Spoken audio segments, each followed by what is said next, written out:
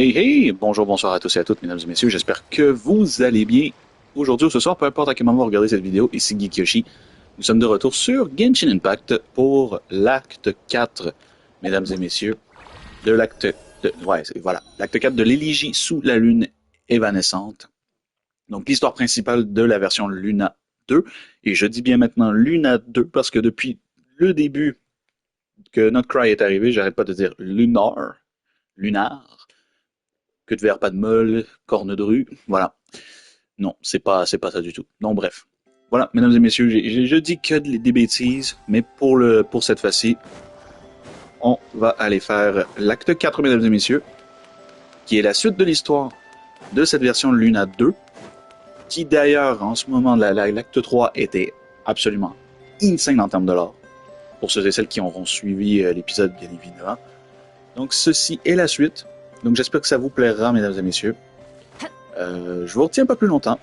On se retrouve à la fin de la vidéo pour mon compte rendu sur ma session d'aujourd'hui. Je vous dis à plus tard. Enjoy. Ciao.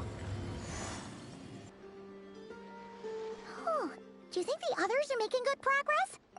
Hope it's all going smoothly. Oh, hey look! They made it back as well! Flint's, Lama!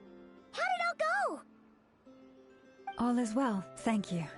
Nefer and Yehoda had to stay at the curatorium to wrap things up, so they won't be joining us for now. I ran into Miss Anefa and Miss Aino on the way back. Their work is still in progress, so I suspect they won't be back for a while either. You seem rather cheerful today, Mr. Flint's. I certainly am. I achieved what I set out to do and came away with more than I bargained for. Fighting alone can get quite tedious, but I had the good fortune to run into a pair of brave young warriors. We meet again. How have you been?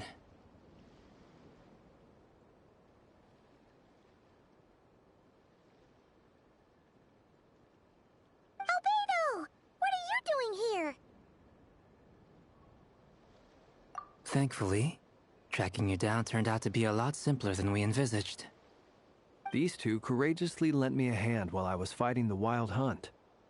When they told me they were Servarka's colleagues, it all made sense. And given how people of outstanding talent tend to cross paths, it's no wonder you're already acquainted. So, who's your travel buddy, Albedo? Why don't you come and introduce yourself?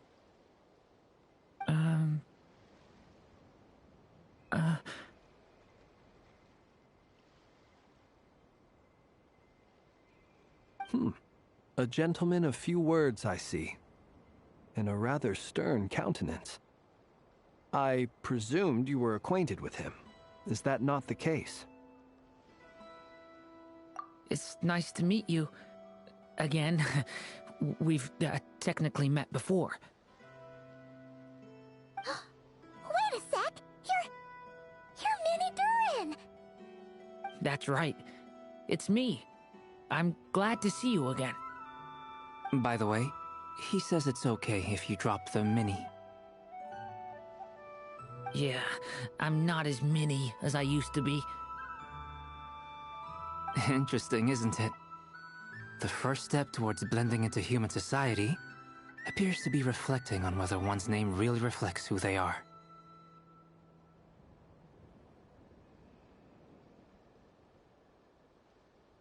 Wow! You look so different! In a good way, of course.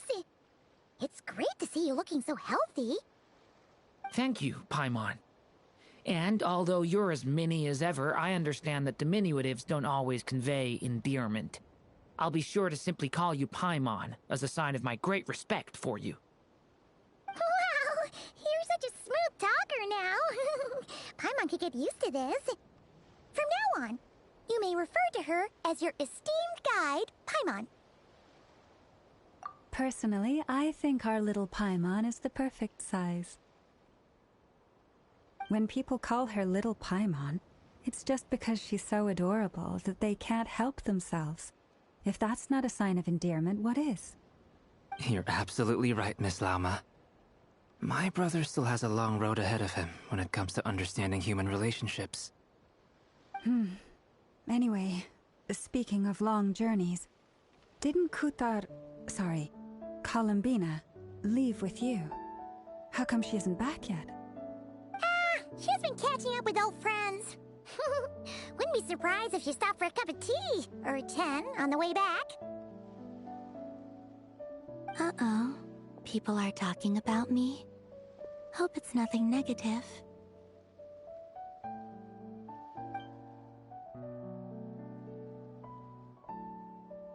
Judging from your expressions, I'm guessing it all went well? It's getting crowded here. I'll go grab some chairs. No need. This is a job for an alchemist. I'll whip some up momentarily. Thank you for your hospitality, ladies and gentlemen, but I was merely escorting my friends back. I'll be meeting Sandrone shortly, as we still have some things to discuss. It's been a pleasure, everyone. But this is where I'll say goodbye. We really appreciate your help. Oh, come on. Spare the formalities. I'm just glad I could help out some true friends. I understand. Well, bye for now, Harlequino. Oh, this place is hopping. It's probably a good thing one of us left. Otherwise, we might not fit all these people in. Are you saying we're about to run out of chairs? As a matter of fact, I am. Come on in and see for yourself.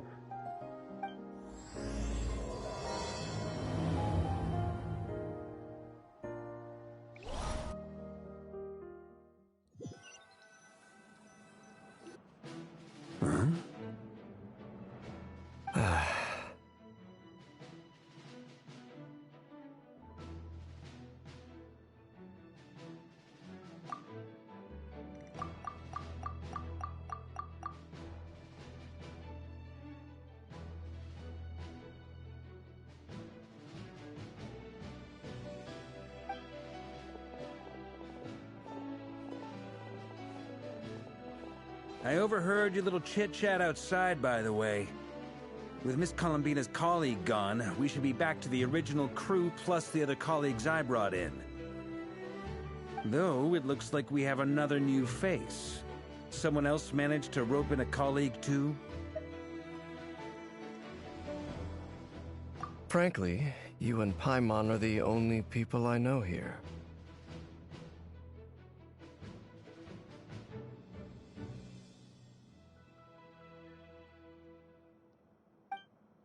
This here is Dainsleif, colleague of Tibet's greatest guide, Paimon, and greatest adventurer, the Traveler. Well, not exactly colleagues, more sort of friends. When someone else jumps in to do the announcing, you know you're speaking to someone important. Let's hear what he has to say. Note to self. Once Paimon knows your name, the rest of the world will soon follow. When he comes looking for us, it's usually something important. Paimon's guessing you've heard about the Wild Hunt, then. From the looks of it, you're about to hold a meeting. If I were to say that the Wild Hunt is our mutual enemy, would that earn me a seat at the table? As the saying goes, the enemy of my enemy is my friend. Mr. Dainsleif, there's a seat with your name on it. Though, I can't promise the same for everyone else. Hey, Albedo, think you can rustle up a couple more chairs? After all this time apart, Grandmaster Varka's first order is to rustle up a couple more chairs. I've missed this. Is he being sarcastic? Hey, he's your brother. Why are you asking us? I've still got a lot to learn about the nuances of human conversation. Trying to decipher Albedo's way of speaking has been like jumping in at the deep end. Oh, good point. Paimon gets you now. Don't sweat it. There are people who go their whole lives without getting the hang of it. You're ahead of the game already.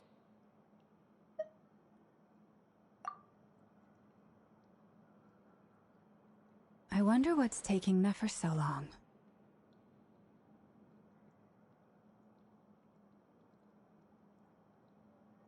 Perhaps you should go and check in with her. If anyone can hurry her along, it's you.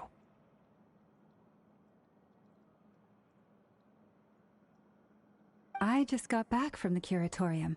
Besides, aren't you curious to see what's taking her so long?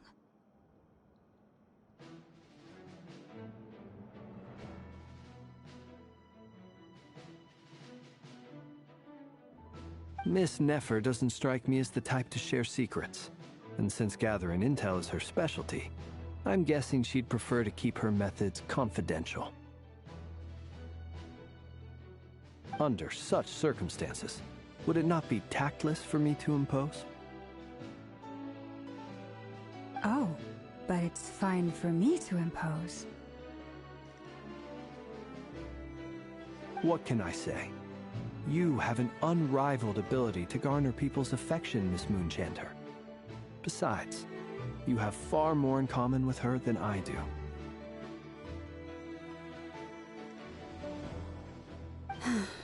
All right then.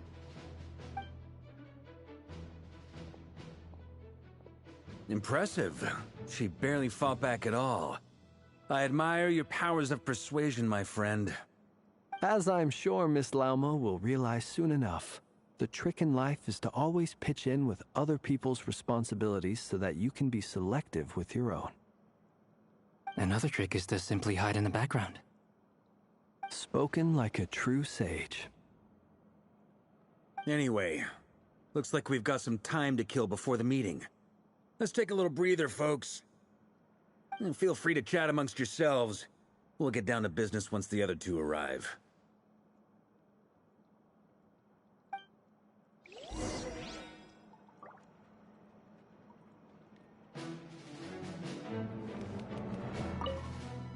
You're both awfully quiet.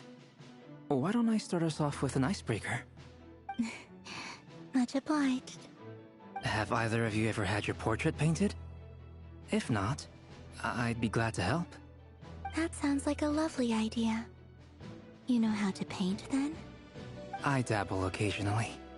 He's an excellent painter.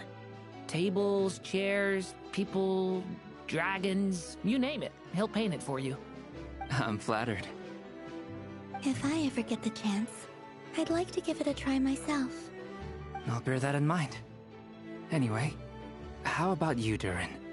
What sort of portrait would you prefer? Oh, I'd be fine with anything. Whatever style feels best to you. Very well. Then I'll play it by ear. You can replicate any style I want? I can try. If you show me a sample, I'll do my best to match it. Thank you. In that case, I'll dig up some reference material for you.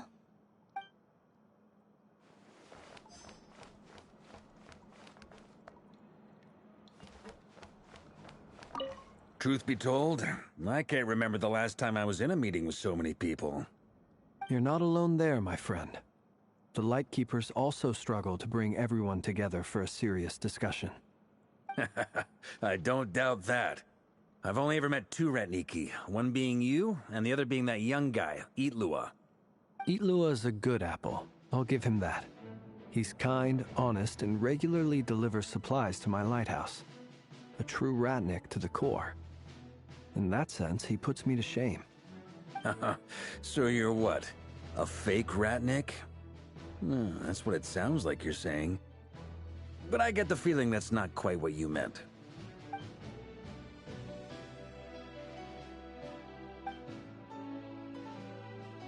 Come on, why the awkward silence?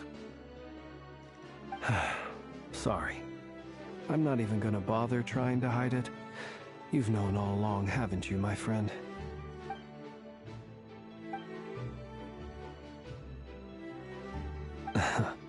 Now that was an awkward silence. Let's just keep this between ourselves. Probably best if Itlua doesn't know, huh? That goes without saying. Gotta be careful what you share with youngsters, after all.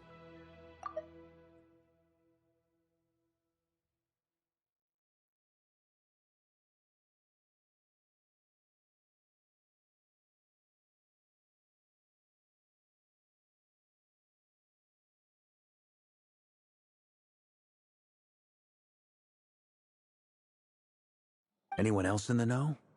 Let me guess. The Traveler and Paimon? It's dangerous being too sharp for one's own good, you know. Then, in the name of the Animo Archon Barbados himself, I swear your secret's safe with me. When we went for drinks, you said that you and Barbados were practically best buds. In the light of that claim, do you really expect me to take your oath seriously? Of course. Just as long as you don't go spreading around the fact that I'm close with Barbados, all right? Fair enough, then. Nothing like a bit of mutual leverage to seal the bonds of friendship.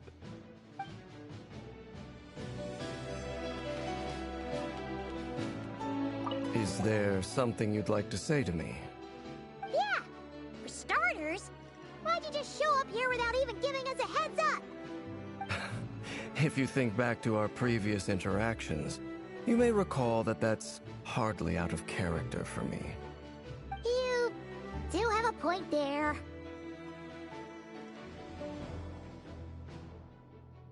Oh yeah! You'll need to find somewhere to stay the night too, right? Want to tag along with us? You never know. We might get a group discount. Sure, let's do that. Great! Paimon will handle it!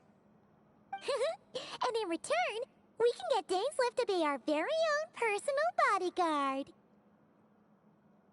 If that's what you had in mind, you should have said so sooner. I'd be happy to help. Oh, okay then. Paimon was only kidding, but good to know.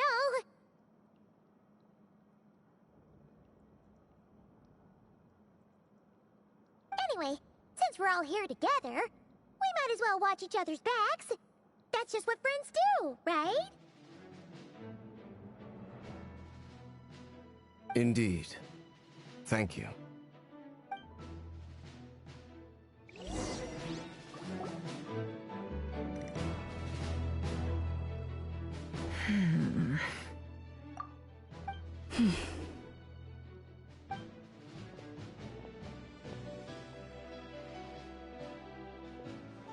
Ah, Miss Nefer. You made it after all. But what about Yehoda? I'm here to give you an update on how things are going on our end. Once this is over, I'll be heading straight back to continue my work. I left Yehoda back at the curatorium to watch over things while I'm gone. Huh. So much for just this once.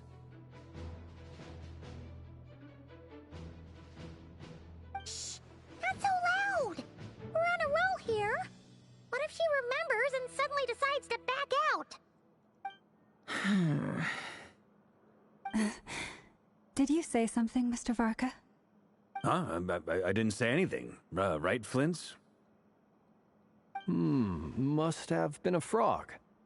They get so noisy around here at nighttime. It's like they're putting on a concert in the background. Anyway, before we begin, there's a few introductions to make. Let me start by saying that it's an honor to be speaking before so many distinguished colleagues and collaborators. First up, we have Miss Lauma. As Moon Chanter, she's the leader of the Frost Moon Scions, a local religious community in Nodcry.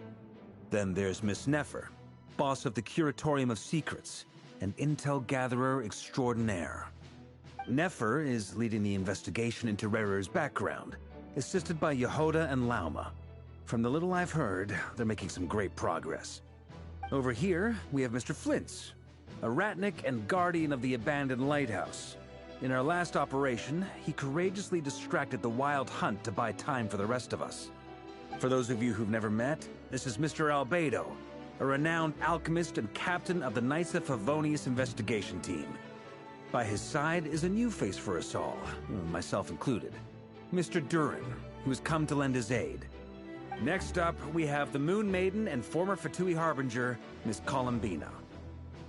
Then we have the Traveler, who's earned more titles than I could possibly hope to list out, so I'll spare you the rundown. And Paimon, the ultimate travel companion and quite possibly the best guide in all of Tevat. Wow! That's a lot of people! Great turnout!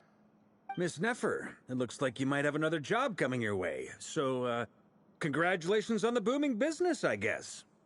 You think I haven't got enough on my hands as it is? Who's looking for me now? That would be me, Miss Nefer. I have a commission for you. And you are? Who I am doesn't matter right now. What does matter is that I'd like you to gather more intelligence about the Recher of Solnari. Well, it's not as if we never take on anonymous commissions, but in your case, I'll have to decline. I'm gonna take a wild guess and say your job's probably more hassle than it's worth. Something about you seems like bad news. It's my eyes, isn't it? Conrian, I assume. And what's with the mask? Are you trying to hide your identity? In any case, the fact that you're even still alive raises an awful lot of questions for me. My name is Dainsleif. And yes, I am from Conria. As I'm sure you're aware, the Recher of Solnari's real name is Rerir. He was once an acquaintance of mine. Really? Then you must have been quite an influential figure yourself. You flatter me, but none of that matters anymore. My point was simply to clarify why I have asked Miss Nefer to investigate Rerir's background. So you're both from Conria, and it sounds like you used to be friends? What am I missing here? Surely you already know how he became one of the Five Sinners. I'll tell you everything I know. The history of Conria, the names and identities of the Five Sinners. I remember it all like it was yesterday. I have never spoken openly of this before, but the truth was exactly as people say. The Five Sinners were each driven by their own desires, and it was by playing upon these that the Abyss tempted them to their fall, tearing Conria apart in the process. The visionary, Vedifenir, who wished to foretell the future. The wise, Haroptatir, who sought limitless knowledge. Gold, Rhindaughter, who desired to create life. The foul, Surtologi, who pursued supreme strength. And last, but not least, Recher of Solnari, Rerir, Ravager of the Moon. Of the five, Rerir is the only one who remains a mystery to me. He never harbored grand ambitions, so what changed in the space of a single night? How did he come to fall like the others? In other words, you're saying that his change came as a shock to you, and you have no idea what actually happened? That's right. You mentioned how the Abyss tempted them, which led to their fall. But what did that look like in practice? And what other context can you give me about the events of that time? The more detail you can give me, the better. Strangely, now that it comes to it, I hardly know where to begin. The fateful night took place during the era of the Eclipse Dynasty. One day, my elder brother, the visionary, Vedifenir, was summoned to the palace by the Vinster King, only for the king to gouge out his eyes and cast him into the dungeons. When I came to hear of this, my fury knew no bounds. I gathered together every ally I thought I had, and together, we set a night to storm the palace and free Ved. Centuries on, the memories of that night still haunt me like a never-ending nightmare. We broke through the palace gates, just like we had planned, each striking towards our separate targets. But then, I was betrayed. Even Vedifenir, the very person I had come to rescue, abandoned me and partook of the Abyss's power. So, it's personal after all. Then tell me, Mr. Dainsleif, what price are you willing to pay? You, of all people, must know that nothing comes for free. I cannot say what price would be worthy of such a commission. But know this. Rerir was not always a madman. Believe it or not, there was a time when he was just an ordinary man, working for the Conrian Intelligence Service. Uncovering the truth of Rerir's past is the only way to unravel this mystery. But before you decide if you will accept my commission, I will tell you more about him. Enough, I hope, to help you plan your next move.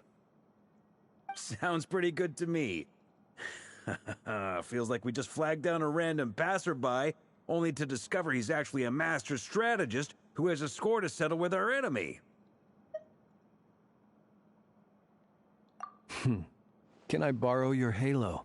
It could be useful in the lighthouse. Hey, enough with the wisecracks! Besides, isn't that lamp of yours bright enough already? Relax. It was meant to be a compliment. If that was a little over the top for your liking, I'll make sure to tone it down next time. I'll give your proposal some serious thought, Mr. Dainsleif. Let's speak in private once the meeting is over. Before that, there's a few things I'd like to share.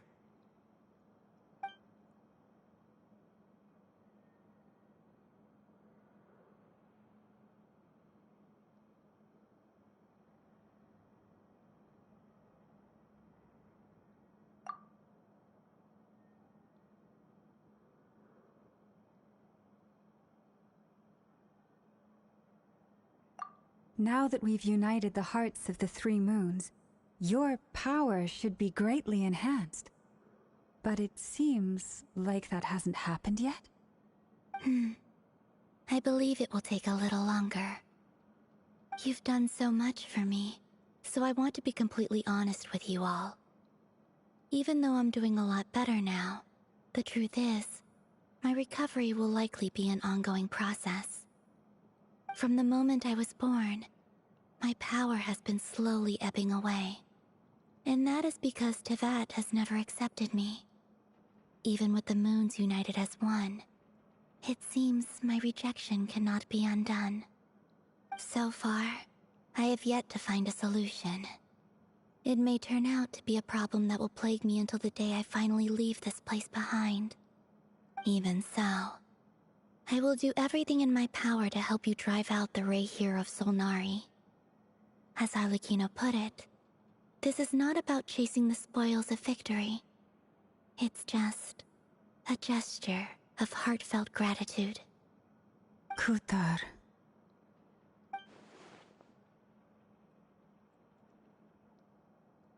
Defeating the Rayhir of Solnari will be no easy task. While my strength slowly recovers, we'll also need to gather more intel. Naturally. We should take all the help we can get if we hope to defeat him.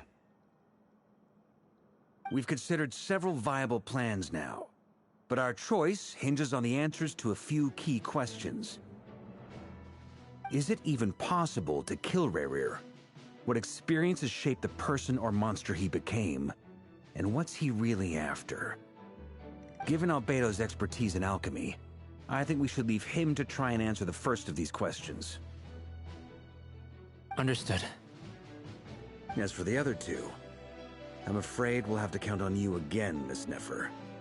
Believe me when I say it's not my wish to burden you. But right now, relying on your skills is our only option.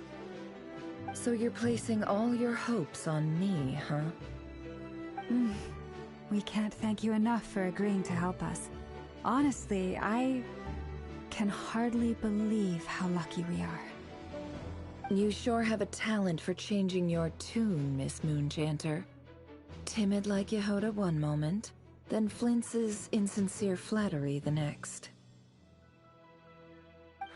Ladies, please. I must object to your portrayal of me. That's all. Feel free to keep bickering. Just pretend I'm not here. I almost don't want to leave this room. I'm curious to see how this plays out. I have faith in you, Miss Nefer. Something tells me you'll stand by us until the very end. Oh? And what makes you so sure of that? What if I suddenly decide that my compensation is insufficient? This isn't about the money. I can sense that you've got a deep-seated distaste for Rerir. And knowing you, that alone is motive enough. Look at them getting along so well. Like two peas in a pod. Look at them getting along so well. Like two peas in a pod. And I'm the one they accuse of insincere flattery. There is no justice. Miss Lauma, you have to understand something. Unlike you, I don't actually enjoy having everyone's hopes on my shoulders. Is that right? Well, maybe the fact that I'm willing to put my hopes in other people says more about me than you. But the fact is, I also trust you. And that's because I know that you're someone we can count on. Anyway, we've got our plan, so let's get moving. Mr. Dainsleif, let's talk. And Traveler, once we're finished, if you've nothing else planned, I'd like you to come with me. This whole experience is teaching me a lot. For instance, I now know that when other issues come up in the future, I'll have far more luck getting Lauma to convince Miss Nefer than trying to do it myself. Hate to say it, friend, but that's one of the funniest things I've heard in a while. Why? You think I've got it wrong? Quite the opposite. But what makes it so hilarious is how long it's taken you to realize.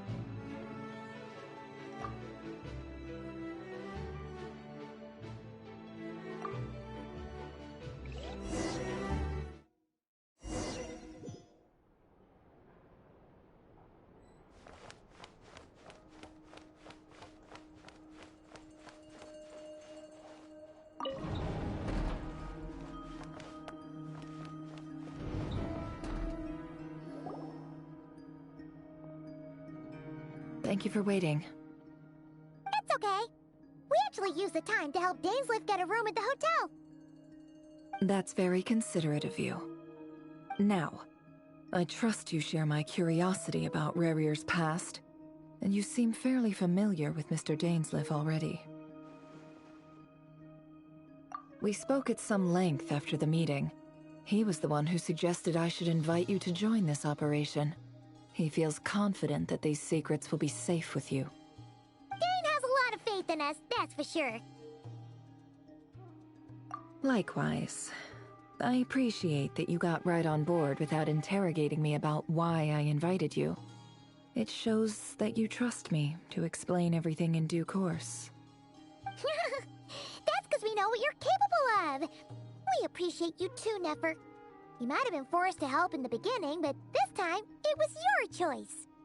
That's one way to put it. Another is this, that once a decision's been made, it's set in stone. After that, my only goal is to see it through. Alright, so here's how it is. I'm going to access Rerir's thoughts again using my confidential method. Now, I'm sure you've seen things like this before on your travels, so you're surely well aware of how dangerous it can be. The reason I've gathered you all here is to ensure my safety during the proceedings. I plan for us to enter the fragment of his consciousness together, and once inside, I will focus on searching for information. Think of this as a diving expedition into someone's brain. If I'm the diver, you are my safety equipment, tasked with keeping me alive while I'm under the surface. Once the ceremony begins, we will all be spying on privileged information. But in the interests of safety, you must remain absolutely silent at all times. We will discuss our observations after the ceremony has concluded. Lastly, any individuals of a weaker constitution are advised not to partake in the ceremony. In any case, Paimon has her own job to do, which requires staying in the room but not joining the ceremony.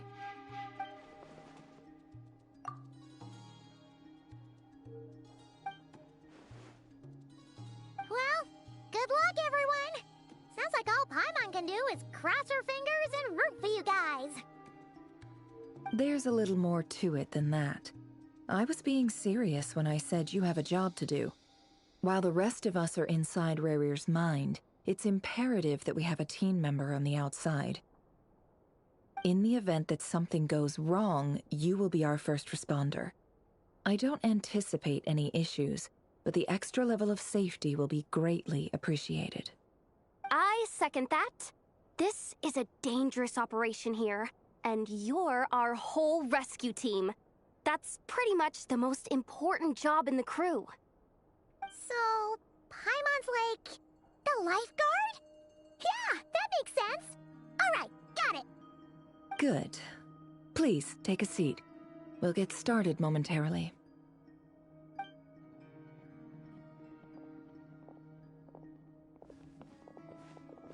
So, did Mr. Dainsleif tell you anything else? He told me that he believes Rarir kept some big secrets in his life. He's not sure that they were the cause of his eventual downfall, but he's asked me to uncover what those secrets were all the same. But surely you're not planning to go through with this, no matter the cost. If you think that, you'd be overestimating me. I'm a businesswoman, not a mercenary. But I do have my own professional reasons for taking this job. You think I'd turn down the opportunity to get a first-hand glimpse into Conrian history? No. Well, as long as you don't let morbid curiosity get in the way of safety concerns, we're good. We'll do whatever we can to help you. You're such a killjoy.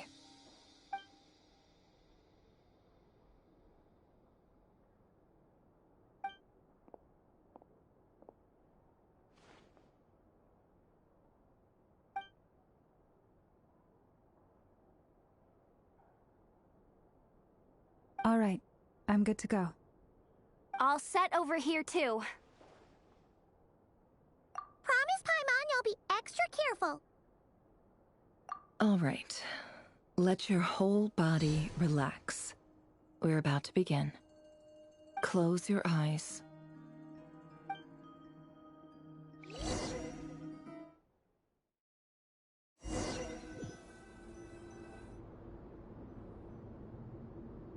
Phew. Could this be his office? Pretty standard setup. Bookshelves, paperwork, files.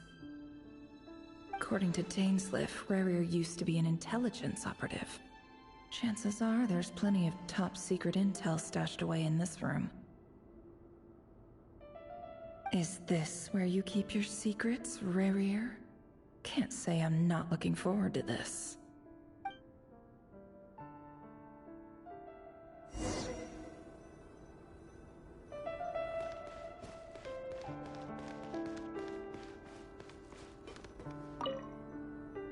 A file tucked inside a folder.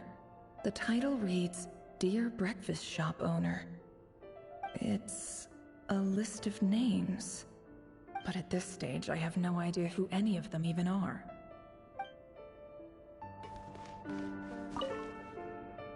Wonder what kind of encryption technique this is. Seems like it has to be inserted into that camouflage device nearby. Aha! It's an audio recording. Please, hear me out. I can't shake this feeling that someone's been spying on our house. No, I'm not being paranoid. It's true. I saw someone dressed in all black. It was a couple of days back, but That was on another street, not near my house. I swear, I know what I saw! There's a note in the margin. Surveillance of the Runfarther residence has concluded. We apprehended the target and filed the mission report last night. Could the voice in the recording belong to one of Rarir's targets?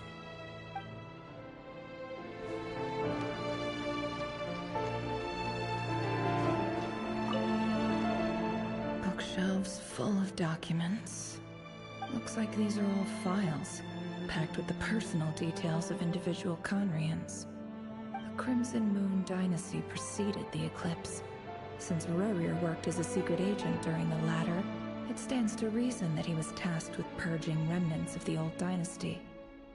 Yep, lines up exactly with what Dainsleif told me.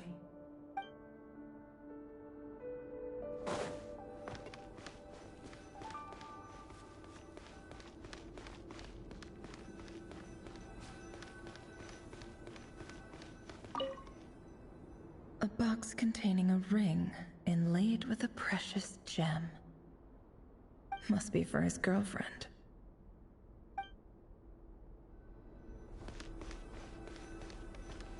He looks even gloomier than last time. I wonder what's changed.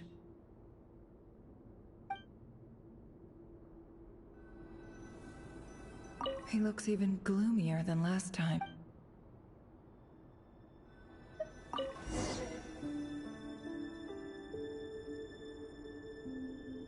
Today's files are in. Time to wade through them, just like usual.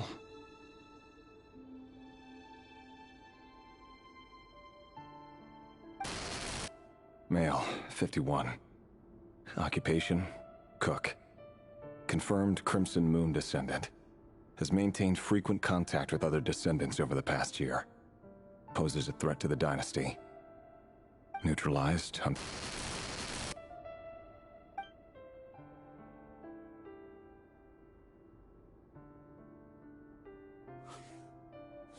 This one should be archived under purged targets.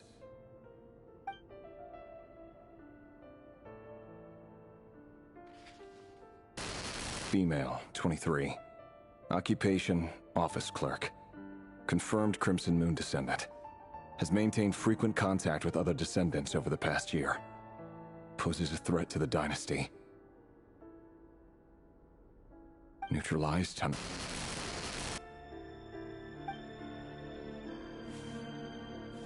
Another one for purged targets.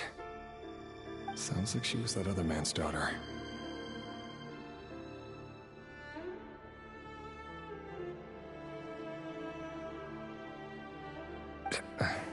Never mind. What's it got to do with me?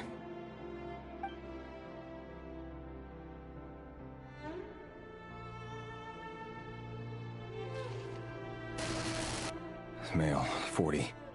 Occupation, teacher. Confirmed Crimson Moon descendant. Has been observed making contact with other descendants during the past year. Poses neutralized on...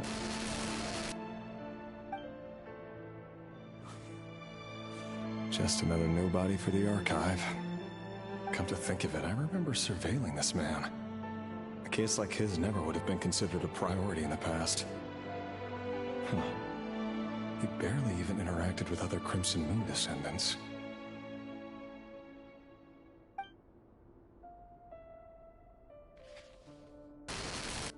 Female, 16.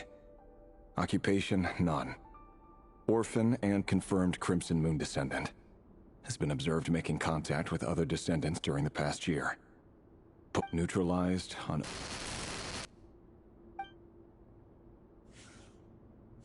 Filed. I have no recollection of this girl. None whatsoever. She doesn't seem to be anyone important, but then again, how many of them really are?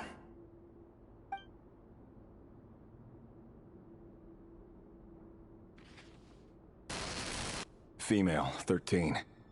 Occupation, none. Orphan and confirmed Crimson Moon descendant. Has been observed making contact with other descendants during the past year. Poses a threat to the dynasty. Neutralized on...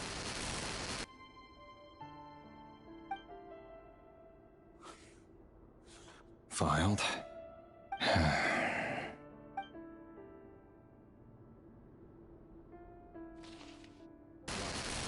Male, 11. Occupation, none. Orphan and confirmed Crimson Moon descendant. Has not been observed making any contact with other descendants during the past year. Poses a threat to the dynasty. Neutralized and...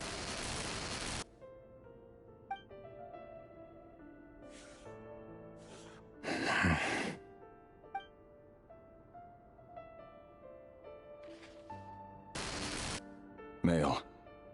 6. Occupation, none. Orphan and confirmed Crimson Moon descendant. Poses a threat to the dynasty.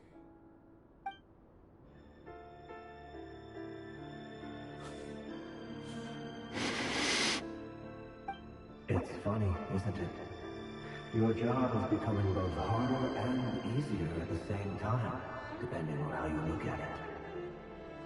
Sooner or later, the Crimson Moon descendants will be completely wiped out. But as their numbers dwindle, they become harder and harder to track down. That's not how it is.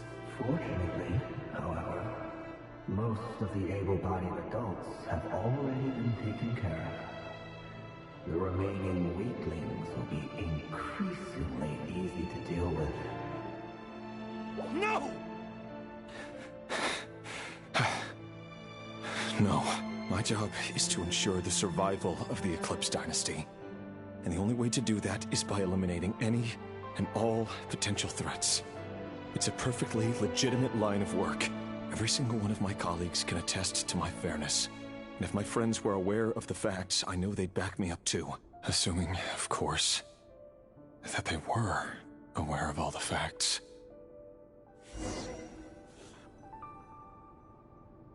He looks even gloomier.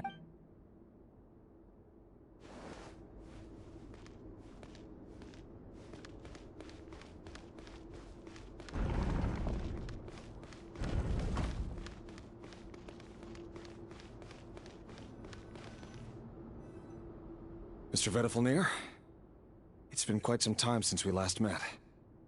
Rerir, I trust you're here because you have something important to discuss. Forgive me. I wasn't tuning out, it's just, I noticed you didn't even phrase that as a question. As if you knew I was coming.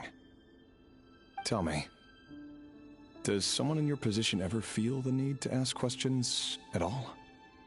It is indeed within my power to foresee certain things. Things like your arrival. I was just thinking. It won't be long before I'll be inviting both you and Dane to my wedding. That isn't a lie, but nor is it a fact as such. It's a wish, isn't it? No fooling a prophet, is there? Ever since that day we met for drinks, I knew it was only a matter of time before you came looking for me. Does it feel good? Knowing how the future will unfold. I'm afraid the notions of good and bad fail to capture the complexity of what such a power entails. Once you've seen what will come to pass, it can be all too easy to succumb to fear and melancholy. Unless, of course, you learn to abandon these feelings. You fear my silence, and long to hear the words I left unspoken that day. That's right. You must have noticed my reluctance to broach the subject. And the reason is simple. Because the truth could never have lived up to your hopes. For both our sakes, such words are better left unsaid. The burden of prophecy was never meant for your shoulders. So who exactly do you deem worthy to hear your prophecies? None but our exalted king? Or rather, our king as he once was.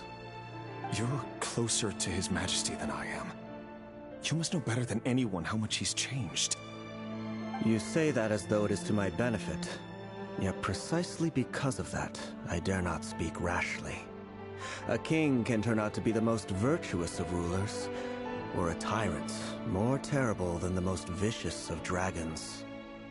You are so wise and far-sighted, yet still you would have me live in fear of the unknown? You make a fair point. Especially given my silence alone was all it took to send you spiraling downwards. Very well then. Let me offer you some advice.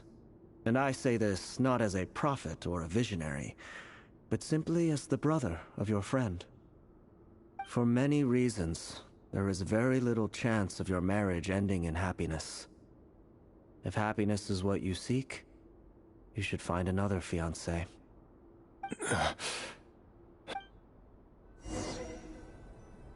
Hold on. There's that same black fog again. Could this memory belong to Thelindis? Guess I'd better tread carefully.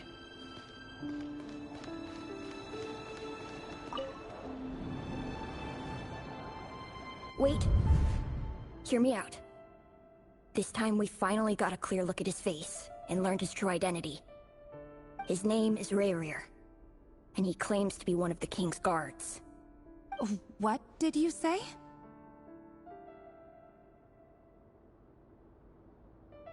A cruel irony, isn't it? The man you're set to marry leads a double life as a brutal executioner. Why are you telling me all of this now? Simple. It's because I want you to kill him. You are the only person he would never suspect. No, absolutely not. I would never dream of doing such a despicable thing. So you'll just stand by and watch him slaughter us to the last? Do not forget that the blood of the Crimson Moon flows in your veins too. The blood of the Crimson Moon? What does that matter now? The dynasty has long been dead and gone. You think that alone is reason enough for me to throw away everything I have? Why wouldn't it be? You two were once a child of the Crimson Moon, just like me. Don't tell me you've never felt so much as a flicker of fury for the way we were trampled into the dust.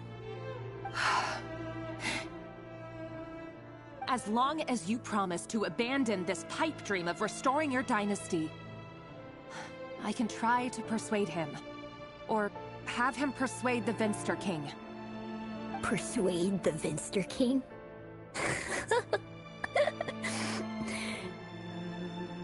Do you even know why he's so obsessed with hunting us down? Why he keeps trying to force us to hand over our secrets over and over again? Or why we refuse to give up on restoring the dynasty? The Vinster King. A blind fool. His eyes clouded by powers from beyond this world.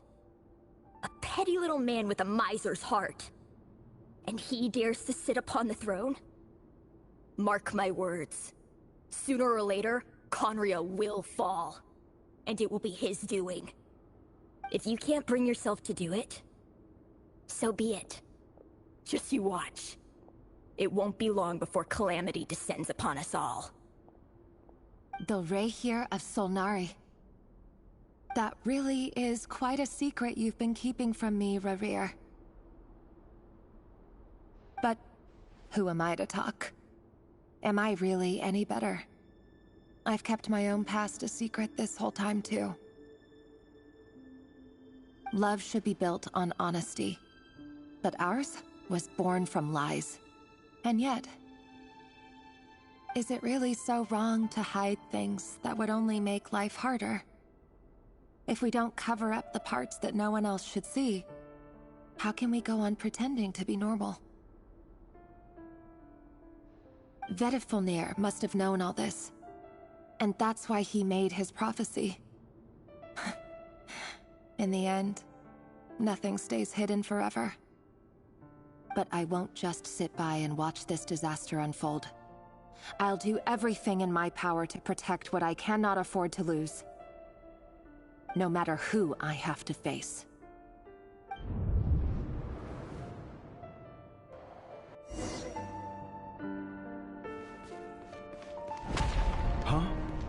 Was that Rerir who just walked past the window? Doesn't it give you the chills that he still takes the same road to work every day? As if nothing ever happened. Those people at the deli. Enough already. They're clearly pretty taken by their own disguises, so just smile and play along. Pull the rug from under beasts like that, and you'll risk having your throat torn out. Deli? Oh. They're talking about those people from the opposition. Right.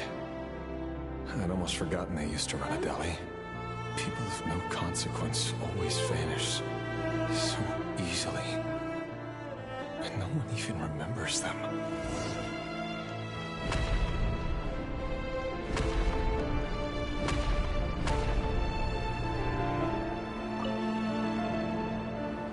But surely you can see he's not the man he pretends to be. So many have died already, and they say that the king's madness grows with each passing day. We're not going to survive this, are we? But why does it have to be this way?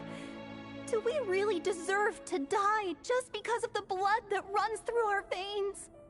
Felindis, are you even listening? Sorry, Freether. My mind was off wandering.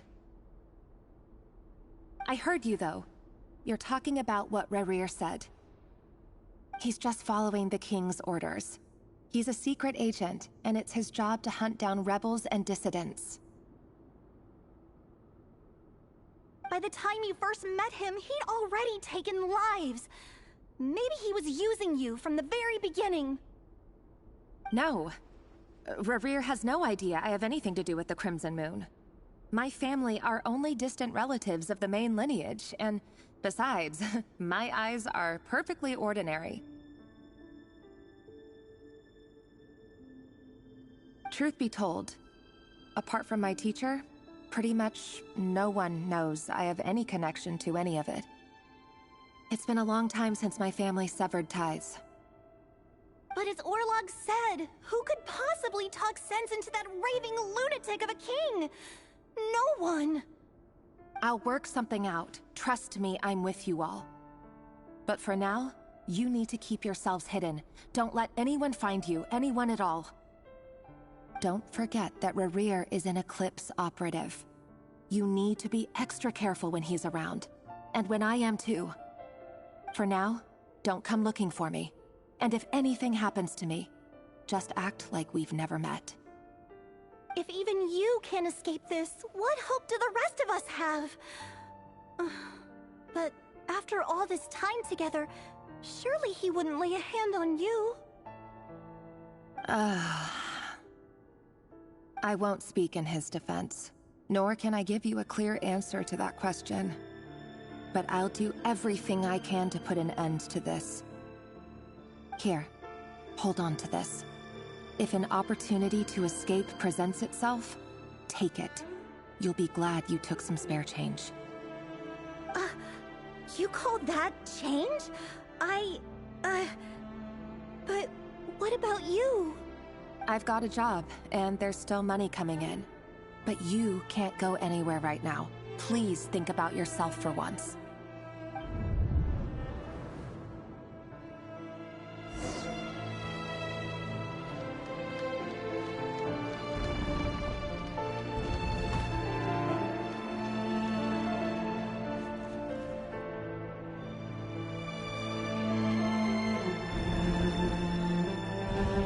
Another day, another round of assassination training.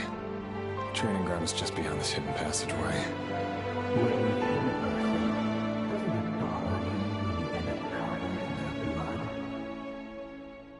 Why would it? Aren't we all just walking blood bags? But not everyone is accustomed to hunting down others like prey. You've been a hunter for so long now, you seem to have forgotten that most people don't just go around killing one another. Leave me alone.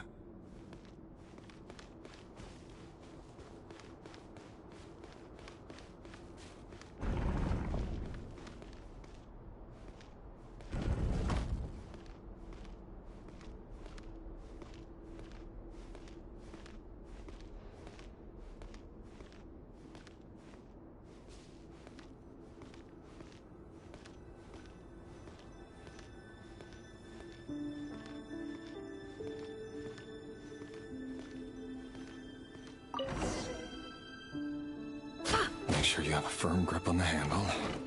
Then choose your angle well. Keep your movements light and brisk. Pray one sense a thing. I doubt that. I'll bet no one can survive a quiet death at your hands. I work clean. No traces.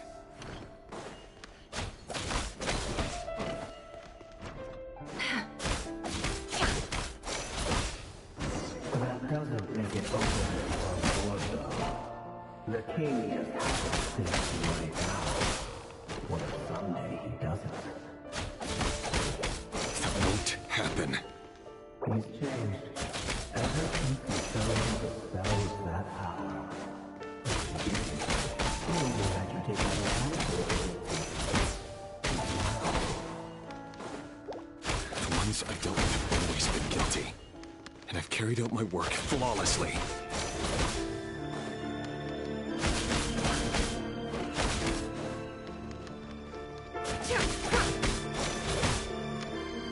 Can't hide the truth.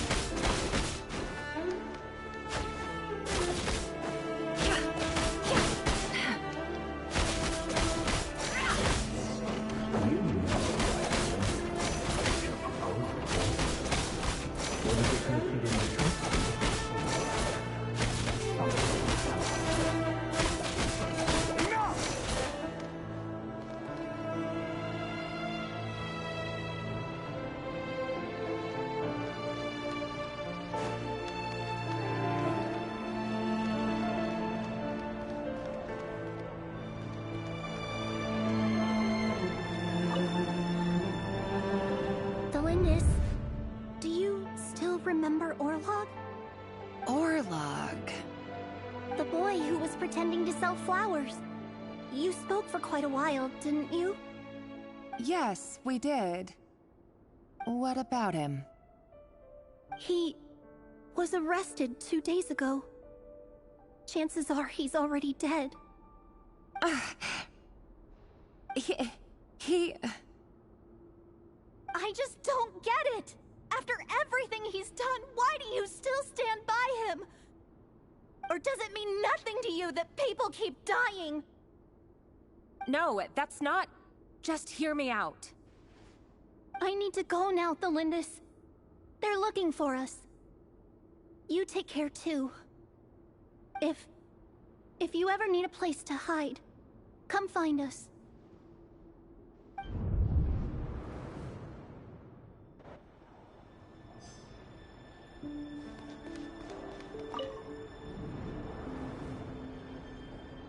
Author Thelindis. Over the course of this week, the research object was subjected to interference for a total of 47 hours for experimental purposes. The results are as follows. All subjects of observation that were sent inside have now... The situation within is proving more problematic than anticipated. No progress whatsoever. What now? Won't you give me even a glimmer of hope? Things are getting worse by the day. I have to find a way or we'll all be in danger. But I... If all this research comes to nothing, what then? Sooner or later, it'll be my neck on the line. But could he really bring himself to kill me? No. Surely he wouldn't have the heart.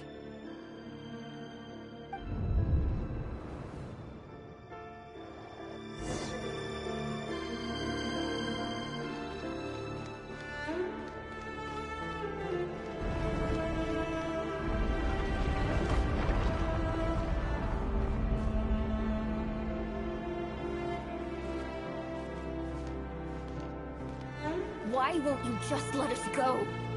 We don't even know each other. All we want is to live ordinary, peaceful lives. You want to live?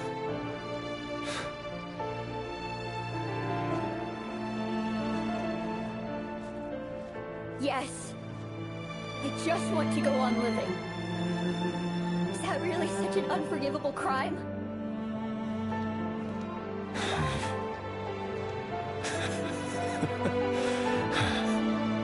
You want to go on living. I want to keep living too. To keep living forever. That's why I have no choice but to continue on the path I'm on. If only some savior would suddenly swoop down and change the way the world is. Too bad that's not going to happen.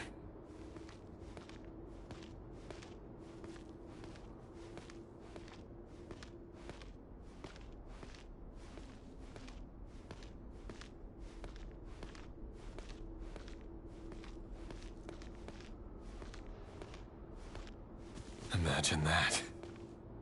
If there really were such a person, you and I wouldn't be standing here like this, would we?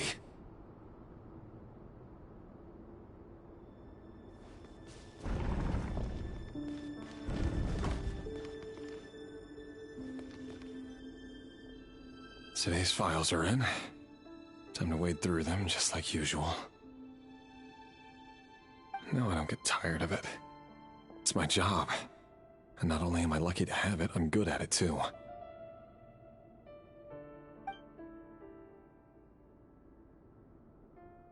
Huh.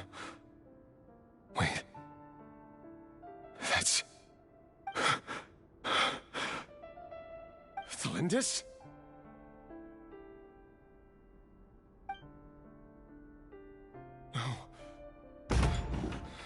No. No! Why? But you bear no mark of the Crimson Moon. How could you possibly have anything to do with them? It cannot be! A diluted bloodline. Carefully concealed. I see it now. You've been living in the shadows just like me.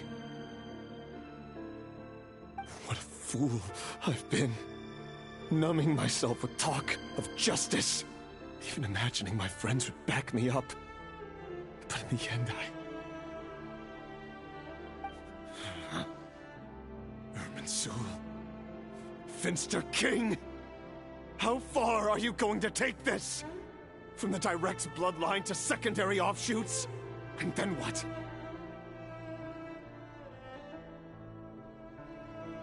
Today it's the descendants of the Crimson Moon. Who will it be tomorrow? Will you not rest until everyone down here is dead? No. This cannot go on. This is where it ends.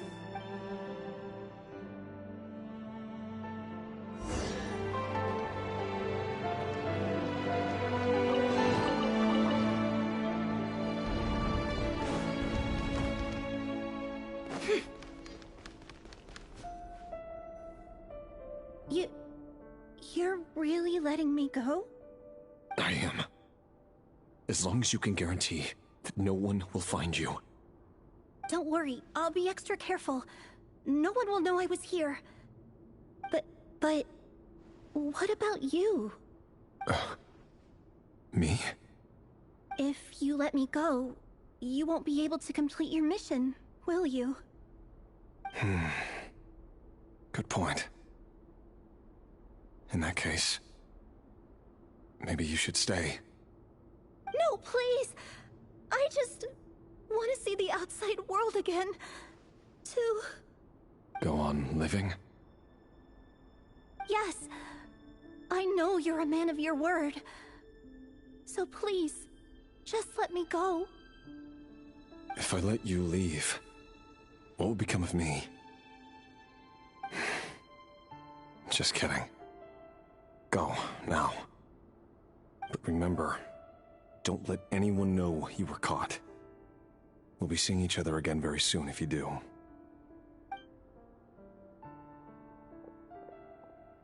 Even shadows in the dark must live by a code.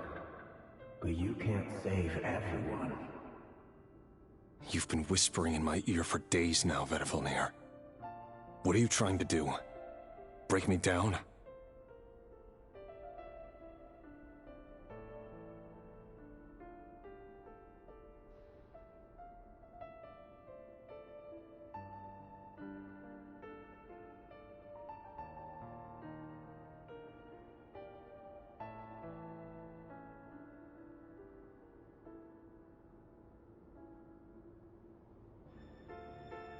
I only say this because you long for an answer to your problems. Let her go, Rerir, or you risk losing everything. I will not abandon Thelindis. Then you'll need a little more vigilance and a lot more power. The world is changing, Rerir. Keep your eyes peeled for your moment of opportunity. That voice used to be so unclear, but now I know exactly whose it is. It's Vedafalnir. He won't tell me how to actually resolve any of this, but he keeps trying to manipulate me like a puppet. What's his game here? Tell me then. What will this moment of opportunity look like? And no answer. He's like a ghost. Always disturbing me when I'm on edge, but never answering when I need him most. So, the Eclipse Dynasty was purging, well, massacring the descendants of the Crimson Moon. And it seems like it was all connected to the Vinster King's research. The King's obsession with abyssal power left the future of Conria hanging in the balance. No wonder every aspect of Rerir's life was so unstable.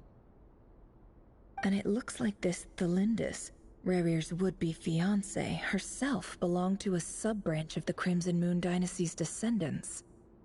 It almost defies belief that a couple like them could hide the truth from each other for so long. If the Vinster King hadn't intervened in such a drastic way, they might have gone on deceiving each other for the rest of their lives. And why does Vedafalnir, Dainslif's older brother, keep talking in Rerir's head? This guy kept more secrets than I ever imagined. The human mind is like a vast desert of shifting sands. When you follow the flow of someone's memories, you only ever see the parts they're willing to let surface. Time for something a bit more creative. We've been inside Rerir's mind this whole time, building up a picture of his psyche. There's already enough clues on the board to start reading between the lines and mapping out the rest. Now, we can finally begin to put the pieces together. Sure, it'll only be a reconstruction, part simulation, part reasoning, but it's usually pretty accurate. Once we've built up a cognitive profile, we just need to cross-check the logic behind his actions. And then we'll be able to take a sneak peek at whatever it is that Rerir has really been hiding.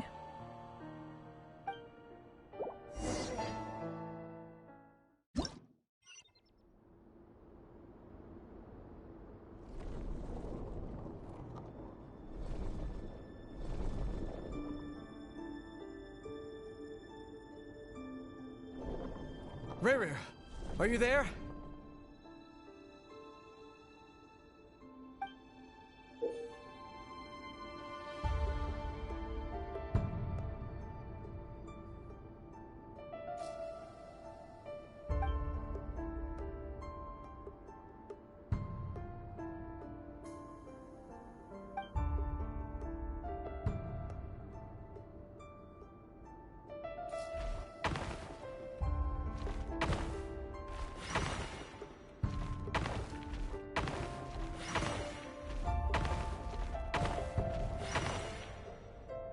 Hey, Rerir! Come out, it's urgent! Dane? What's wrong? Quick, come with me. I'll explain everything once we've met up with the others.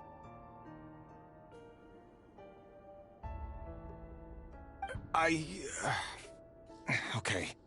I'll come. But the Lindis is still over at the Universitas. I'll need to leave her a note. All right then, but make it quick. I've never seen Dane so worked up before. Whatever this is, it must be big trouble.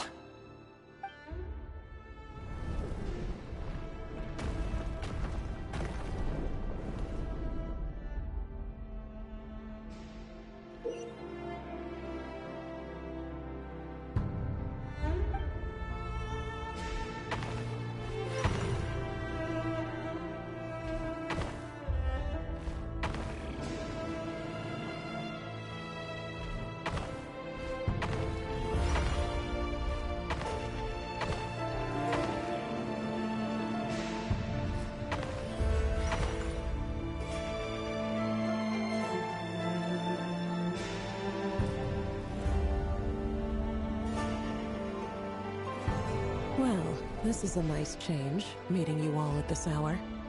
When men and women of ambition can speak face to face in broad daylight, I say that's a big step forward for our dear Conria. Don't be ridiculous. We do not fear the day. Why would we seek refuge in the night?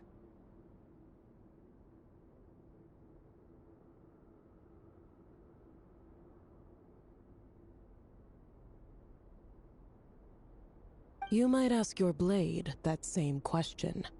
I'm told it prefers the cover of darkness. The word on the street is that Sir ÉLÉGIE only strikes when he has an unfair advantage. But that is patently false.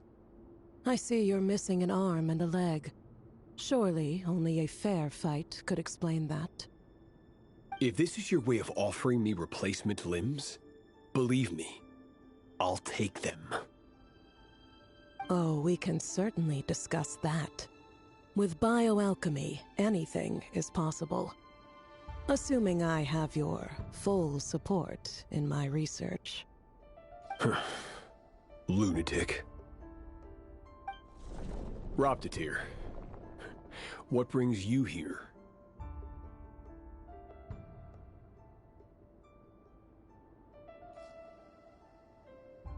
Why, Dainsleif, of course. He invited me. Please, cast aside your apprehensions, Miss Rhindaughter. Whatever the rumors may say, I am but a humble servant of the king, and I can assure you he affords me no greater convenience than he does you. Well, the Universitas Magistrorum won't stop fawning over you, so at least some of the rumors must be true. You're clearly doing well for yourself, so drop the humble servant act. It endears you to no one. You're president of the Universitas Magistrorum, the chief royal mage known as the Wise by royal appointment, and by far the most favored among the 4 pillars of Conria.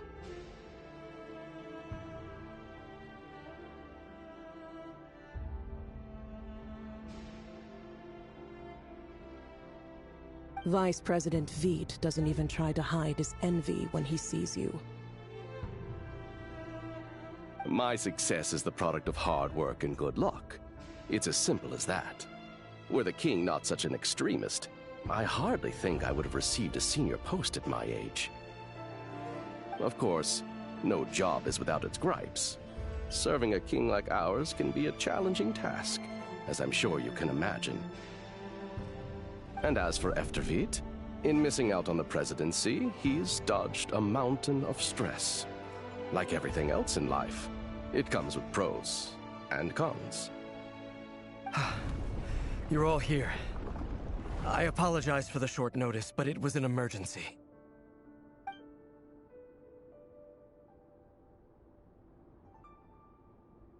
You must be Rerir.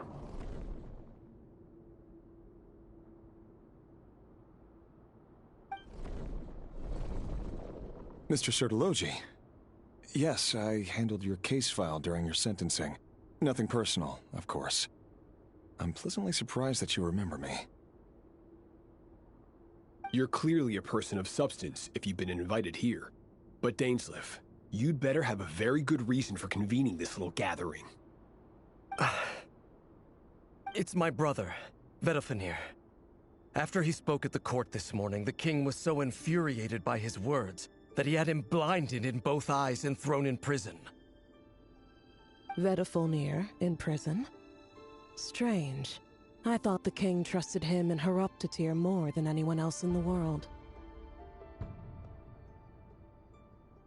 Does this mean the king's circle of trust just got even smaller? It has nothing to do with trust. It's about what the king wants, which is as clear as day to anyone paying attention. I simply appease him, because it's in the best interests of the Universitas Magistrorum. And also because you're slimy. Vedalfenir, perhaps less so. But still, a visionless visionary? It rather inclines me to think that qualifications are not what get you ahead in Conria. Do you honestly think this is an important discussion to be having right now? Dane, what are you planning to do? Rescue Vedifenir, I assume. Correct. It will mean storming the palace by force. Tonight. I need all of you on my side. That's far too dangerous. And don't forget, Dainsleif, you're captain of the Royal Guard. You swore an oath to the throne. Hmm? You've been planning this for a while, haven't you? I have no desire to commit treason. But whatever critique the king may have of Vedifenir, disfiguring your most loyal subject for putting the best interests of his court and nation first, this is not the conduct of a wise ruler. My blade will force the king to see the error of his ways. So, Vedifenir's prophecy enraged the king.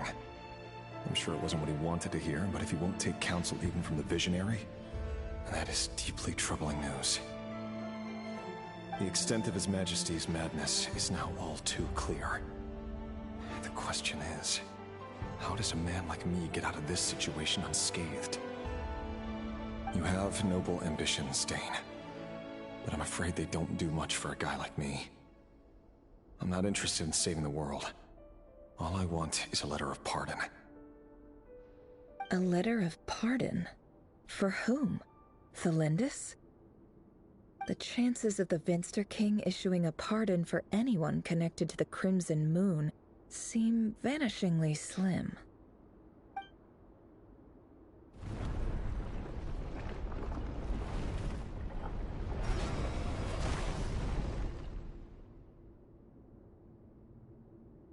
This black fog over the board must have some connection to Thelindis. But why is it taking this form? Does it have something to do with Revir's past? Another mystery I'll need to unravel.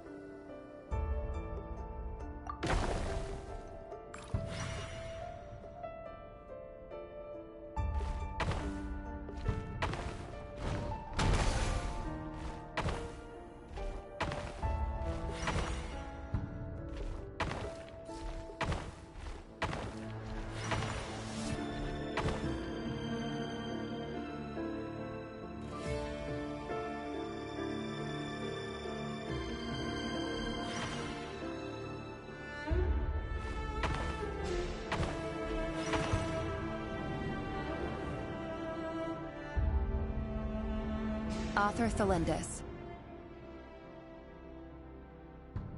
Over the course of this week, the research object was subjected to interference for a total of 60 hours for experimental purposes. The results are as follows. Research dating back to the Crimson Moon Dynasty has established 2 points regarding moon marrow. Firstly, its origins have something to do with a god's power. Secondly, it serves as a portal to an as-yet indeterminate location. Moon marrow can thus be defined as a spatial gateway. However, there are a number of hurdles to overcome before we can answer the question of where it leads to. To start with, opening the gateway requires a specific power source, which the relevant literature indicates. An enormous amount of power is then required to keep the gate open. Currently, the total power output of our instruments remains in the single digits. To make matters worse, I am now the only staff member remaining in the Moon Marrow lab. The Universitas Magistrorum recently decided to move most of its personnel into abyssal energy research, which has stymied all Crimson Moon-related projects.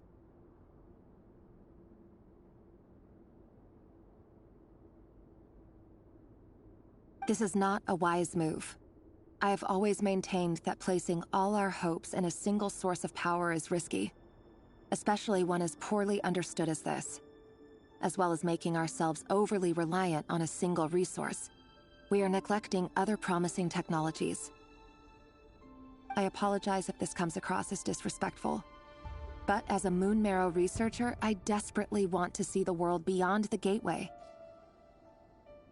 If we really made it there one day, what would we find? And how would we go about taming the unknown? My imagination is endlessly fueled by questions such as these.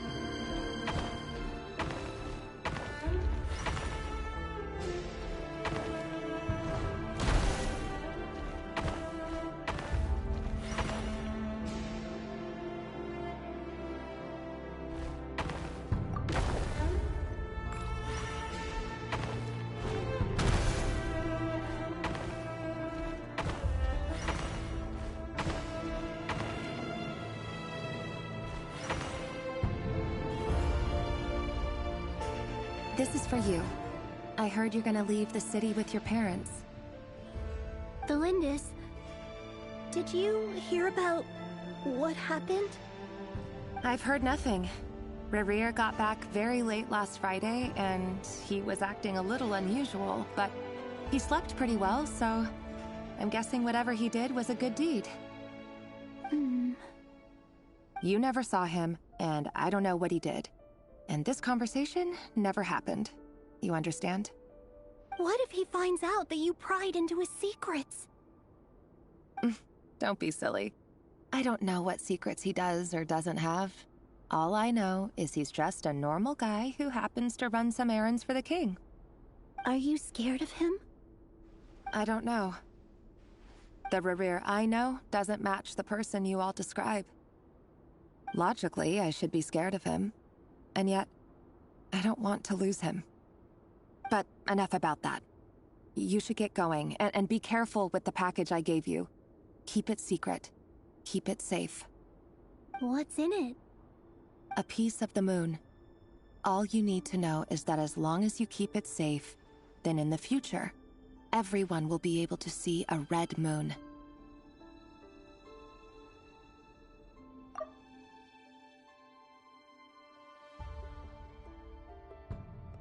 A red moon? You mean our moon? That's right. Our moon. Promise me you'll look after it. I promise, the Lindis.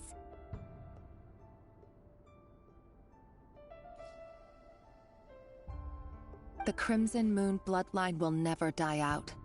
Its light, the color of blood, will become like a fire that flows in our veins, no matter how long it takes.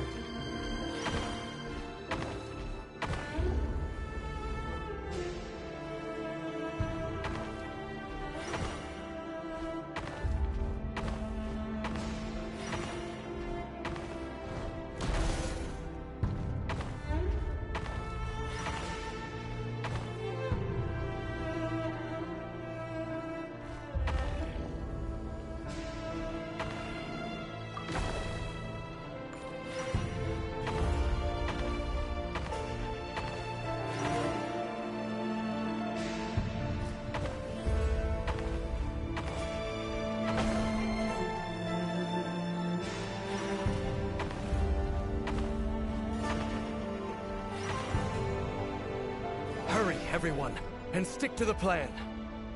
Sir Dainsleif, what are you? Is this treason?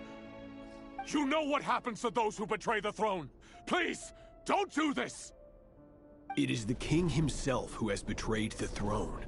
He has betrayed all of Conria. If you have any love left for justice in your heart, you should join me. It's showtime.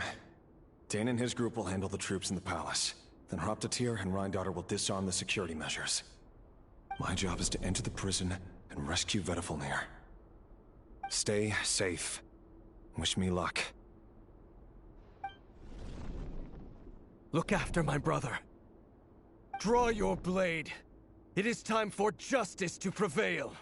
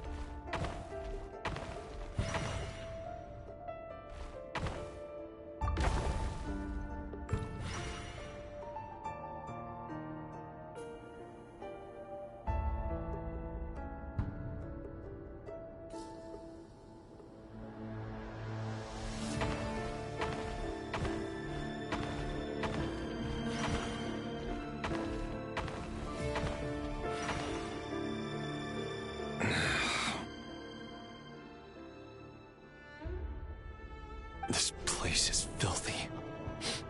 And the smell is abominable.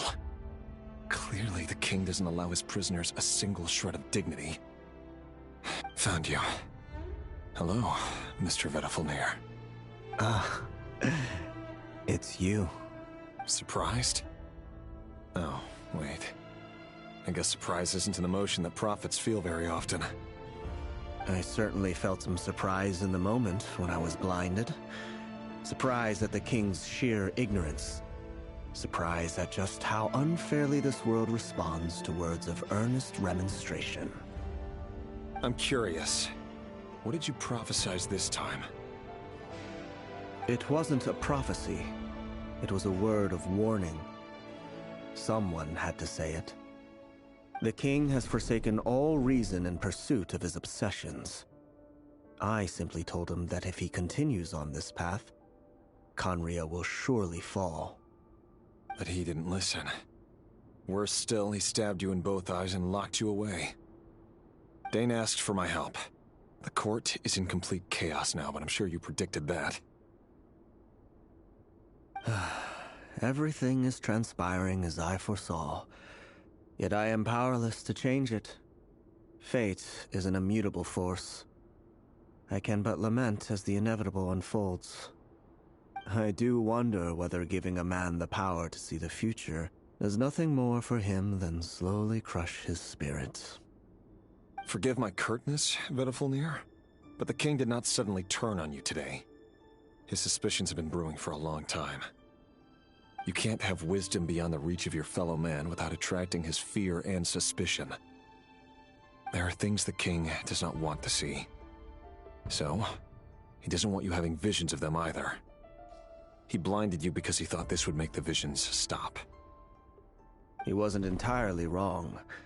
I did indeed lose my power to see the future. Right up until... Until what?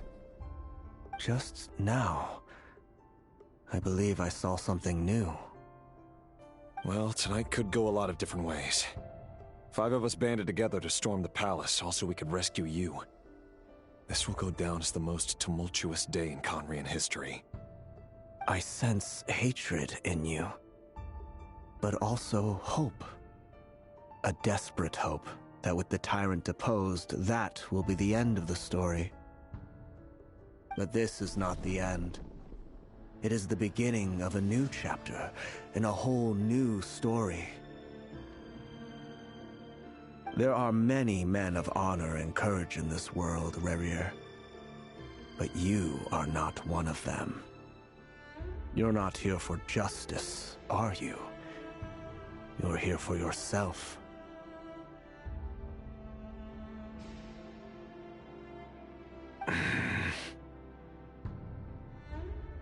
Is that a dagger?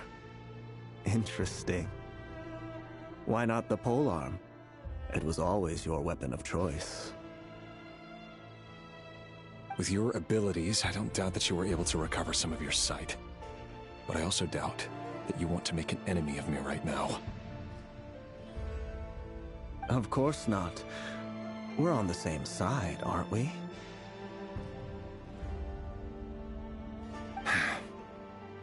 We could be. But I need you to be honest with me, Vedafalnir. At this point, you're my only hope for the future. You mean your future? With your beloved, Felindus? Yes. And I know there are bigger things at stake here. A dynasty, a nation, maybe the entire world. But forgive me, I care first and foremost about myself. I can't abandon the one I love to save myself. I just can't do it. But you see a broader picture of the future than I. You see the solutions to the biggest problems of our age. So tell me, what is my solution? What's the answer? In matters of fate, answers are either right or wrong. What will be and what will not. Maybe you are willing to pay a certain price in the pursuit of happiness, but unfortunately, fate does not negotiate. That is the cruelest thing about fate. It is unmoved by your sacrifices. That can't be true. I know it's your voice that I keep hearing in my head, urging me to see how the world is changing, to seek more power, so I can protect the things I love. You show me disaster, but you won't show me how to avoid it? Why? Why are you doing all this? My voice. In your head.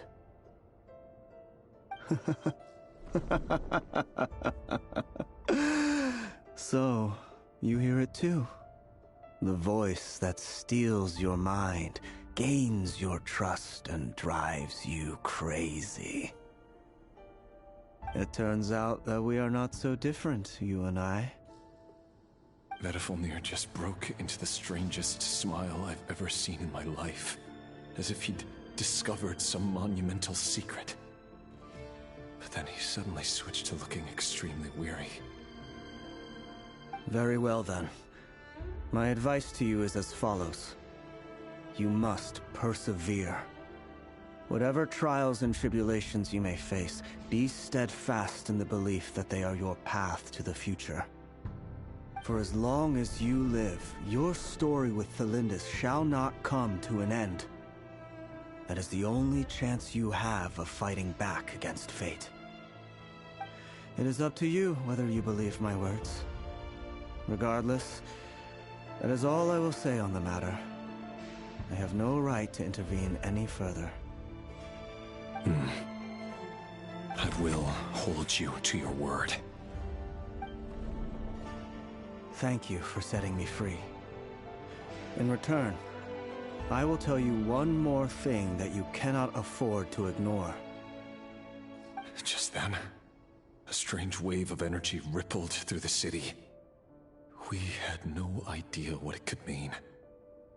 If I were you, I would head to the Universitas Magistrorum. The Universitas? Oh no! I'm sure we'll be seeing each other again very soon, Rerir. Whatever Vedafalnir said, I didn't catch it. I didn't even help him out of the prison. There was no time to lose.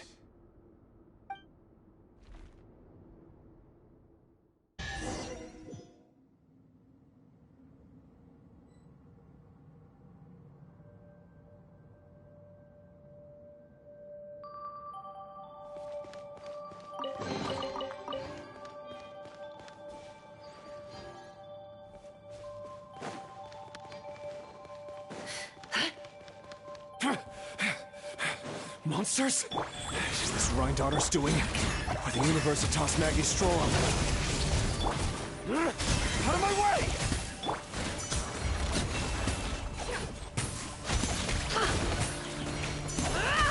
It all falls into place. The Universitas. That reminds me of a rumor I once heard. Allegedly, the king installed secret mechanisms in the palace and around the city. No one knows where they are or what kind of power they hold. But if they were ever gonna activate, it would probably be on a night like tonight. Help! Help! Hold on! Don't let them anywhere near you! Save me! I can't! Ah! That sounded like an explosion. So, the rumor is true? The king really went through with it. What other means does the king have at his disposal? They must run on power from the Abyss. And given it's a major center of Abyss research, anyone over at the Universitas will be in grave danger. I have to hurry!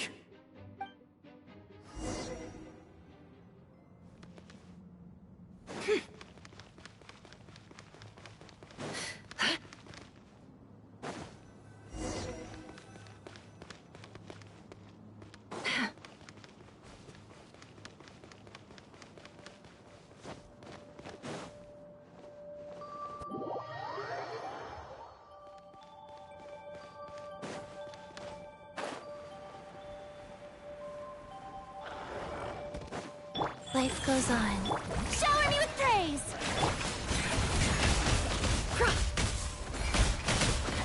It all falls into place. It all adds up.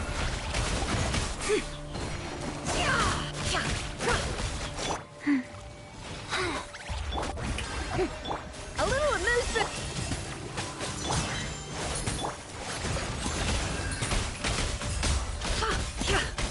It all falls into place.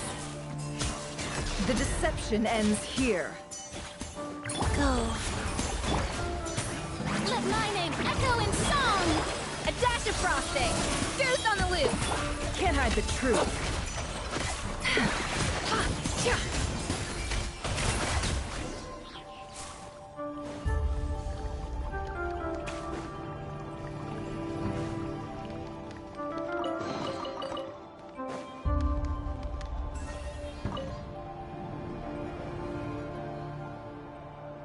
Monsters at the Universitas Magistrorum? Why now?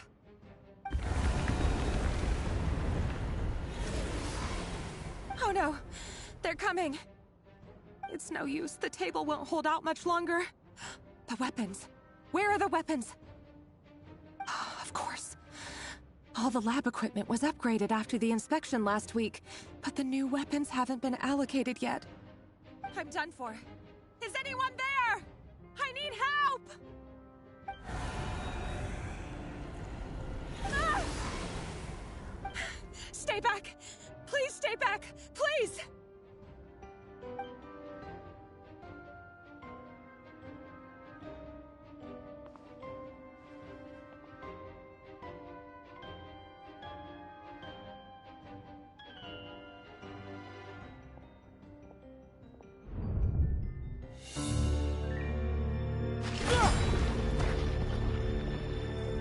What's that? Reverie! So the rumors about your work are true. What? No! Listen, something happened at the palace tonight. We have to leave! You don't need to lie to me anymore. What do you mean? I know why you're worried, and I will respect the decision you've made. But it's okay, because I found a solution. I know how to end all this. You can have it back. The normal life you so desire. But until then, I'm afraid our wedding will have to wait. Cylindus? No, don't do it! Cylindus! Cylindus!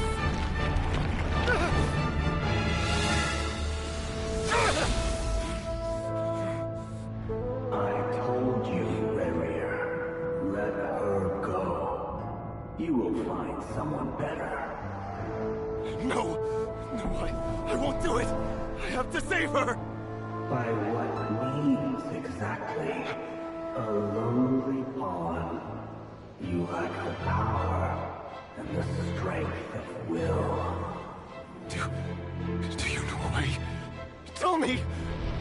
Come to the palace. Join us.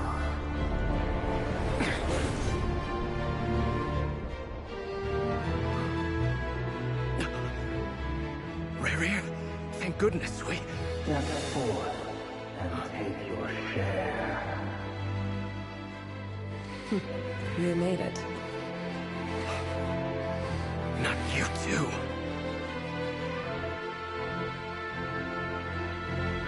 Hatred or grief, despair, desire. We all have our own.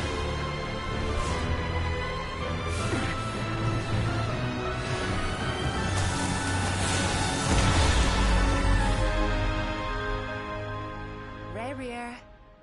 Rarier. Flindis? Were you daydreaming?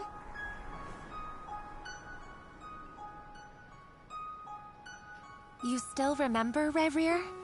That question you asked me a couple of weeks ago? Oh. You mean the proposal? Yeah. I'm wondering, where do you think would be a good place to discuss it? Maybe in the garden? Or were you thinking a fancy restaurant? It's your choice.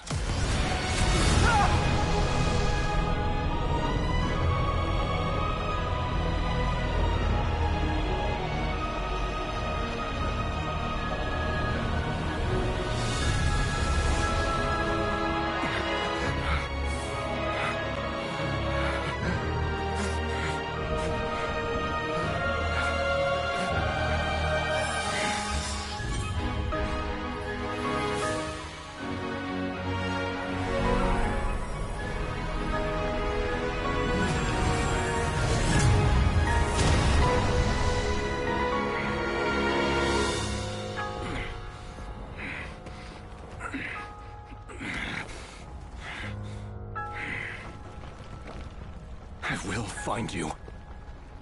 And then... you can give me your answer.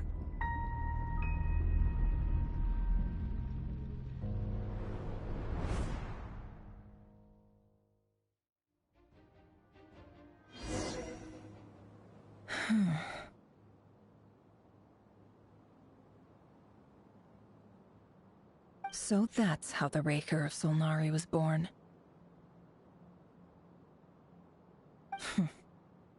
A monster created by circumstance is a monster all the same. Viewing other people's thoughts for too long can get uncomfortable. Right now, I'm feeling a strong sense of loathing. In a nutshell, the story of Conria is what happens when the truth falls by the wayside. Everyone tells little white lies, and before long, you have a huge pack of lies that destroys everything. Phew. Time to get back. His past is filled with sorrow, but the tale of any fallen civilization is one of endless tragedy. Cruel as it may be, that was Conria's fate.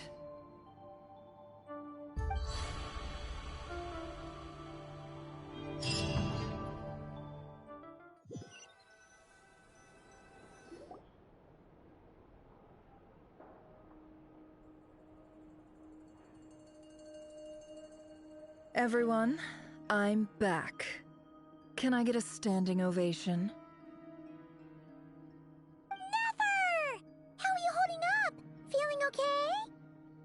She's fine. Boss is a pro. Yes, I'm fine. You will have seen the events of Rarier's life through my thoughts. It's now clear that he is just a regular nobody, driven by personal tragedy, as he said himself. I mostly agree. There's only so much we can know about him from his memories alone. but they did give us a clear glimpse into his life in Conria. However, I would not consider Rerir to be a nobody. He was deeply involved in the events of that era. Yet, when the catastrophe of a generation strikes, nobody is safe. Sounds to me like you're speaking in riddles again. Is this you urging me not to abandon the people of Nodcry in their hour of need? That's not what I meant. Although I do hope you choose to remain a part of the plan. Without you, the mission ahead will be all but impossible. Then try to remember that I respond better to the carrot than the stick. And I don't appreciate being bossed around.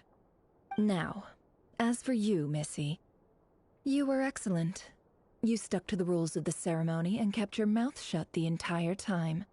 Bravo. Cool! So, can you fill me in on the deets now? Most of what I saw went right over my head. Patience. You'll hear the whole story, don't you worry. But let's meet up with the others first. It will save me narrating it twice. Yehoda? Yes, boss! Let me get that door for ya. That's more like it. For a moment there, I was worried you'd forgotten about the first clause of your employment contract. Forgive my curiosity, but what does the first clause say? It says I gotta do the annoying stuff that boss is too lazy to do for herself. Like opening the door, pouring the tea, yada yada. Is that right? If something is in the contract, it's because she willingly agreed to it. Rest assured that the Curatorium abides by the very strictest of labor policies. You don't seriously think I'm cruel enough to treat her like my slave? In any case, I've hardly shied away from my share of the work today. Hope I don't catch Flintz and Varka lounging about in their chairs, enjoying a leisurely cup of tea. There's nothing I dislike more than other people enjoying themselves while I'm hard at work.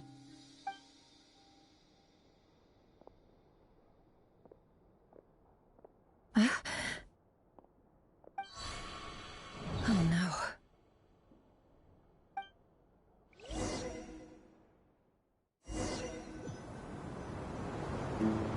Sorry to disturb you, but we seem to have run into some trouble. Evidently so. Don't worry, I'm not about to leave you to fend for yourselves. I'm not that kind of boss. And it would go against the Curatorium's labor policy. I'm sorry? What did you hear me say? I wasn't talking about labor policy. Wait. How long have I been standing here? Not long. You just appeared by the door a moment ago.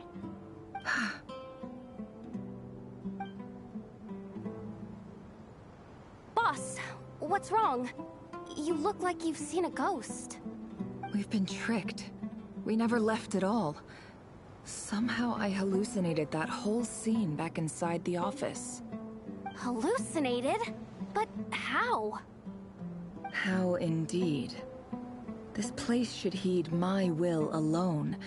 All thoughts and actions that occur in here are just a result of pawns moving across the chessboard in a carefully calculated manner. And nobody has access to this chess set but me. So you control everything in here? More or less. But yes, it's a special technique of mine. Has anything like this ever happened before? Only once. It was the first time I used the chess set. Is there any similarity between what happened then and what's happening now? I suppose my thoughts are a little turbulent, which was also the case my first time. Is there anything I can do to help? The first clause of your contract clearly states that I only need your help with things that I'm too lazy to do myself. Meaning, you're not feeling lazy right now? Meaning, this is not something Yehoda can help with. The chess set is a personal treasure that I alone understand. I must be the one to find our way out of here. Boss, it's fine. Really. Let me do something useful. Oh, listen to you. Whatever would I do without you, Yehoda? What? Really? Yes, really. Where would I ever find another employee as obedient and servile as you? God forbid anything ever happens to you. Oh, okay.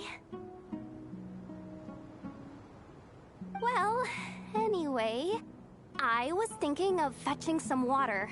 There's gotta be a source around here somewhere. I suggest everyone finds someplace comfortable to take a rest. We gotta conserve our energy. Even though all this chess malarkey doesn't exist in a physical sense, mentally speaking, it's all real. And so is our tiredness and fatigue. You don't want to dismiss mental fatigue. Just because it isn't physical doesn't mean it's any less serious. But anyway, I got your backs, so don't worry about a thing. Don't I have the best employees? Jealous much? If we can find a suitable time, I'd love to borrow Yehoda for a day to help out at the Frost Moon Scions. Would you be amenable to that, Boss Nefer? Oh, Lauma. Have I ever told you just how pretty you are? Beauty runs from the tips of your antlers to the depths of your imagination. Time to rally, everyone. Follow me.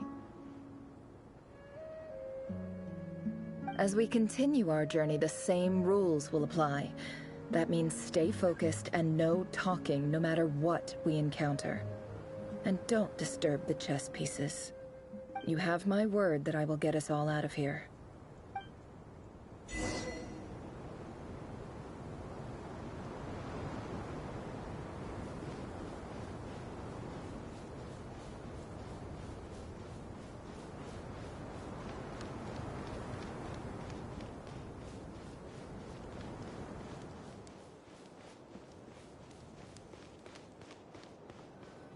This place looks familiar.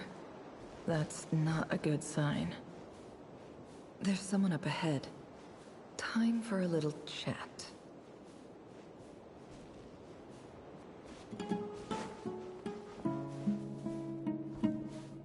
I wasn't expecting visitors at this hour. Wait, is that? Oh, it's him. There you are! Sinue's been looking for you all day. I think he has some news for you. Oh yeah? What were you doing just now, Uncle Retinue?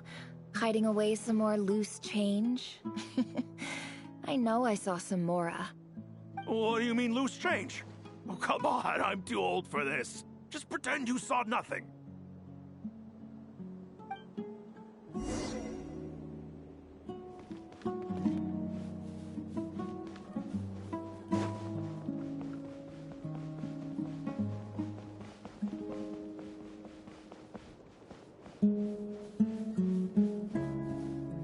Hey, kid.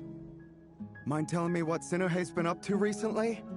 I'm trying to get in his good books and I need a way in. Get in his good books? Why? What do you want with my dad, Uncle Apepi? I've written a new song. I was hoping to showcase it at the next festival, but I'll need his approval. A new song, huh? I'd love to stay and listen, but unfortunately, Uncle Retinue says my dad's looking for me. Well, there's plenty of time and I'm not going anywhere. See that pile of stones? I'll be sitting there warming up my vocal cords. Come find me when you're done. Pile of stones. Got it.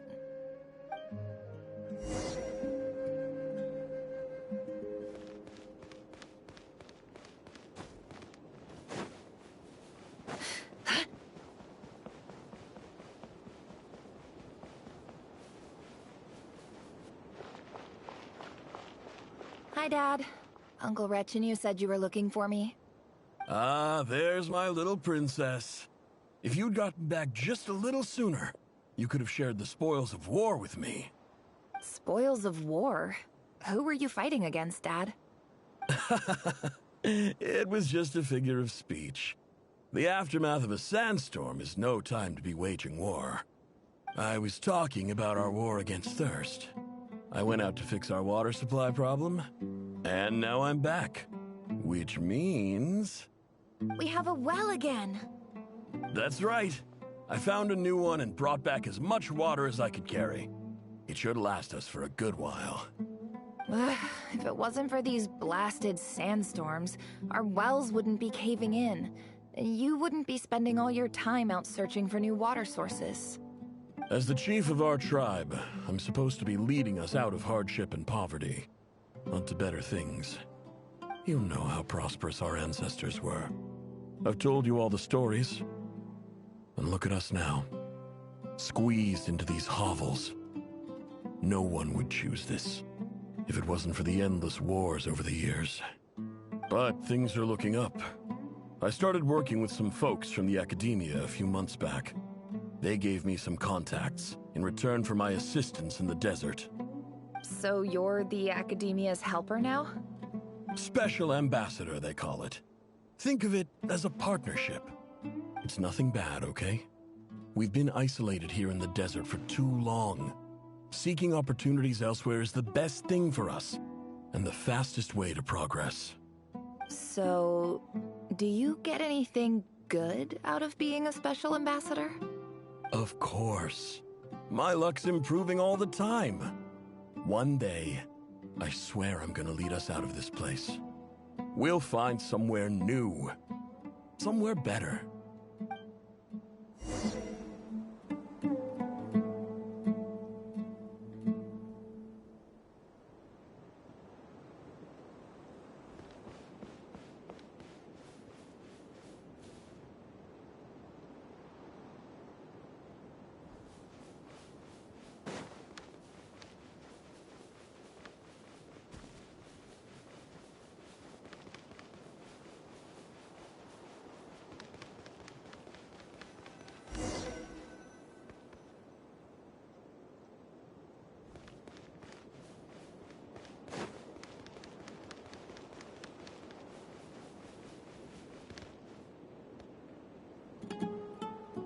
That's our well, and you know it.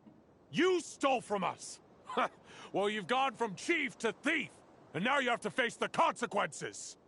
Did you really think you could take our water without permission and get away with it? You're either brave, stupid, or both. And that special ambassador act? Yeah, nice try. We spoke to the academia. They said it was all news to them. You're a liar and a cheat!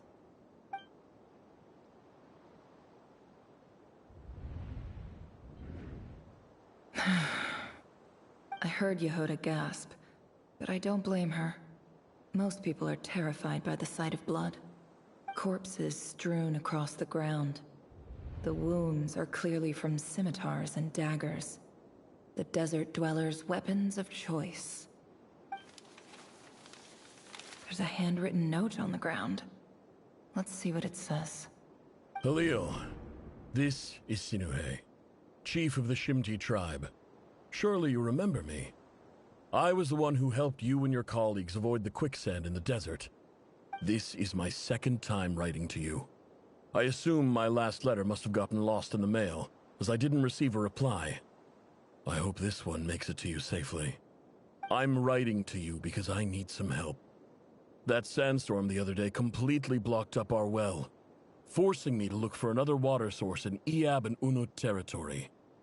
It was a matter of survival. Praise the gods. The well of the Iab tribe was intact. It was my last resort.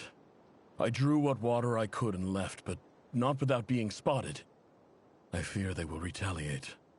You told me to write to you if I ever needed help. You said you'd be my ally in the academia. I urgently need you to formally recognize my title of Special Ambassador and send some of your people to assist me for a few days. It's the only way I can convince them that this was the Academia's decision and prevent them from retaliating. This is an emergency. Please send help as soon as possible. Looks like this letter never got sent. The writer died a grisly death, and the letter was trampled into the ground. It's badly defaced. Some parts are barely legible. What a ridiculous lie the surviving Shimti tell. Their whole village was butchered over a sip of water.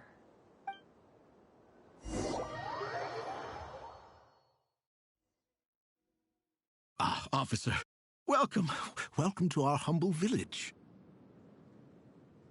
I thought you would at least have the courtesy to provide some respectable libations. This is the finest wine our village has to offer. I promise.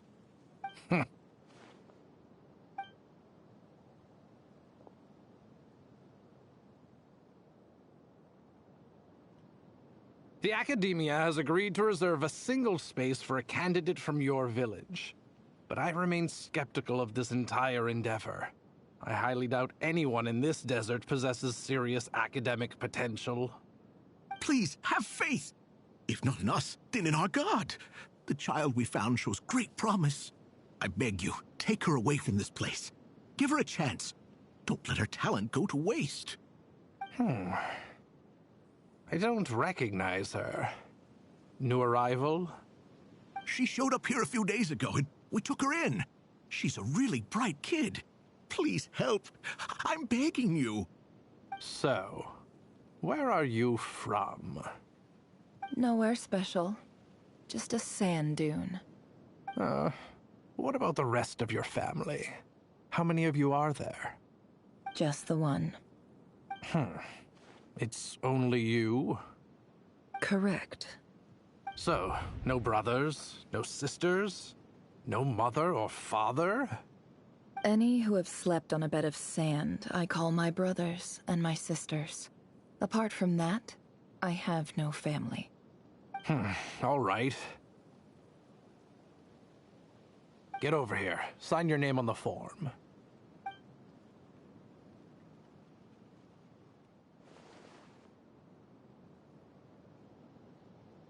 Never? You're rather fair-skinned for a desert dweller.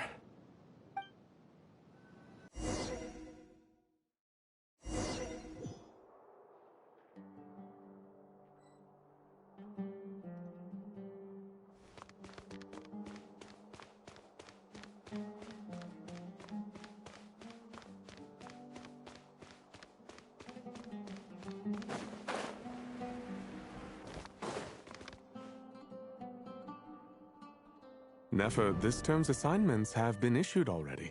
Please read through the materials thoroughly, conduct your own additional research, and then write an essay on the topic.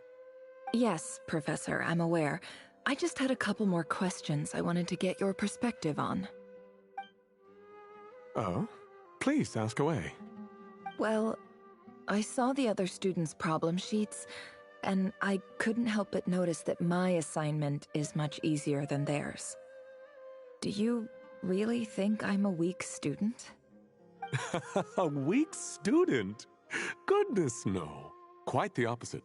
You have a sharp mind. Almost too sharp. I think what you're saying is, a weak student wouldn't have noticed the discrepancy. And if they did, they certainly wouldn't complain about the lighter workload. You see, sharp as they come. You see things the way they are. And I'm sure you know why they're like that. Because of where I come from. Because I'm different. I'm sorry, Nefer. I don't like it any more than you do. It's just... Anyway, you said you had a couple of questions. What's the other one? I wanted to check... If someone sent me a letter to the Academia, where do I go to collect it? Ah, your family wrote to you. Well, as long as they put your name on the envelope, someone should hand it right to you. Not exactly. It's not even a recent letter. I was just curious where the mail would end up if no one collects it. The House of Dana, I expect. I know there's a box for unclaimed mail somewhere in there, probably sitting on a shelf. Whatever you're looking for, that'd be the place to start. Okay, got it. Thank you, Professor. Oh, don't mention it. Honestly, I feel like I failed you. I'm supposed to be your teacher, but I haven't taught you anything. Hey, don't say that. You're a great teacher, and you do your best for all your students. But the rules are the rules. You're not allowed to teach students like me. It's not just the Academia either. The whole world bends over backwards for the successful. and leaves the losers to suffer and die. Oh, my dear child. Don't tell me you've given up on life already. I haven't. I just think that if you want to make it in this world, you have to find a way to become successful.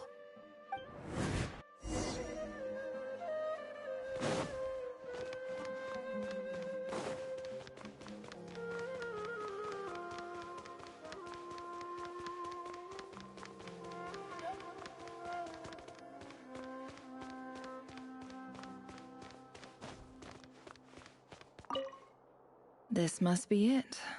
A big cardboard box full of unclaimed mail. And probably some letters that ended up here by mistake, too.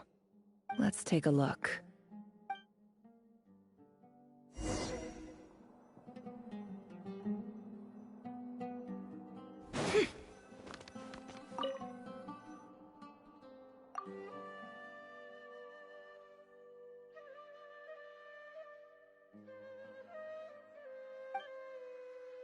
A dilapidation survey from Port Ormos.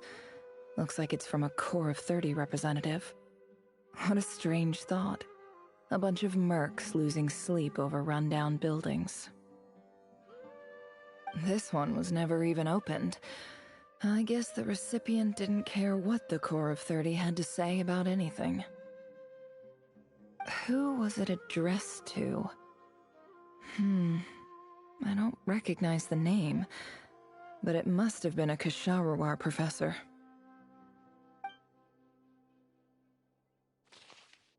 This one is addressed to the Immorta Sage.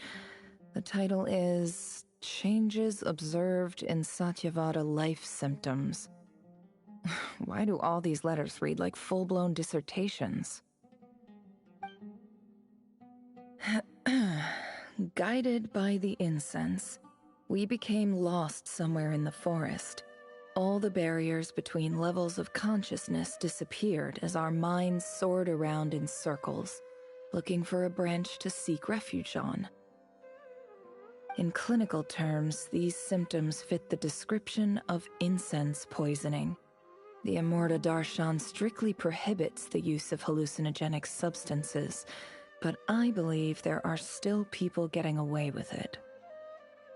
For example, my neighbor who always breaks out into song and dance after using incense. This seems like something the academia would want to know about. Why wasn't it collected? Wait, what's this written on the back? It's so small. The note says, "The sender authored this letter while under the influence of mushrooms. I would send it back, but no return address was provided. Stamped by the Grand Conservator of the House of Dana."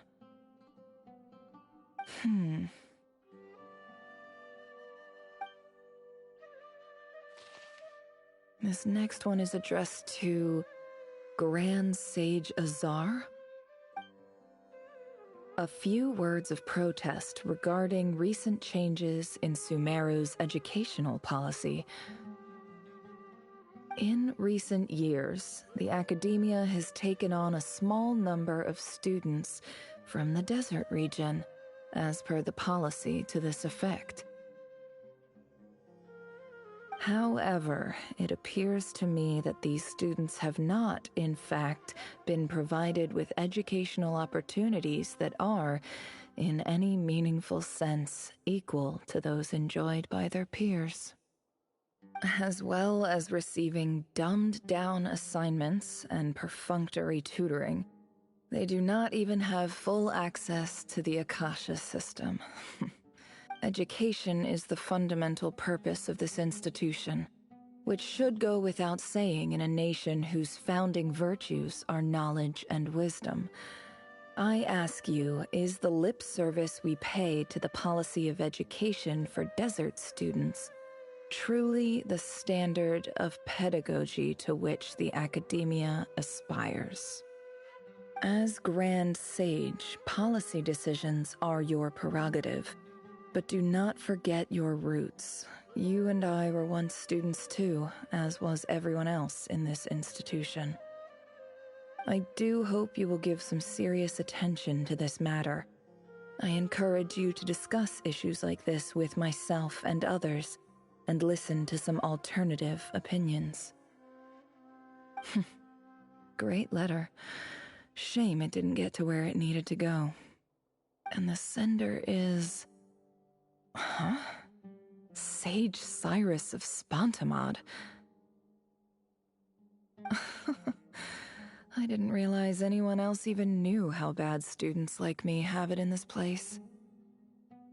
So this is where letters from the Sage of Spantamad end up? Nice one, Grand Sage. Really enlightened leadership. Whatever. This isn't what I came here for. Moving on. I'm not exactly holding out hope that a letter sent from the desert would even make it here. But if it did, where else would it end up if not in this box? I can't believe how much discarded mail there is. Must have been years since someone last went through it all. And this is just one box. The whole house of Dana is boxes on shelves. I don't believe for 1 second that any human being has sat down and read through all the documents in this place. Who has that much free time on their hands?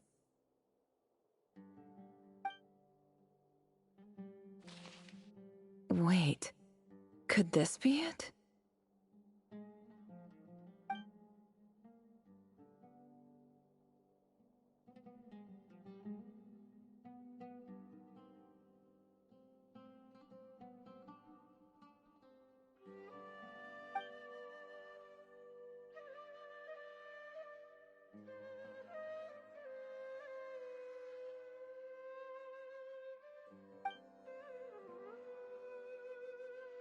Greetings, Halil. My name is Sinuhe, chief of the Shimti tribe. I was the one who came to you and your colleague Zaid when you ran into trouble in the Great Red Sand. I don't know how well you remember it now, but I brought you to safety and gave you some water and other supplies. You seemed very pleased and told me your name.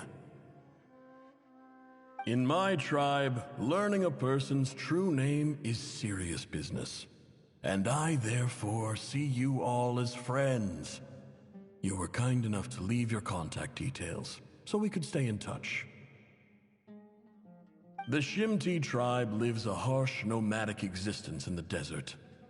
You were sympathetic towards my plight, promising to make me a special ambassador of the academia and help us find a way to make a better living. This brings me to my reason for writing.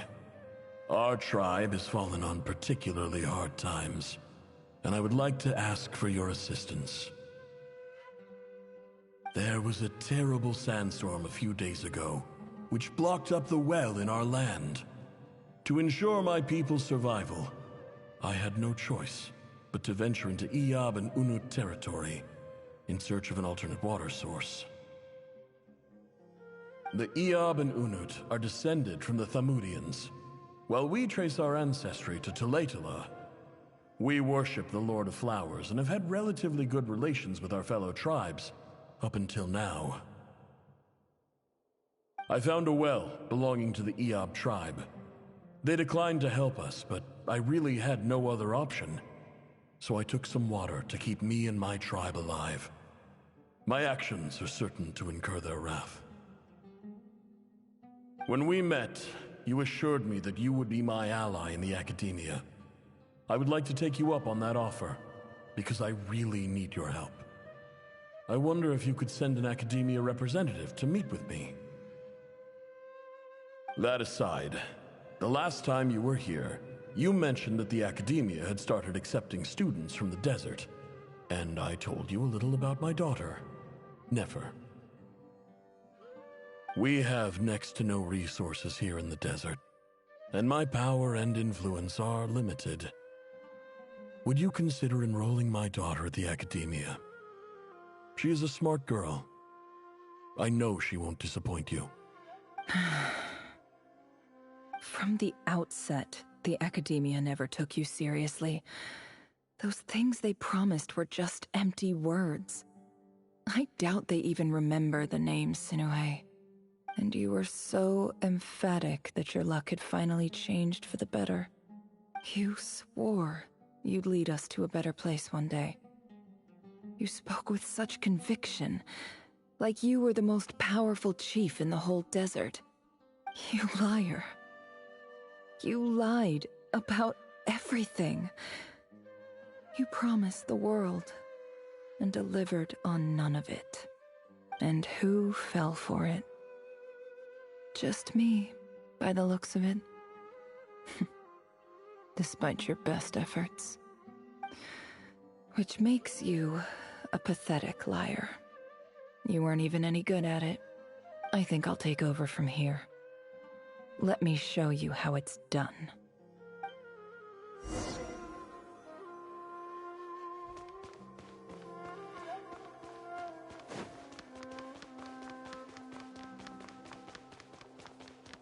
It all adds up.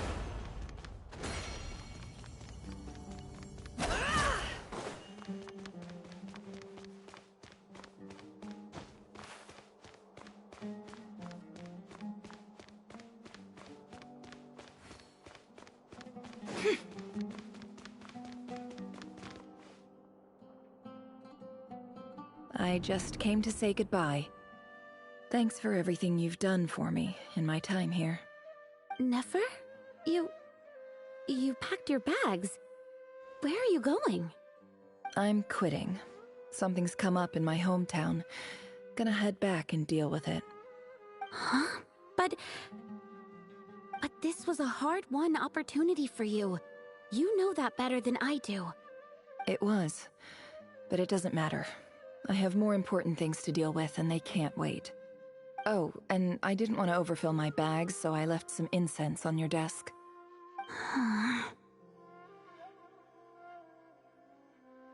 What's wrong? I thought you liked incense.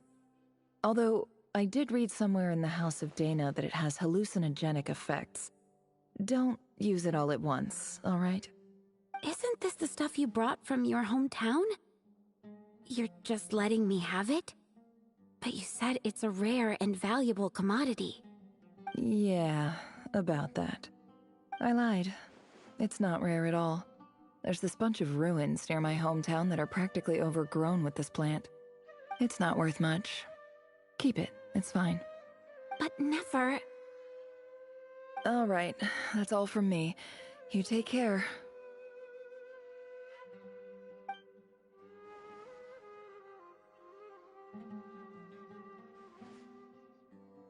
Don't forget me, okay? I mean, we're more than just classmates, right? We're friends. Yeah, I'll remember you. I lied again. That incense is worth a fortune, and it's a rare find even in those ruins. And as for remembering her, I have far too much to do when I get back. No time to reminisce. I'll be lucky if I even make it through this alive. But either way, I expect I'll forget you pretty quickly.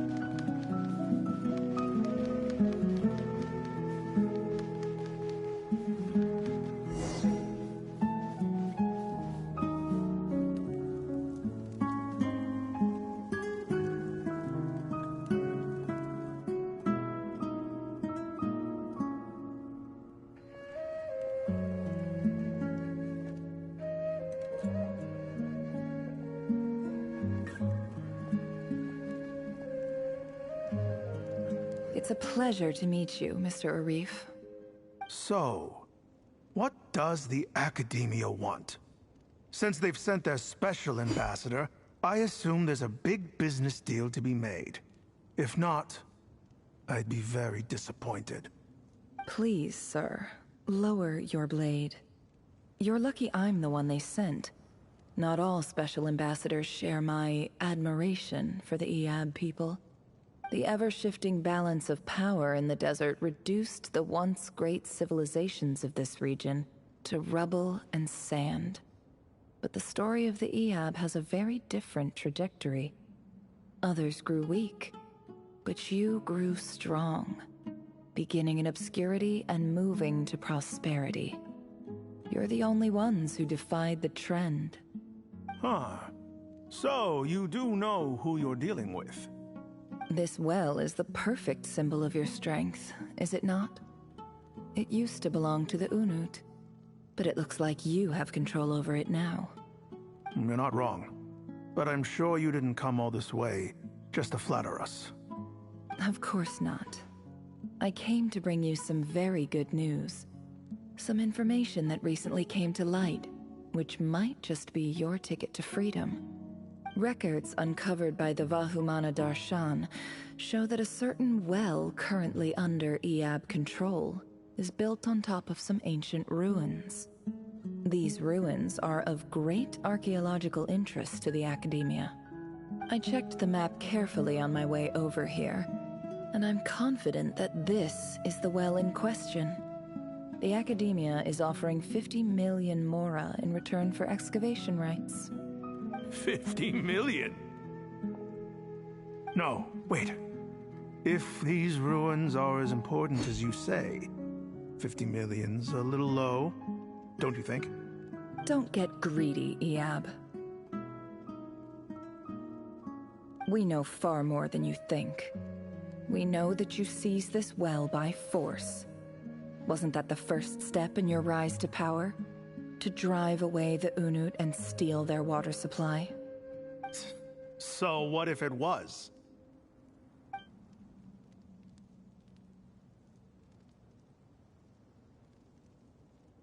Don't worry. As unscrupulous as it was, it's something we're willing to overlook. The Academia is only interested in dealing with the de facto power holders in the region. I hope I am making myself clear. And I hope your words are the truth. If I find out the Academia is trying to play me, I'll hunt down every one of your people and make you watch as I cut their heads off one by one. I assure you, Chief, that would not be in your long-term interests. You don't want to make an enemy of the Academia. You see how I'm dressed, don't you? I appreciate that you've never been to the rainforest, but surely even you recognize an ambassador's attire when you see it. And what does a barbarian like you have to lose anyway? You really think the Sumeru Academia would bother to come all this way just to lie to you? We have more important things to worry about. All right, I take your point. The Academia is the highest authority in the land. I'm sure you're trustworthy people. In that case, we have a deal. We will sell you the excavation rights. I'd like to thank you, Ambassador. This is good news indeed. Excellent news. In fact, it calls for a celebration. Would you do us the honor of staying a while and enjoying some Iab hospitality? Gladly. I am partial to wine myself, and I trust you are as well. So let's indulge in a few drinks together, in celebration of this momentous occasion.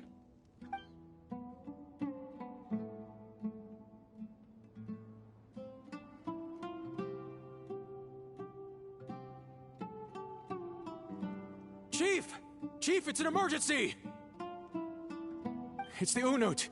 They've taken the well. What? Well, don't just stand there. Take it back. Yes, Chief. I have every confidence in the Iab's military superiority. And yet... What is it? The Unut's response was alarmingly fast. The day after we reach a deal, they seize the well. This can't be a coincidence. Perhaps there is a traitor in your midst. I don't think so. I am obliged to remind you, Chief, that the Academia will only deal with the de facto power holders. If you cannot regain control over the well, I'm afraid you won't see a single mora of that 50 million. No! Please, Ambassador, just give me some time. I swear the Unut will not get away with this. That well is ours, and so is the mora. Glad to hear it. I will wait here for an update. If there is a traitor, I will find them.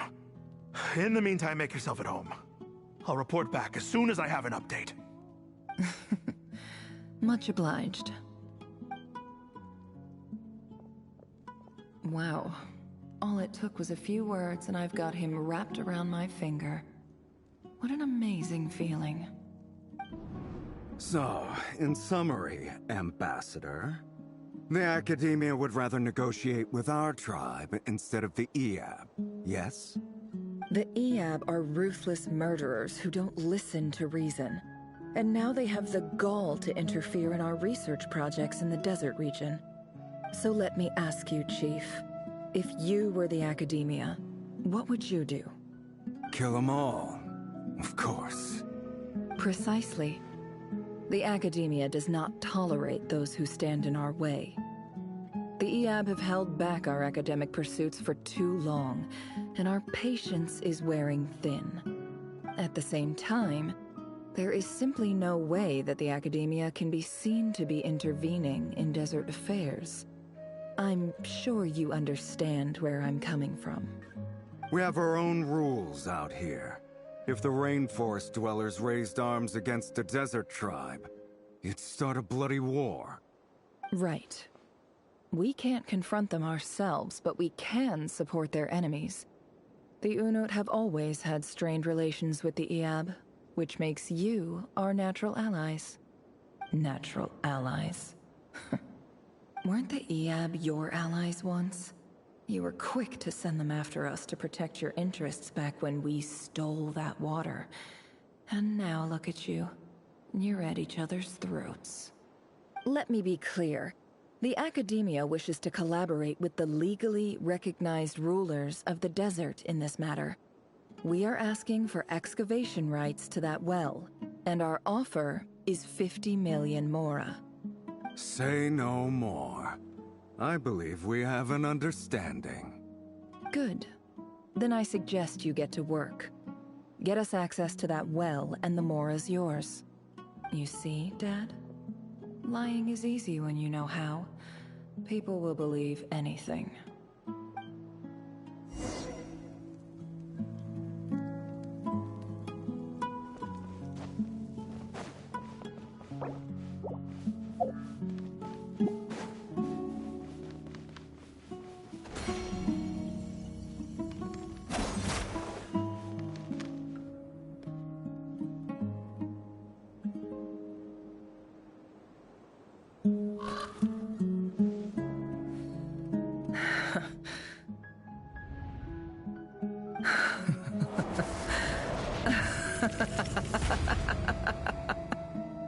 Look at yourselves. You may be vile, savage monsters, but your butchered bodies bleed like any others. You're no different. You're nothing special at all. The monsters who destroyed my home, they're just ordinary, petty human beings. What a joke. I think we're even now. Maybe I've even done the desert a favor. It's a better place without all these people around. Oh, Sinuhe, my gullible fool of a father. Perhaps if you'd been as ruthless as I was today, our tribespeople would still be alive. In this dog-eat-dog world, a chief needs to be tough to survive. but you couldn't do what had to be done. So I did it for you. Nefer, it's okay. All of this is in the past now. I believe I remember you promising to remain silent.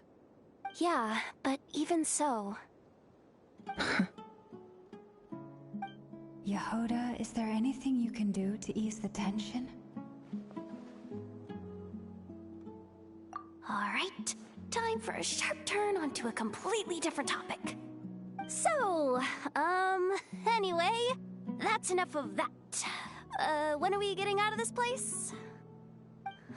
Feels like we've been walking forever. I'm getting pretty tired. Oh, Halma, you tired? Yes. If we can find somewhere to sit down, I could certainly do with a rest. It's not far now. There should be a temple just up ahead. Yes. Really? A temple? That's where this story ends? I guess that's how things go in the desert.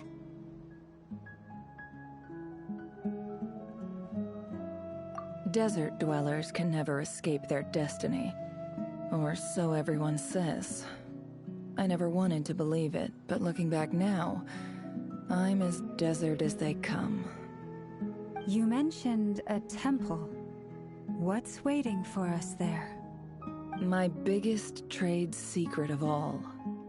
Ah. Then I'm guessing it's where you got your power from. The power to peer into other people's minds. I didn't know you were clued up on any other religions. I'm no expert in the history of Sumeru, but since you come from the desert, I would imagine it has something to do with King Deshret.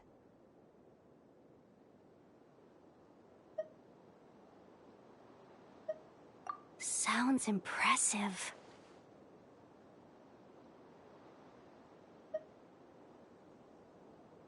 Ah, I know who you mean. General Mahamatra Sino. The spirit of Hermanubis dwells within him. That's Boss Neff for ya. She knows everything. Sino's hardly a figure of obscurity, but I know about Sethos too. What about him? Is he a big deal or something? Well, he's not a small deal, let's put it that way. Please, this is the bare-bone basics. Save the flattery. Thanks for your patience, everyone. I'm sure it's been a lot to take in. With any luck, that's our exit just up ahead.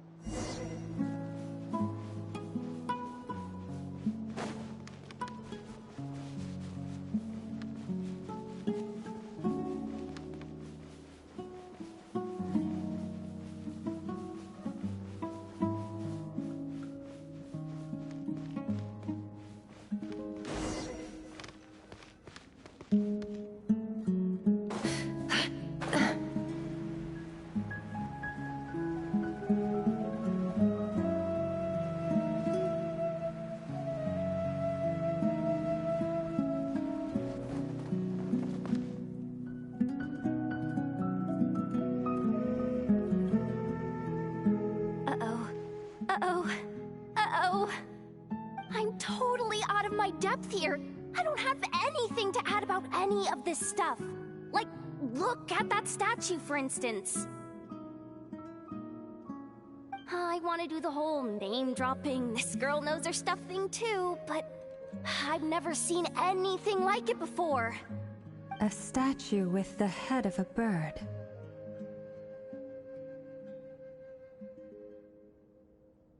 That's Thoth, the Ibis King. One of the 7 pillars of King Deshret.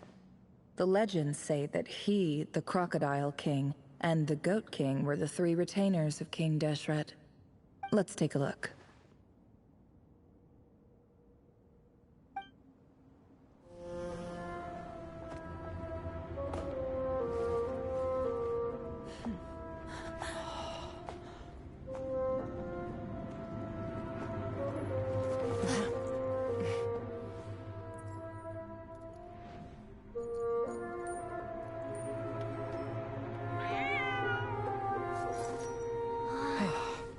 just Ashru.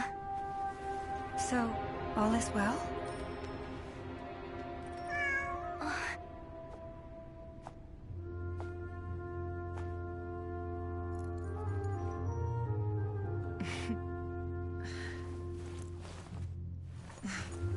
Typically speaking, at this point, the world disintegrates. Then we find ourselves back in the outside world. Besides, these are my memories. There's nothing to fear. You're sure? Of course. It's almost over.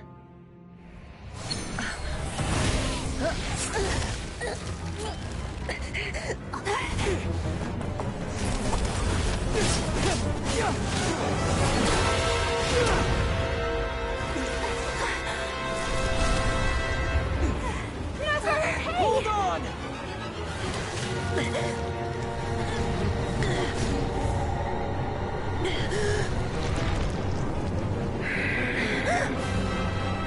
Knowing too much is always a death sentence. Speak for yourself.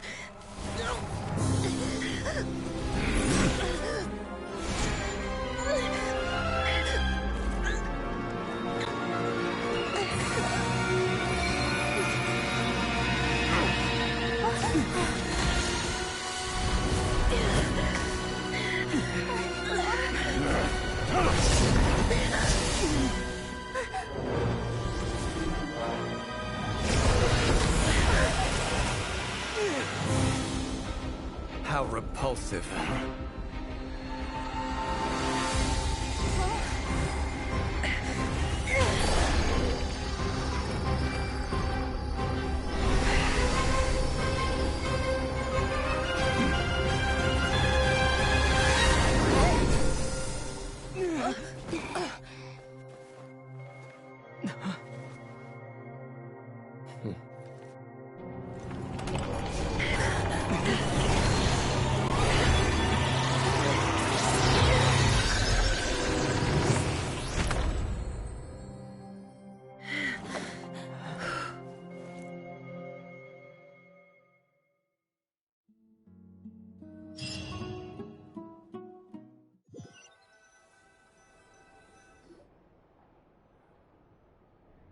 Timed that pretty well, didn't I?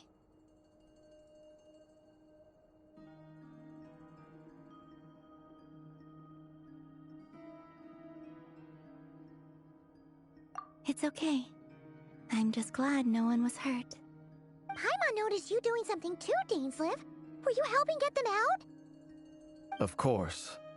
When I asked Nefer to conduct this investigation, I was not naive to the dangers involved. I had a duty to ensure your safety. Good to know your sense of justice is still intact after all these years. I take that to mean that you saw the truth. That comes as a great relief. I certainly did. And thanks to your help, I also managed to trap Rerir inside the chess set. Whoa, really? How'd you manage that? Well, to be honest, I sensed that something was wrong long before we made it to the temple. By using this fragment to probe into Rerir's past, well, the monster formerly known as Rerir, it seems I alerted him. I was tracking him, then he caught on and started tracking me too. Can't say I'm surprised. But how did he track you through your thoughts alone? That shouldn't be possible. Rerir was a secret agent who reported directly to the Vinster King. He is an expert at finding a trail and hunting down his pursuers. No wonder. He infiltrated the chess set, read my thoughts, and built a new virtual chess set inside of it. That's why we weren't able to leave at first. Speaking of your chess set, it's quite a remarkable item. Would I be right in thinking you have some connection to King Deshret? You overestimate me. I only have a connection with one of his underlings, the Ibis King. You all saw how this came to be. A long time ago, the Iab massacred my tribe, the Shimti, in our home village. A few years later, I enrolled in the academia, where some new information came to light. The Unut and the Iab fought a bitter battle over the rights to a well, all for the sake of a non-existent 50 million Mora. The Iab ultimately won that confrontation, but their victory came at the cost of almost every warrior in the tribe. The final blow to the Iab came at the victory feast, when an Unut assassin beheaded their chief right before my eyes. The remaining Iab fled and have been scattered to the winds ever since. Having gotten my revenge, I returned to my hometown, where to my surprise, the nearby temple was still standing. There it was, seemingly immune to the relentless hostility of the desert, while my tribal home lay in ruins. As I stood there gazing at the temple, I noticed a cat just outside. This cat, as it turned out, was home to the spirit of the Ibis King. He led me to a gate deep inside the temple, and there he made a deal with me. This chess set is my gift from the Ibis King. The chessboard within is made to the same specifications as the one in the mausoleum of King Deshret, and represents his power of piercing analysis. With this chessboard in its container, I gained a certain ability to perceive hidden secrets. Now, you could conclude that the Ibis King simply wanted to give the people of this world the power to seek the truth, but I don't believe that's the full story. Every god plays favorites. Their hearts are as fickle as any human's, full of secrets, perversions, egotistical tendencies. But precious few gods are willing to admit this. It is the same with all powerful forces, including fate itself. Their gaze falls preferentially upon a select few. As you rightly point out, this is an act of favoritism. If you're alluding to the Abyss, then yes, I agree. Gather the others. It's time to share everything I've learned.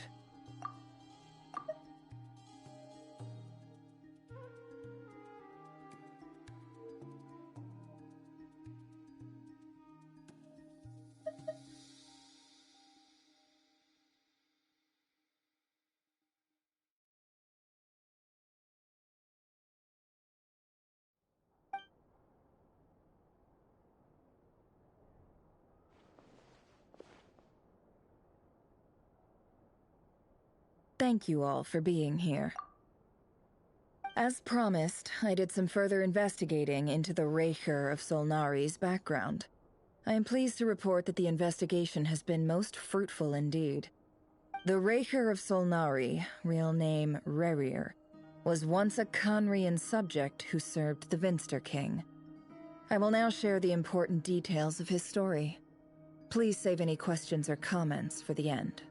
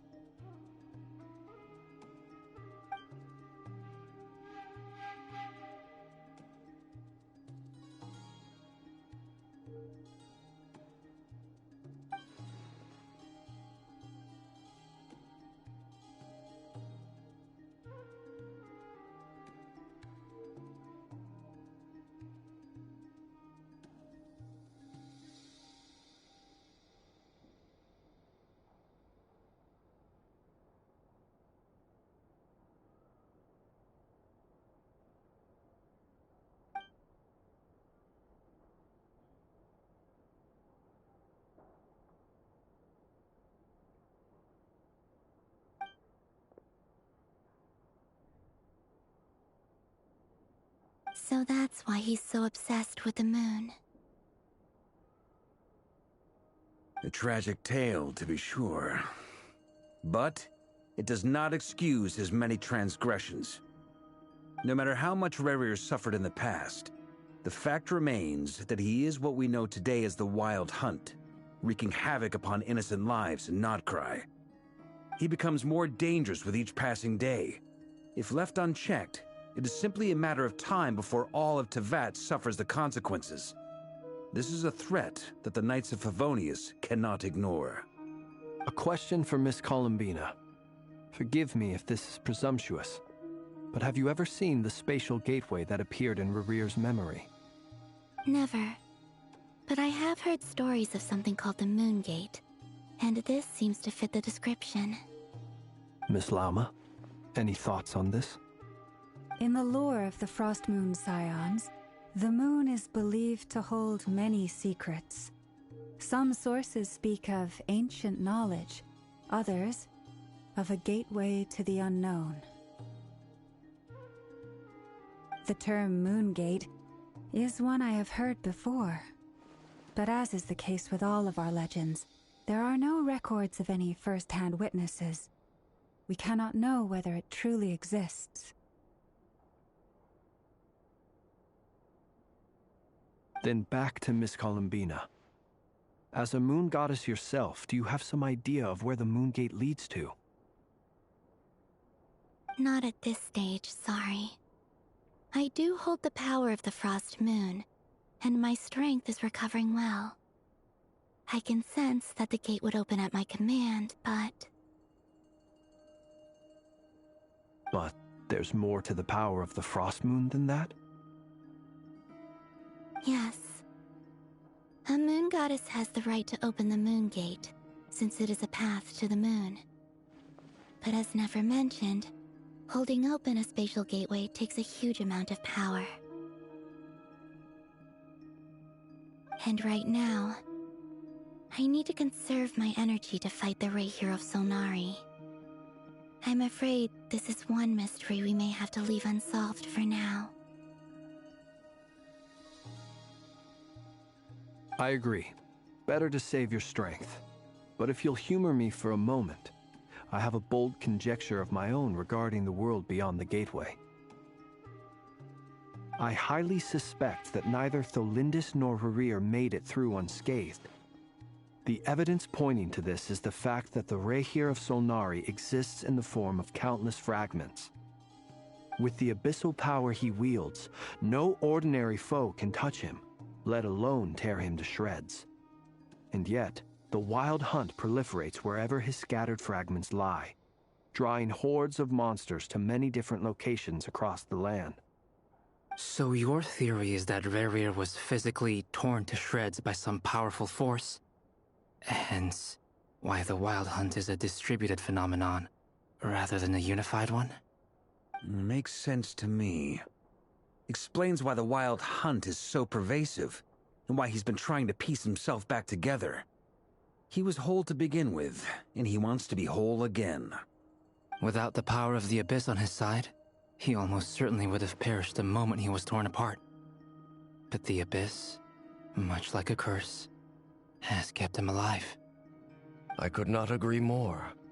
The power of the Abyss is most surely a curse. It is a compelling explanation, and one that accords with my present understanding of Abyss creatures. Whether the life form in question is primitive or advanced, if a curse has extended its lifespan unnaturally, it will continue to survive in spite of everything. This raises some interesting questions. I will run some experiments, and see if there is any validity to my suspicions. That being said, regardless of whether my research bears fruit, I would like to thank Miss Nefer for conducting such a thorough investigation. Already, it has greatly enriched my understanding of the entity we face. My pleasure, Mr. Albedo. I too hope that the information I have shared today proves useful as we look to formulate the next stage of our plan. Hey! What is it, Dainsleif? You look really upset! It's just... when I think of the man I once knew as Rerear, I struggle to understand why things had to turn out like this.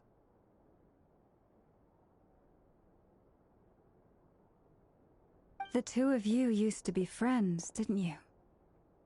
I don't know if these words will bring any comfort, but my heart goes out to you. Mine too. We can never know all the hows and whys of the way things are. The moon and stars are full of untold secrets and lies, and the skies are host to many more mysteries than these alone. Yet, none of that can begin to compare with the complexity of human life. Those are the first comforting words I've heard in a long time. Thank you, both. Well, I think this is a good place to end today's meeting. I'm sure Nefer needs some time to recover. She's been through an awful lot today. That's very thoughtful of you, Llama. Of course. Sounds good to me. Take some time to rest and digest before we reconvene to nail down a plan.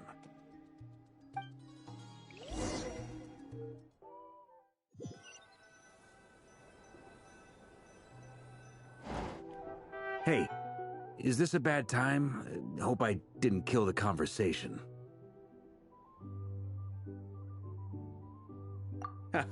No need. Come on, let's talk outside.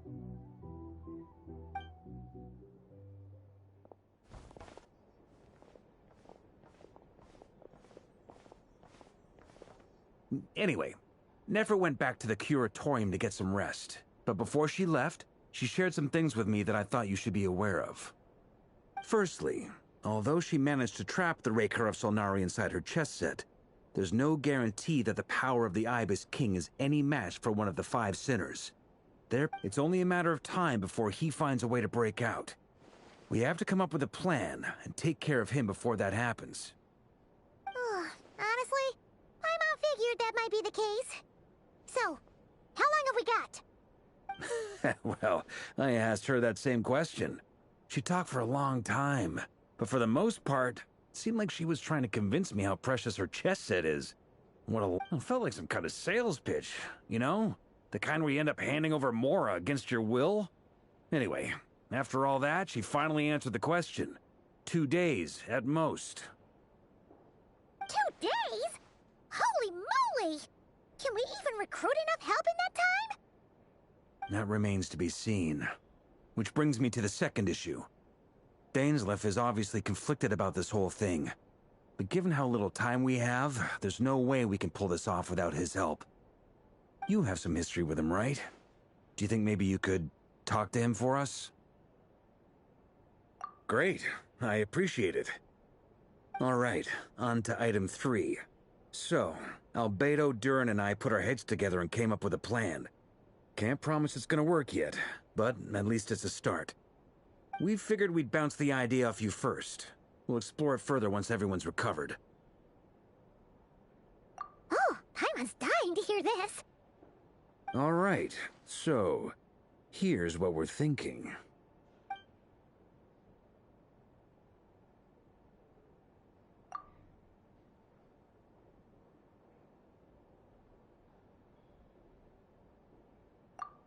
We felt a little uneasy about roping you into this. I mean, firstly, you're not locals, and secondly, none of us are your boss.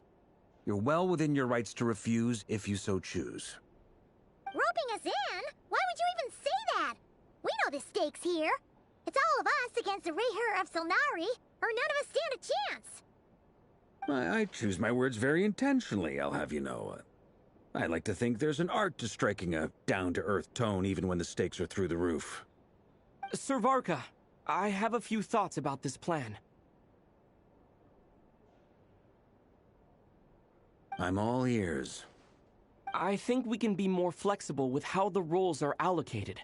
In my view, the most sensible lineup would be like this.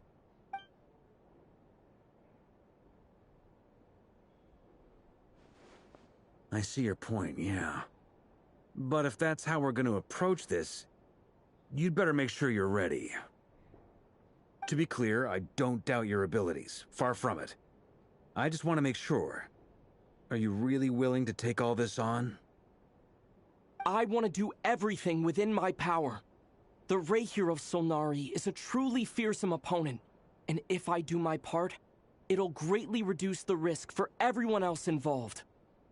Well, that tracks with what I've heard. Jean's mentioned in her letters that you're so diligent it's almost abnormal. As in, most people weigh up the risks and rewards in situations like this. But you seem to just march towards danger without a moment's hesitation. Of course, everyone appreciates a fearless pioneer. But all that aside, I'm the Grand Master of the Knights of Favonius, and you're our honorary knight. I want to make sure your courage doesn't come at the expense of your safety. Thank you, Sir Varka. I should be the one thanking you. It means a lot to have you on board. I'll give some serious thought to your suggestions.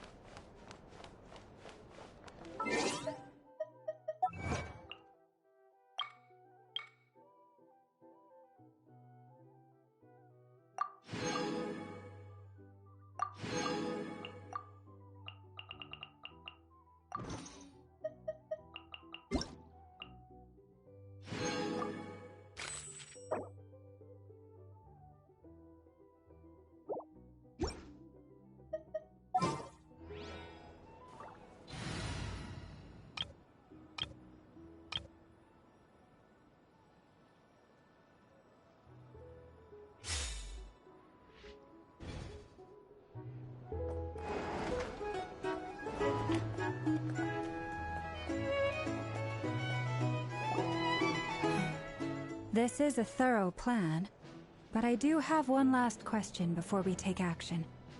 How can we be sure that our enemy won't leave the designated area? Great question. Albedo's been hard at work analyzing Rarer and the Wild Hunt's behavioral patterns. His conclusions are as follows. Firstly, from the earliest known confrontation until now, Rarer has never displayed any ability to manipulate the dimension of space. So it's unlikely he has any power in that domain. Secondly, he seems to have a particularly strong vendetta against our group.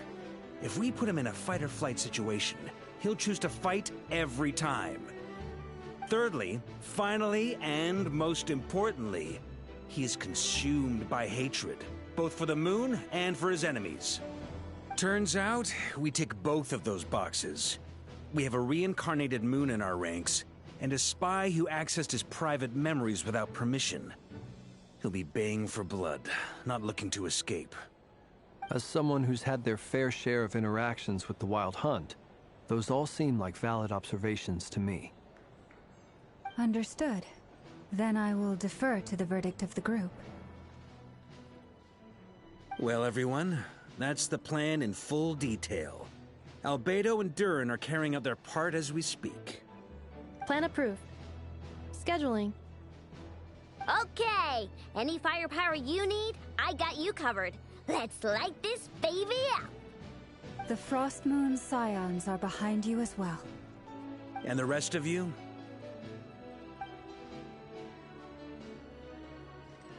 No objections? All right, then it's settled. This is the plan we're going with. Next up, an old tradition of mine. Anyone who wants to back out, now's your chance. Wait, we can still back out of this? Everyone says things they regret, right? I don't want anyone feeling trapped because their mouth said yes before their brain had time to think things through. A very people-first approach. I hear that's common practice in the Knights of Favonius. Heh. Who'd you hear it from? D-Luke? Shh. We don't use people's real names at work. This contact will be known only as Owl, please and thank you. This plan can only work if everyone does their part. Flints and I will absolutely support it. We shall indeed. You'll be glad you accepted our help. Also, you are the last person I expected to see here, Miss Dory. It's not often I get called Dory in a work context. My peers usually call me Lord Sangama Bay. So, the longer your name, the higher your net worth. Is that the idea here? In that case, Mr. Flint's here must be worth a fortune. That's right, I know your full name. It's... The walls are thin here. I'd appreciate you keeping that a secret. Okay, fine. I'm actually only here as a favor for someone else. Do you have any idea how much it would cost to hire me otherwise? Oh! Does this mean someone out there actually has the power to boss Dory around? It most certainly does not. We have a long-standing and mutually beneficial business partnership. She's actually the mom of a friend of yours. Said mom supplied me with a great little trinket, but now that lady's ruined everything. If I don't start building a little goodwill now, my whole business in Notcry is gonna go down the drain! Okay. So what exactly is so special about this pendant?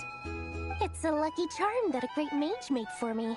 We have a business relationship, and she was worried that something bad might happen to me. So, she wanted me to have something that can store power to protect myself with. I finally got it all fully charged up with Kuvaki, and then never went and used it all up at once! Never lost so big in my life! You're right. It was all my fault. I didn't mean to drain all the Kuvaki in the pendant, but I'll make it up to you. You will? Well, in that case, how about you give me your chess set? And we call it even.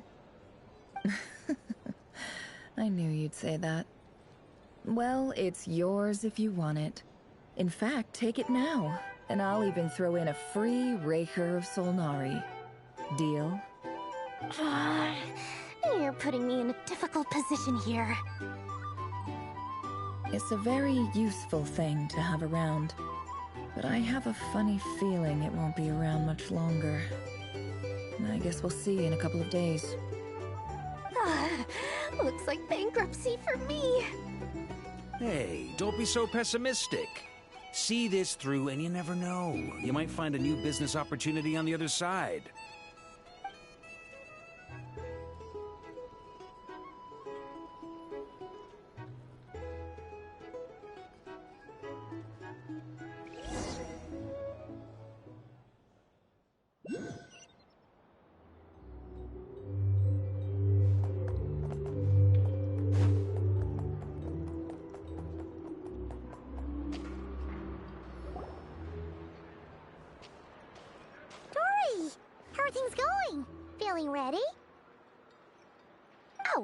Was born ready. We only have 2 days. You think Lord Sangama Bay would let an opportunity like this slip by? Don't forget, when something's in high demand, the people with the goods on hand get to charge the highest price of all, even higher than the sellers taking advance orders. Ta-da! See? It's right here! Ah, it's so pretty! Did you make it? No, I have a supplier. We go way back, so he made me a very attractive offer. Aha! No wonder you were talking about lucky charms at the meeting. You've been getting Kaveh to make them for you. That's not the full story. It actually started a while back as a project between me and the Dendro Archon. Mage Alice once warned me that this world won't stay safe forever. There may come a day when everyone faces a great crisis. I passed this on to the Dendro Archon, and she secretly brought together a research team made up of Sumeru's top scholars to invent a technology that could keep people safe. I won't go into the details because it's all very complicated, but if you want to know more, you can ask the Dendro Archon about it sometime. Anyway, point being, it was the Dendro Archon who asked Kaveh to build this little contraption. As one of the top Kashara War talents, he was the obvious choice. Took him long enough. He stressed over it for ages. Must have gone through at least a dozen designs before producing a final product. But that's Kaveh for you. Marak delivered it to me a couple of days ago, along with a letter from Kaveh. Could I ask why I'm sending this technology to you? And what's your proposed use case? Has it been approved by the relevant authorities? So nosy. My fault for sending him the research permit to begin with. Surely Nahida must have told him you were involved in this project. He was probably just nervous because you're always so secretive about your business. Could be, could be. Anyway, I just replied, let's hope there never has to be a use case, because it would involve grave danger. Fair enough. But it sounds like he was just being cautious. He probably felt responsible as the one who made it. Or maybe he was asking as a favor for his housemate. He's done that before. Not sure why, though. His housemate doesn't seem to really care that much about this kind of stuff. Either way, all's well that ends well. I'm just glad to finally have my hands on the product. I wouldn't want to be without it, given the potential dangers that lie ahead. Huh? What does that look mean? Paimon's just super surprised. This must be the first time we've ever seen you actually get serious about something. Well, a long time ago, I made a promise to myself. I promised that I was gonna live every day of my life with a big beaming smile. Obviously, Mora plays a big part in that. But there are always gonna be times in life when you have to give something back. That could mean paying back a debt, returning a favor, or showing some kindness. Alice has been a huge help to me over the years. She was the first investor I ever had. And I want my investors to know that Lord Sangama Bay is the best in the business. And more than that, no one knows what the future will bring. Whatever happens, I want to make sure the Dendro Archon and all of Sumeru is prepared to face whatever comes. Oh, that? I was just making sure Nefer and I are square. Don't be thinking it was some sort of benevolent act. I'm no saint, so don't treat me like something I'm not.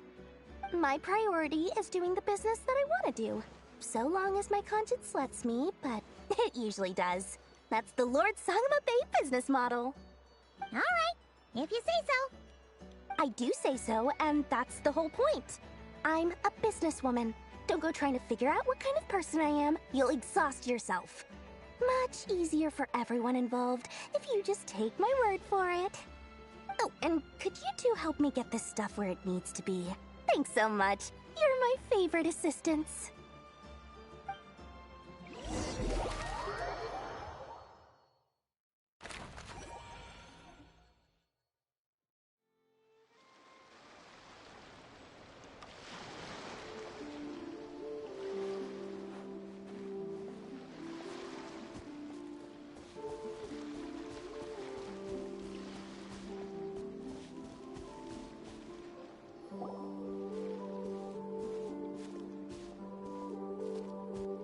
Traveler, Paimon, it's good to see you.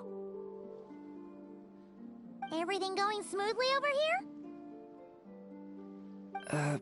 Sort of. As you're probably aware, Varka, Durin, and I captured some abyssal creatures from the Wild Hunt. Per the plan, we dissected and analyzed some samples of these creatures. The process went very smoothly. The findings, however, come with some troubling implications. What? You can actually dissect the Wild Hunt? That depends on your definition of Wild Hunt and dissection. Harmless, lifeless. These words are accurate descriptions. The Wild Hunt is an interesting phenomenon. In and of itself, it doesn't seem to possess anything akin to a human personality. But taken as a collective, the medium through which the Wild Hunt is summoned does appear to have a soul. Master griped a lot about the wise Horoptotire, and seemed somewhat fascinated with the foul Certology. But she barely mentioned Rerir at all. I don't think that was because of his lower social standing, though. Anyway, it's a pity. I should like to hear her thoughts on the nature of the lifeform he has become today. It's a strange mix. The furious energy of an abyssal being channeled through a fractured physical existence. A consequence of being torn apart by an unknown power. Perhaps the only explanation for his survival in this state is that he sacrificed a degree of individuality in exchange for a continued existence. Oh, sorry. Once I get talking about interesting research, I have a tendency to go on indefinitely. Back to our research findings. Essentially, they confirm my hypothesis. Rerir's corpse is completely contaminated by the Abyss, and the effects are irreversible. You could think of this as Rerir in mutated form. But in my view, even that would be inaccurate. In reality, his whole being has been consumed by the Abyss. In other words, he is now nothing more than a manifestation of abyssal power. Unfortunately, at present, we have no means of completely eradicating abyssal power. Hence, we cannot fundamentally destroy the Reihir of Solnari either. Oh, that's terrible news! So, that's it? We can't defeat him? Not even if we get the power of the Three Moons? Miss Columbina's situation is a difficult one.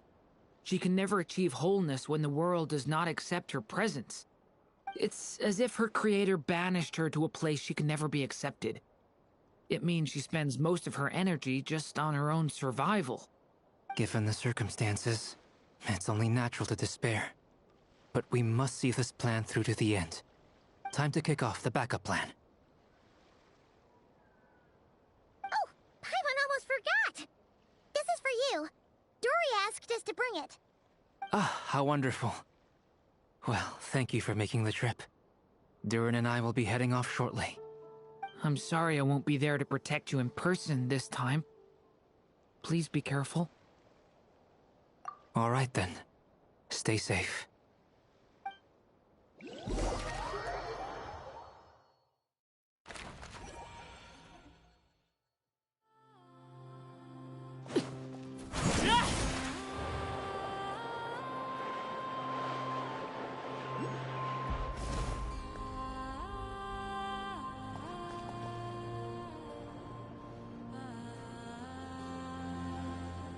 Miss Lauma, is everyone here? Yes. The fate of my flock is in your hands, Grand Master Varka. Please keep them safe. My lady, what are you saying? Within the next 24 hours, we will face the biggest crisis the world has ever seen. This is not a burden that we deserve to bear, but I believe that we reap what we sow in this life. So I intend to act. I must do what I think is right. For me, that means fighting for the future of Nodcry. This gentleman is the Grand Master of the Knights of Favonius, Varka, Knight of Boreas. In my absence, please follow his lead. Hey, everyone. Guess I should introduce myself. Well, to start with, I know my way around a battlefield. Biggest strengths are honesty and hard-workingness. Anyway, point is, I don't intend to let Lauma down. I'm gonna do everything in my power to keep every last one of you safe and sound.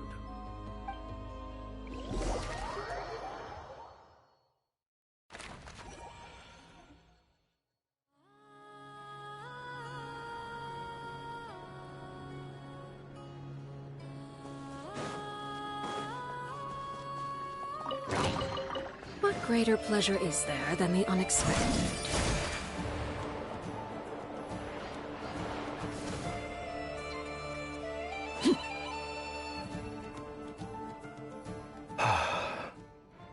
something on your mind? Miss Columbina, was it? I believe that's how the others addressed you. That's right. Names are funny things. Have you always been called Dainsleif? Yes. I take it your own name has a more complicated history. I have a different relationship with names than other people. To be honest, I'm not even sure that Columbina is my name. At least, not in the same way that Dainsleif is yours. But it's what everyone calls me, and I go along with it. A lot of my life has been that way. I get so used to things that I forget to question why they are so. I never used to think much about where names come from, or what they mean to people. Maybe something's wrong with me. You're different from other people. I sensed it the first time we met. You're more perceptive than most. I'm sure your long life and rich range of experience explains that. Do you ever find yourself missing Conria, Mr. Dainsleif? Difficult to answer. I have dreamed of the past many, many times. Sometimes I'm fighting tooth and nail. Other times I'm lying on the ground, defeated. I don't recall any happy moments from that time. It has been too long. Is that because hatred survives longer than love and affection? That would not be for me to say. I make no excuses for the grudges I bear. But whatever the reason, I remember little that was beautiful or sentimental. Thank you for your help with the Rerir situation. Without your efforts, I never could have learned the hidden truth of his story. You're welcome. I know he's your friend. Friend? He betrayed me. And I never really understood what he was going through in life. Some friendship, that is. Okay. So, do you plan to fight him with us? You see, you're torn. Now you know what really happened. You see the things he's done in a new light. I need some time. Of course. I completely understand. Anyone else in your position would feel conflicted too. Actually, I went through something similar myself recently. Something happened that changed my perspective on a situation. A situation I took for granted at the time, but now I feel very grateful for it. You mean the Harbingers who still support you, even though you've left the Fatui? Yes. I always thought they were only helping me because Harbingers are forced to work together. But then I abandoned them. A warrant was even put out for my arrest. And even now, they still support me. Which means I was wrong about them all along. Clearly, they view you as a friend. I feel a little guilty now. I regret not seeing her help for what it was, and not treasuring it. I see the guilt that you're feeling now, because I feel it too. Hopefully, talking about it will do us both some good. Have you noticed that the Traveler and Paimon are over there? I think they've been listening. Huh. Shall we say hello? Sure. Hello. Ah! They caught us!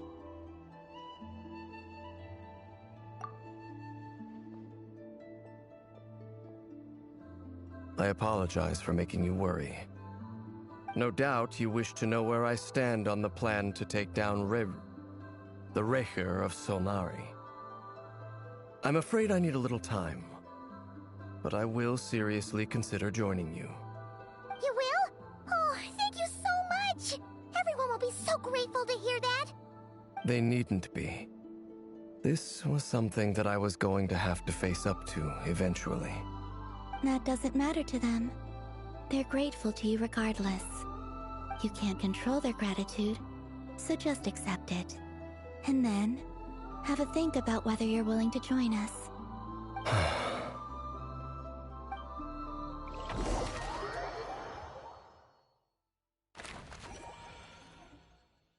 It's nearly showtime!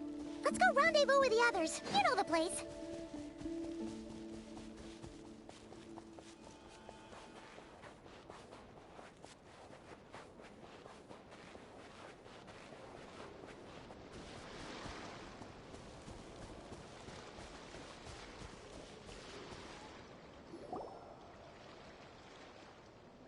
Ah, you're earlier than I expected.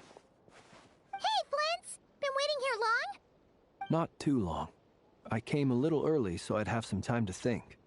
Are you nervous about the battle? Quite the opposite. I'm reminiscing on my past battles. When I was awakened by the Ratniki, I had not touched a weapon in many years. I felt like the battlefield was not where I belonged. But after waging war against the Wild Hunt for so long, I came to realize something. A life of absolute peace is simply not a possibility for me. My restless flame indicates that somewhere inside of me, there is a deep yearning to root out the evil in this world. Oh, that doesn't sound like such a bad thing. Well, in the past, when I was a Fae whose primary concern was hibernation, it was hardly ideal. But it certainly serves me well here in the present. And I am delighted to be able to join forces with you in this endeavor. Looks like I'm not the first to arrive. Ah, Miss Lauma. Did you sleep okay last night? I struggled to settle down at first, because of the nerves. But don't worry, I got enough sleep in the end. I'll be just fine. Please, I'm just doing my part. Never! Over here! Aino asked me to relay a message. She said Anefa will be on high alert and keep a close watch over all secondary districts where defense is required, providing support as necessary. Meanwhile, Aino herself will provide range support to us directly, using her latest invention. Excellent. My thanks to all involved. The chest set's looking a little unstable. It won't hold him much longer. We should be prepared to engage at a moment's notice. No sense sitting around waiting. Let's make the first move while we still have the option. I agree. Paimon, find a safe hiding place. Got it! Be careful, Traveler! I will.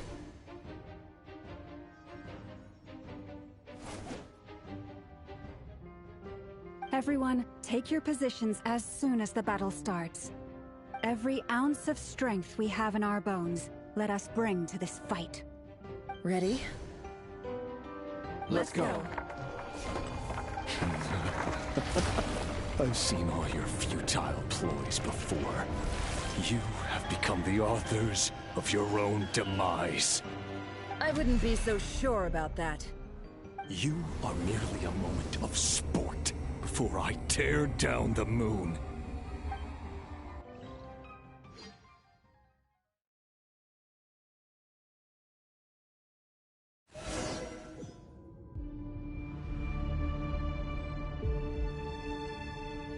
Stay on your toes. Yep, you too. Me!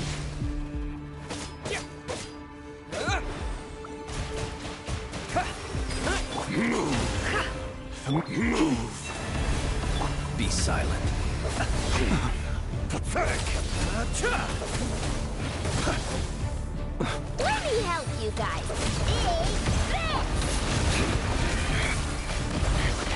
Futile!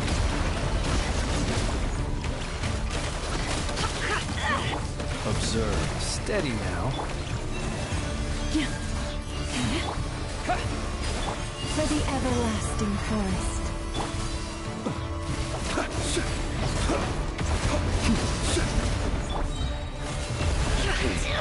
Pathetic! Seek within.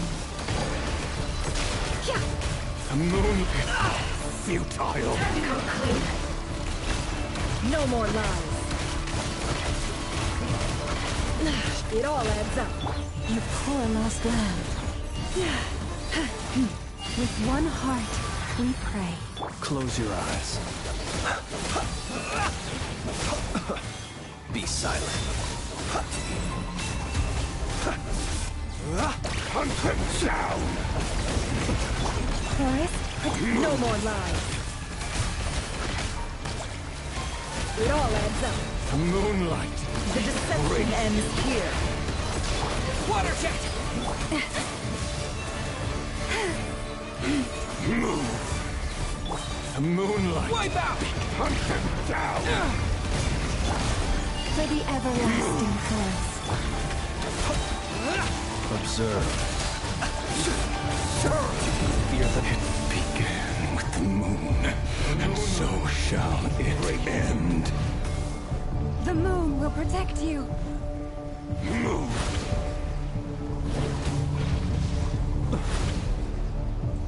Be silent.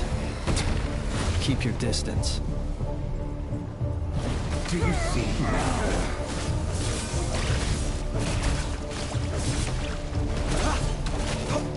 From here, when will it be as you foretold? The moonlight betrays you. Are you quite finished?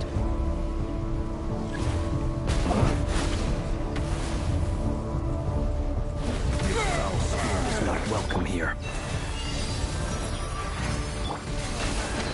The mystery on Water jet! Yeah! Observe. Beware the creatures of the night. Be silent. Do you fear the dark?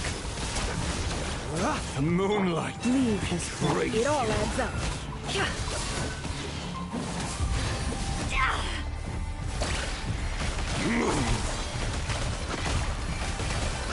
Can't hide the truth. Seek within. Forest, protect us. Moonlight. By the frost moon. It all adds up. Down. It all falls into place. Pathetic. Are you quite finished? Observe. Futile. Night falls.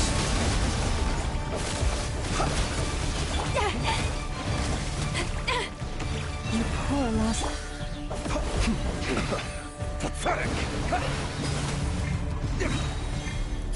Hunt Moves them away. down. Can't hide the truth.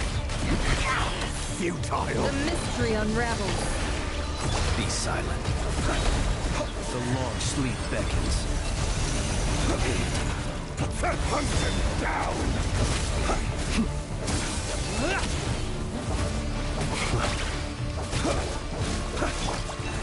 With one heart, we pray. No more lies. Down. Moonlight. It's all futile. Hunt them down. Absurd. Your little game of heroics is over. Who wants to go first? No. Get out of my sight! No! We've been separated! My grasp! You okay? Never! Where are the others? Stuck outside the barrier. I guess he really doesn't like us. I told you before. Knowing too much is always a death sentence. Be careful what you wish for.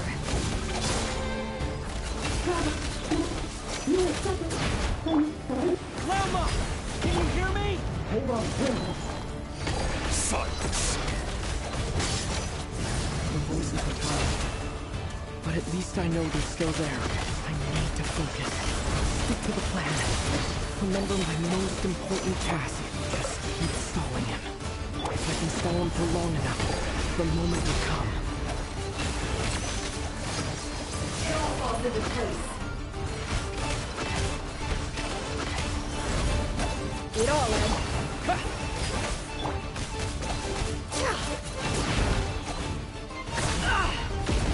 Let's see what you're made of. The deception mission ends here. Bombs away! No more lies. It all falls into place. It all adds up. Absurd.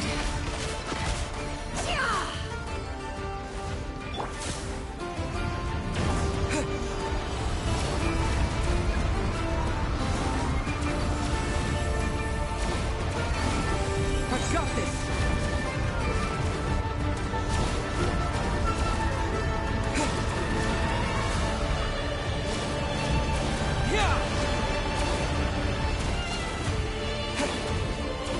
Go!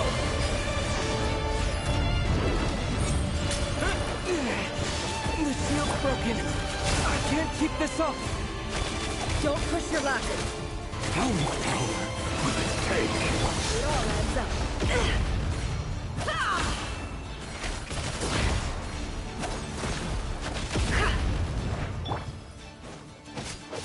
Water jet! Let's see what you're made of. Wipe out! The mystery unravels. Can't hide the truth. Time to go clean.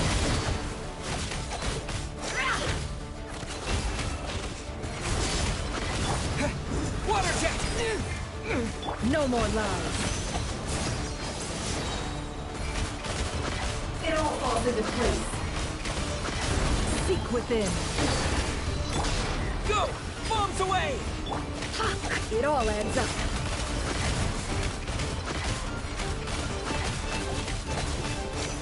Can't hide the truth. Go! No more lies. The mystery unravels.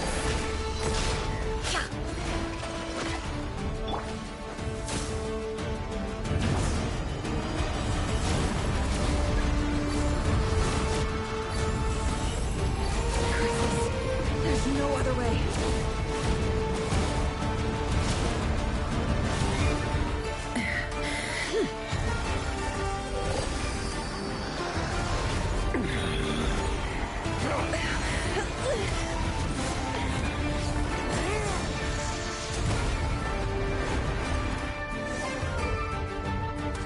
The only way to defeat Rarer is to borrow his own power.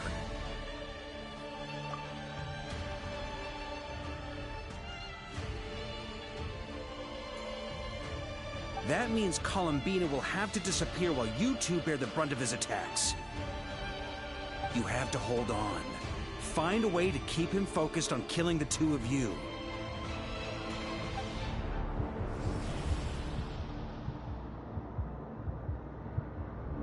Never! Your eyes are bleeding!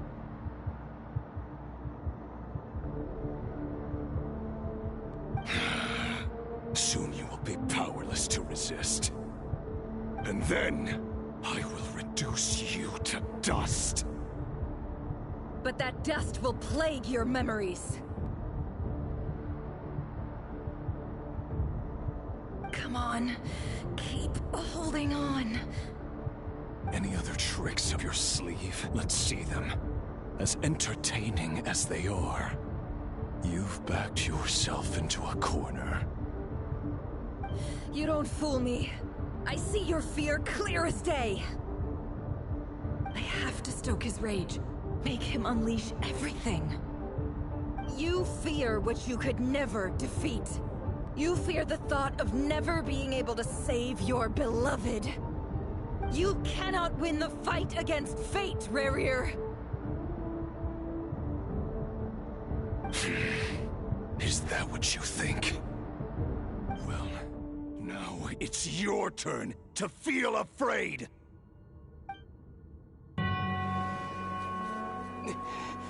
You fear the sound of your own name? Is it us you hate? Or is it what you've become?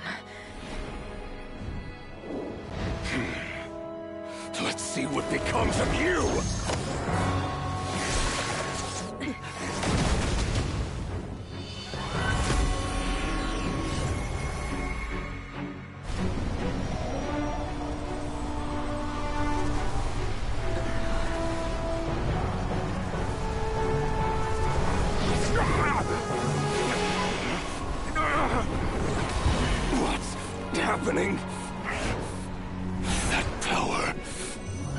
seen it before!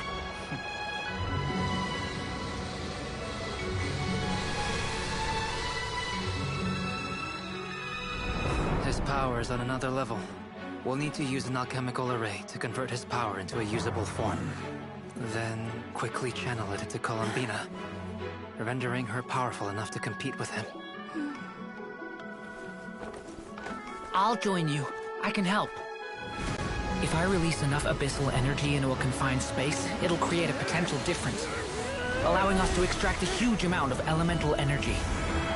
Next, I'll synchronize with everyone's minds using Pyro, then give you temporary access to their abilities and fields of view. But it won't last long. Can you see? Well enough. So, we have a student of Gold Rheindotter in our midst. How about that?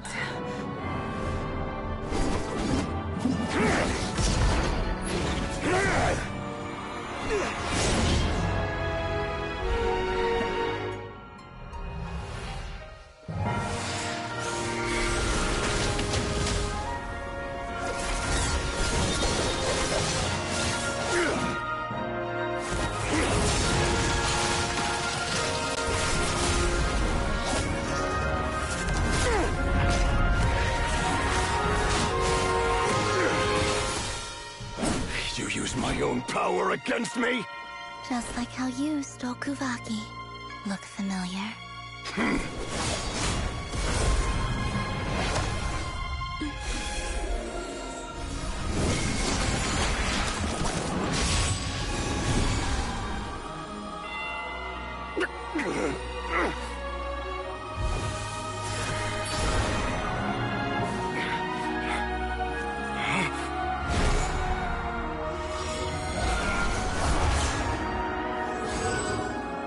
Don't you realize? You don't have the power to hold that gate open! I don't, but someone else does.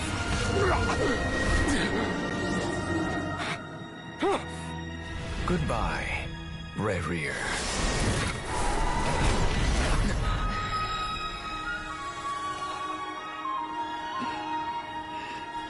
We won.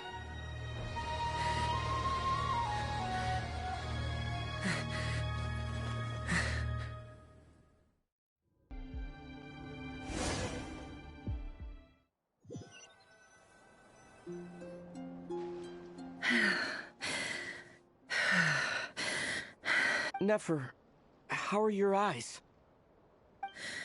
They're fine. Apart from the blindness, of course. It's not too late. Let me handle it.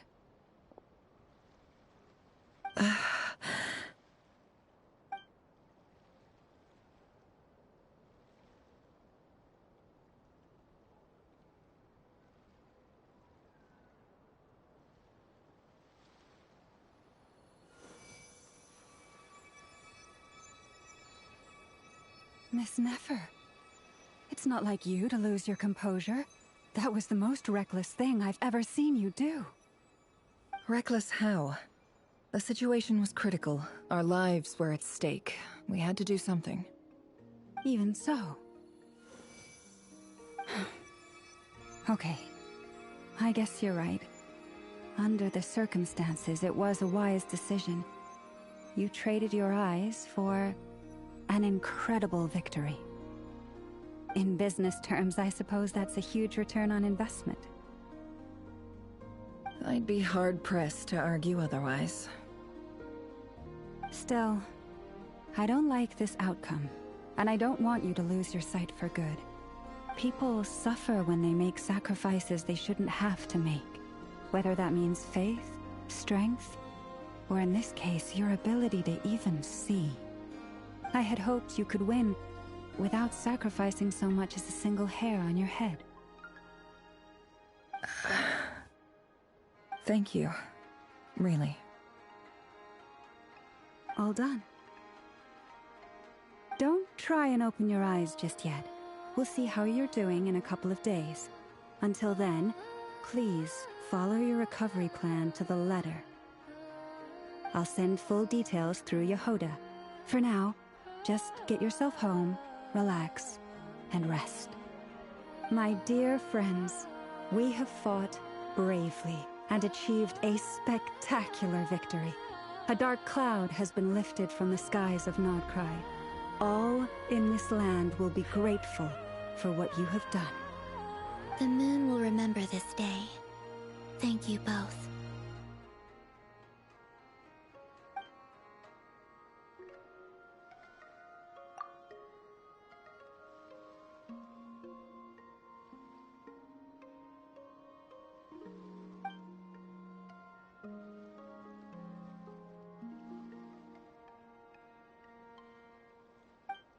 There's something I want to let you know. What is it? When Durin connected everyone's minds so I could access their powers, I also felt everything they felt. And since Nefer's eyes were injured, my eyes are hurting now too.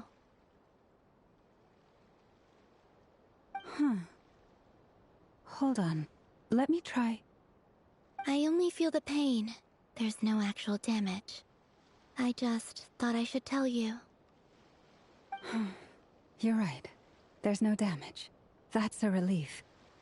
But I must say, I'm surprised to hear the Kutar share something like this with me. In the past, you never used to open up about yourself. Things are a little different now from how they were. I'm learning to share how I truly feel with my friends. Friends? You have no idea how glad I am to hear that.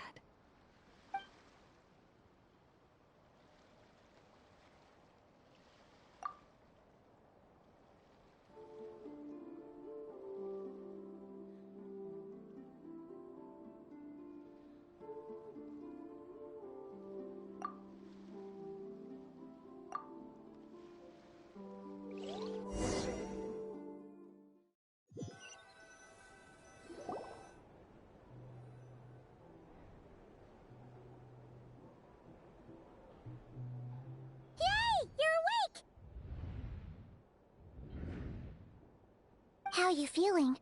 Any aches and pains? Did you sleep well? I'm doing all right, Paimon. No need to worry about me.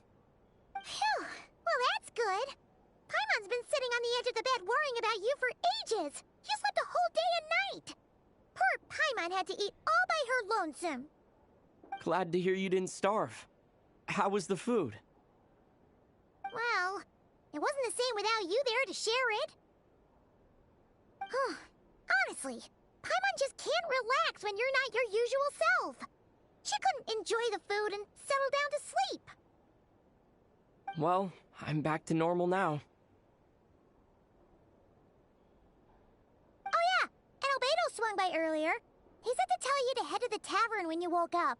Varker and the others are organizing a victory feast and they want to celebrate with you. He also dropped off some medical supplies, but you seem fit as a fiddle, so guess you won't be needing those. If you're feeling up to it, let's head over now. Wouldn't want to keep them waiting.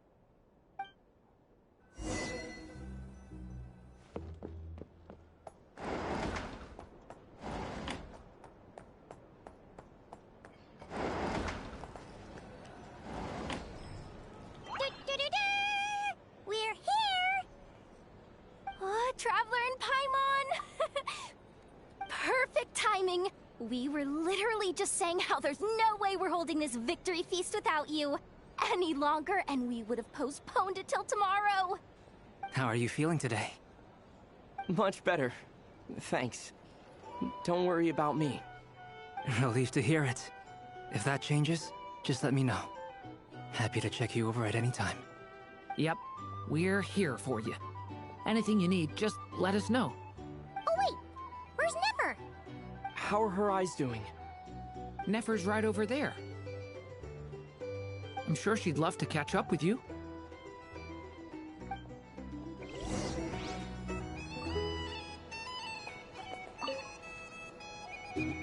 Hello, you. Recovered from the battle? Come on, what do you mean? Of course I'm gonna ask. I care about my friend's well-being. And we are friends, aren't we? Get yourself a drink. You've more than earned it.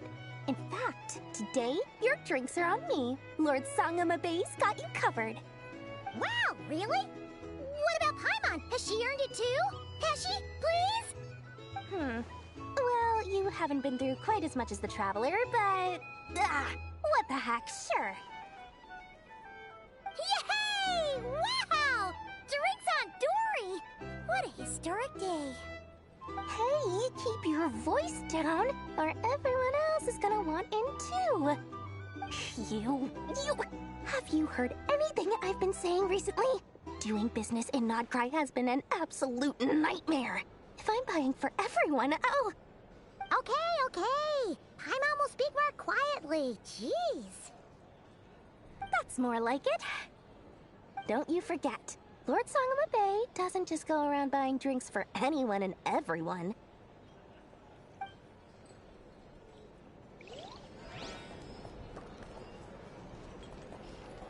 Hey there. Looking for a drink or two?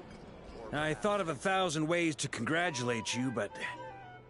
now you're here, words are failing me. The honorary knight stuns them speechless once again. Well said. The honorary knight showed us all how it's done. The other knights told me that Mondstadt was the first stop on your journey. All of us are truly delighted to count you as our friend. I'd like to thank you for supporting the Knights of Favonius, and also for helping us save Nodcry. Nonsense! Of course I'm gonna mention it. This is more than just business. It's a relationship. And there can be no relationship without showing gratitude where it's due. These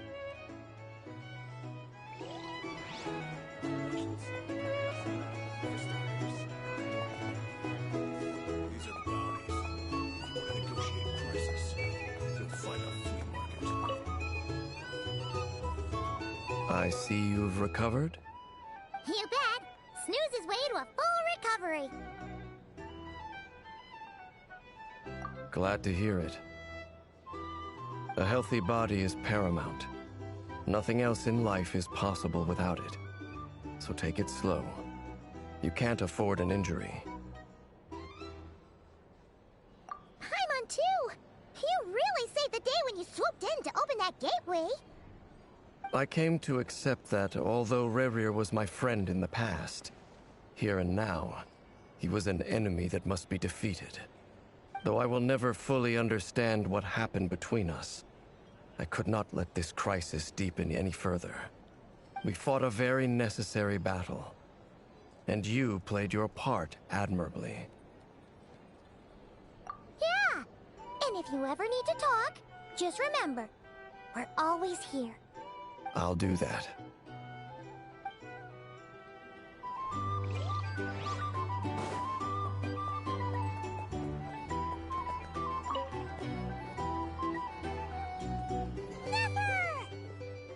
Traveler, Paimon, are you recovering well? Turns out that moon chanter has some real talent after all. My eyes were mostly recovered after just a couple days rest. I can actually open them again now. Yeah, but you gotta be careful. Lauma says not to strain your eyes while they're still healing. Yes, thank you. I'm well aware. Yehoda, could I borrow you for a moment? I could do with an extra pair of hands. Oh, sure. Coming. Did you hear that? I gotta go help Lauma for a second. You guys chat among yourselves. I'll grab us some drinks on the way back. Paimon, you still like 'em sweet? You bet! Make it extra sweet, because Paimon's earned it! Sure thing!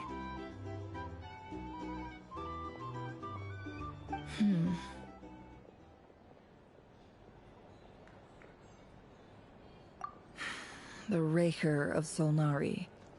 Kind of a snake, don't you think? No, definitely a snake.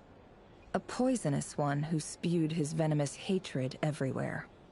Anyone who seeks revenge out of hatred for other people has become a snake. That's something my dad used to say. Perhaps. I'm sure it sounds like a very wise and open-hearted perspective to your ears. But me? I think hatred is a perfectly justifiable emotion. What else is left when everything you depended on in life gets stripped away? Something's gotta fuel that drive to keep on living. If you're worried about me, you can nip that in the bud. I'm not someone who gets stuck in the past. It's just...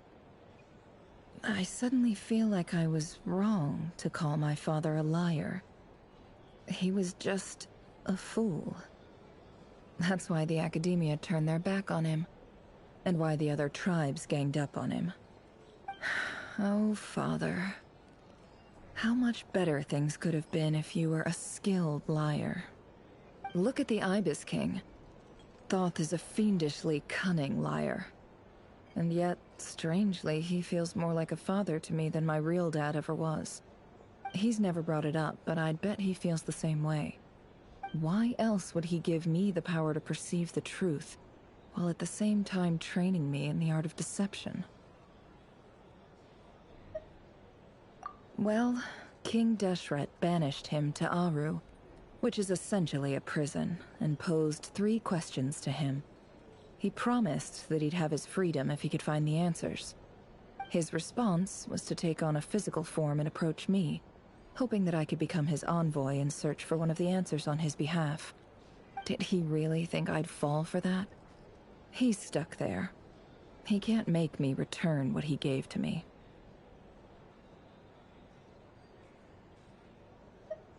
So that's enough for you to decide he's nice, is it? He's a prisoner, and he was scared. So he decided to perform some good deeds to win people's approval. He lives in fear because he's a deceiver. How is Rerir any different? You can't work as a spy your whole life and expect a happy ending. It's preposterous. Yet I can't say I don't understand it. Liars live in the darkness of their own making, but it's still human nature to want to go on living. They say that a liar's soul is the most worthless thing in the world. What do you think?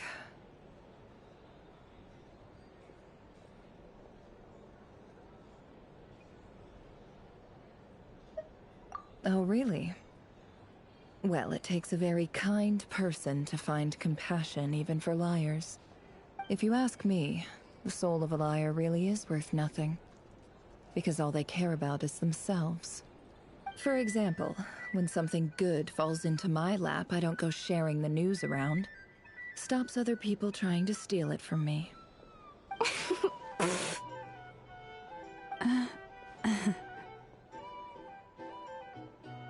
So be it. They have sharp ears. I can't keep anything from them. Oh, is that what it looks like?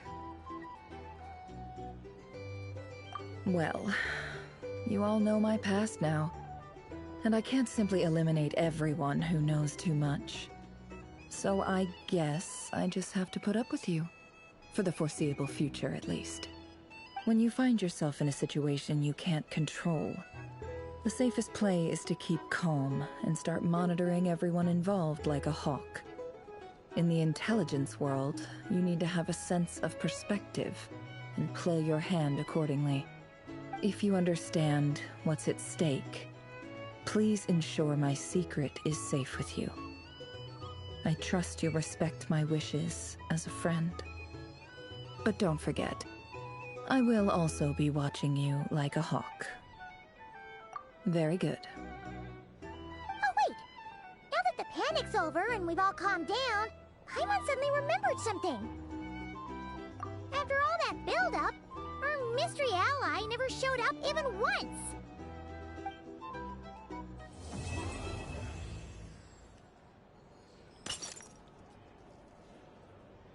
Huh? Am I imagining things?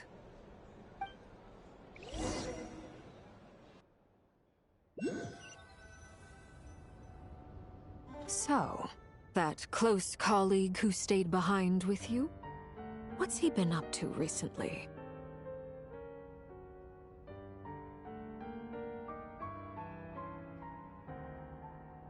Don't know, don't care. I get more normal human interaction from hanging out with Bosco too than him. Although, now you mention it, he hasn't bothered me in a while. I wonder if...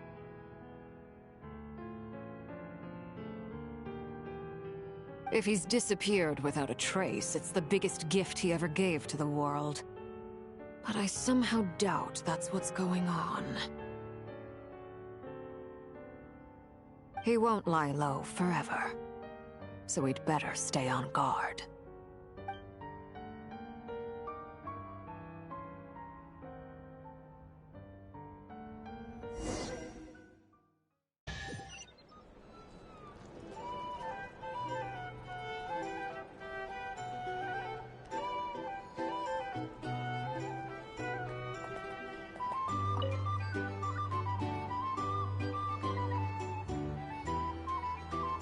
Ah, Lord Sangamabe. How lovely to see you. I must thank you for the device you provided. It was an enormous help. Would I be right in thinking that it was developed by the Academia? Why come and ask me when you clearly know already? I mostly came to thank you. That's more like it. A little gratitude goes a long way with Lord Sangamabe. Play your cards right, and you might even stand a chance of becoming my long-term supplier. The chance to work with such a kind and charitable investor as yourself would be a great honor for the Curatorium. Huh? Charitable? Who said anything about charity? First I'm hearing about it. Let's see. The first plot of land you purchased in Nodcry, your desert interests, and... Stop! What do you think you're doing? Exposing my investment history! It's nothing to hide from. They're all perfectly legitimate investments. And some of the land you purchased was with the intent of building a sanctuary? Yes, I heard about that too. How did you... You're a curious case, Lord Sangamabe. You don't like people finding out about your good deeds, do you? But I'm afraid no matter how hard you try to keep things under wraps, where there's a will, there's a way. You did it for Sumeru, didn't you? It was empty land that was gonna go to waste otherwise. I figured if I built something there, it might at least get some use in an emergency. Disasters are capricious things. They strike without any warning. I've lost family to a disaster before, and I don't want to lose any friends or business partners if I can help it. My elder sister used to dream of finding a sanctuary. Somewhere with plenty of food, water, and medicine. Where everyone could live happy lives. It was something I looked into, but after discussing things with the Dendro Archon, I decided on a more effective strategy. The tech people handled the tech, and Moneybags provided the Mora. It just made the most sense. It's a pity that so few people know the truth about you. Everyone says that you view everything in terms of Mora, and all you care about is growing your own wealth. So, what's the problem with that? Everyone wants to be rich, it's human nature. So yes, I love Mora, and it's nothing to be ashamed of. But surely you have dreams of your own, beyond just making Mora. You don't get it, do you? My dream is to invest in other people's dreams. And, you know, make a nice little slice for myself along the way. Just thinking about it makes me happy. That sweet, sweet sound of Mora. Thank you. For the device? And the pendant. Oh, that. I was just returning a favor. Don't worry about it. Seems like we've both been away from home for a very long time. Yeah. So long that I barely remember what my family even looked like. That would be your mother, father, and sister? Yeah, though it's been years since my sister passed away. It's not like I want to forget them, obviously, but memory can be even more ruthless than the most calculating business person. Beyond a certain point, if something isn't helping you, it just gets rid of it. My sister can't help me now. Slowly but surely, her face is fading from my mind's eye. It's become a vague impression. Not everything will fade. When loved ones pass away, the beautiful memories are the ones that last the longest. Yeah, that's true. If you ask me, that's the one silver lining in all of it. Well, that, plus, I'm sure that life is much better now than it was back then. Oh, absolutely. I have tons of Mora, a big beautiful house, business is booming, and I'm as happy as can be. You've got a lot going for you too. Boss of the Curatorium of Secrets? I'm sure there's plenty of Mora to be made in that line of work. I appreciate the vote of confidence.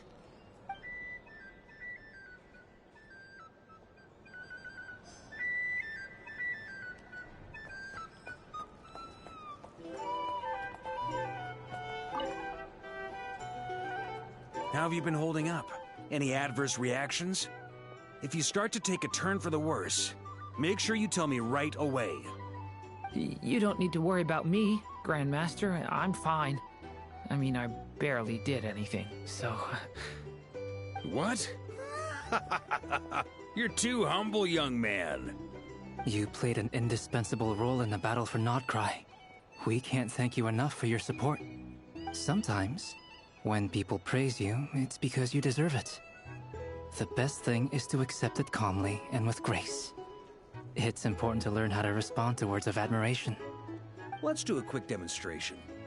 Albedo, that was an incredible feat of alchemy. The pressure was on, but you worked flawlessly at lightning speed to get the job done. Thank you. I can't take all the credit, though.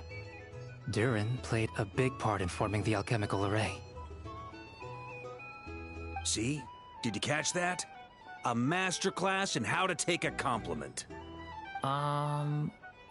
Okay, yeah. I did work pretty hard to help prepare for the battle. No point denying that. Hey, you guys! Hey, look who's bounced back. Looking good, Traveler. Seems like you've recovered. You won't need to take any more medication. Can I get you a drink? Huh? You know how to order at a bar now? You've sure learned a lot recently. Handling a drinks order is ridiculously simple compared to alchemy. Don't worry, I'll blend into society yet. Paimon believes it. You're clearly a fast learner, just like your brother. To be totally honest though, Paimon didn't quite follow all the details when you first explained the plan to us. Don't worry, that's completely understandable. Unless you're a student of alchemy, it's hard to grasp the principle and how the process works. To put it in the simplest terms, we saw how our enemy stole the power of Kuvaki, and that gave us the idea of stealing his power to turn it against him. When facing an enemy you have no hope of defeating, it's best not to engage them in battle. So, instead of looking for a way to overpower him, we decided to help Columbina get strong enough to at least stand up to him in a fight. For this to work, we had to analyze his modes of attack, confirm who his main target was, and make sure that he wouldn't go beyond the range of the alchemical array. For added security, we prepared a total of 4 arrays. But to mitigate the impact of the battle, we identified one location in particular as the ideal spot, which is where the confrontation took place. The alchemical array absorbed his abyssal power.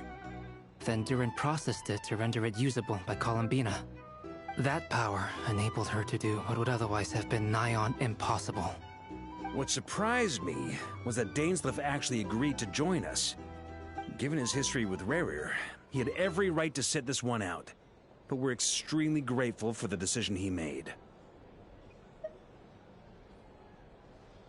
It must have been a painful choice to make. But I'm sure that making a decision was far better for him than staying in limbo. Absolutely. He was torn between 2 paths, but in the end, he made his choice and stuck to it resolutely. He doesn't strike me as the sort of person who'd stay trapped in limbo for long. Anyway, however you cut it, everyone gave a stellar performance. And now, it's time to kick back and celebrate.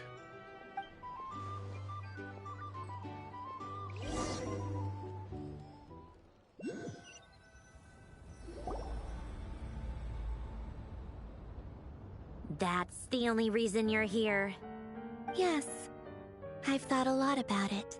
And I've realized that you, me, and Arlecchino should be friends. I think this is very important. So I felt I had to come and tell you. Well, this is a new one. I'm so moved. I can't even hold my teacup. If that's all, you can leave now. Do you not want to be friends with me? Or is it that you prefer being co-workers? What is this, Columbina?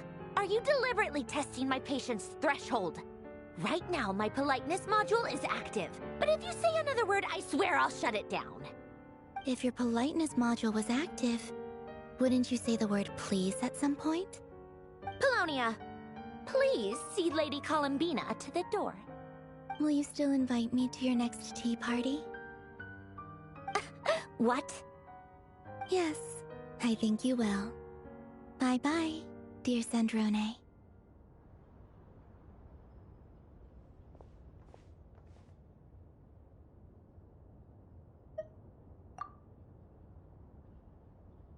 Last time, the Wild Hunt escorted you out. Would you rather I handled it myself this time? We just wanted to, see how you were doing now that it's all over. Why? Out of concern for my safety? I hope you didn't seriously think that the Rayhir of Solnari would be able to lay so much as a finger upon me, given how prepared I was. Mostly because you kind of helped us out, so we just wanted to check you were okay. Looks like all your robots are fixed, huh? Oh, don't you worry about that. Tea time is already a write-off. The visitor before you managed to kill my appetite. If you're in the mood for tea, go ahead and help yourself. Otherwise, it's going to waste. My coasters are still missing in action, though. Use this notebook instead. Whoa! Pretty hefty notebook.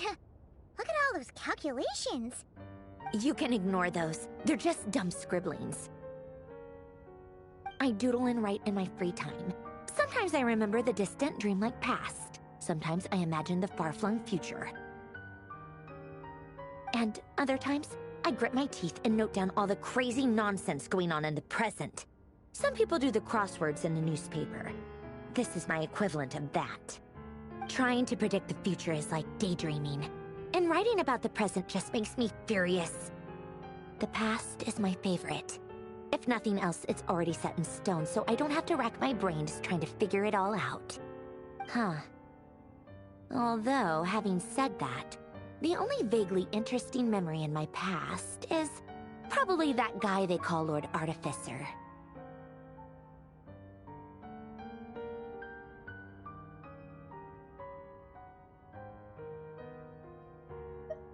Who else? Pretty much all the mecha and Fontaine are his personal handiwork. Wait, are you saying you know him? Like, personally? As a friend? I mean, I guess we were friendly enough. Yep. In fact, I'm probably the only normal person left who knew him at all. We used to chat occasionally back when he was still around. Before he passed away, he asked me to destroy all his manuscripts. I honored his request, but I did read through everything first before destroying them. I mean, I couldn't let the genius of Lord Artificer Alain Guillotin disappear like that. Would have been such a waste. So, that's where the formulas in your notebook are from? I just told you. Those are my equivalent of crossword puzzles. They're just dumb formulas that I solve for fun when I'm bored. Alain's work was like epic poetry.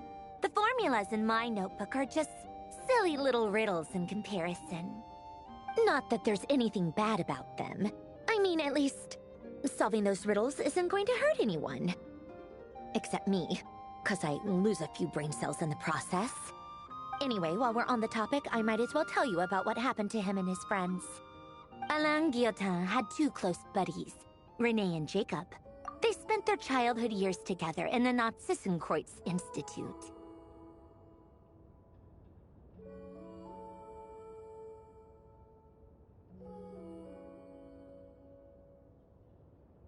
They were all quite competitive, so there was some rivalry between them, but it was a friendly rivalry.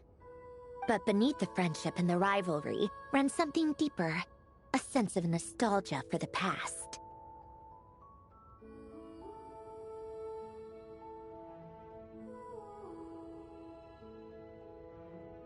Unfortunately, childhood would end, the prophecy would come true, the apocalypse would arrive, and the future would never be.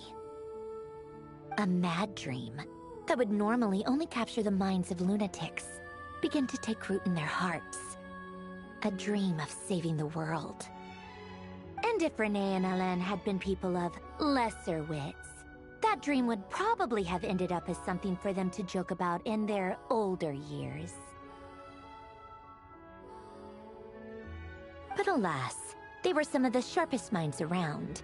They nurtured that dream with the full power of their intellect, and it grew into something that ate away at their souls.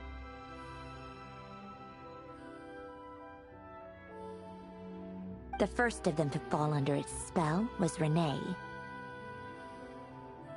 Against Alain's wishes, he persisted in experimenting on a mutual friend of theirs to try and save their life. Alain did not approve and parted ways with Renee. It's complicated. Alain wanted to believe that Renee only did what he did for the sake of their friendship. But when he told me about what happened, I could tell he still had some suspicions about Renee's motives. Perhaps the seed that would grow into a nightmare had already sprouted in Renee's mind. Even then. The next time they met, Renee's soul had been completely engulfed by the dream of salvation. His futile attempt to change the tide of fate only resulted in a wave that swallowed up the world, even before the apocalypse came.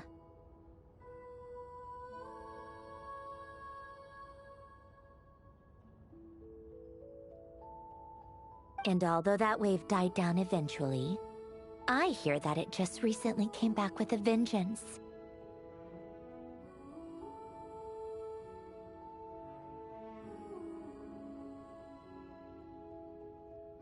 As I understand, Renee wanted to live out his dream of salvation once more.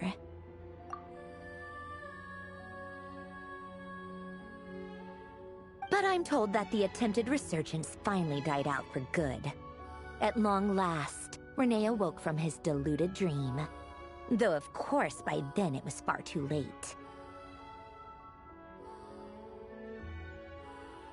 What do you think of Renee? Do you admire his transcendent genius? His view that any price was worth paying to achieve the lofty goal of saving the world? Or do you despise him? Dismiss him as an evil madman who wrought havoc on the lives of everyone around him as he pursued his delusional dream? Same difference, really. Just a matter of perspective.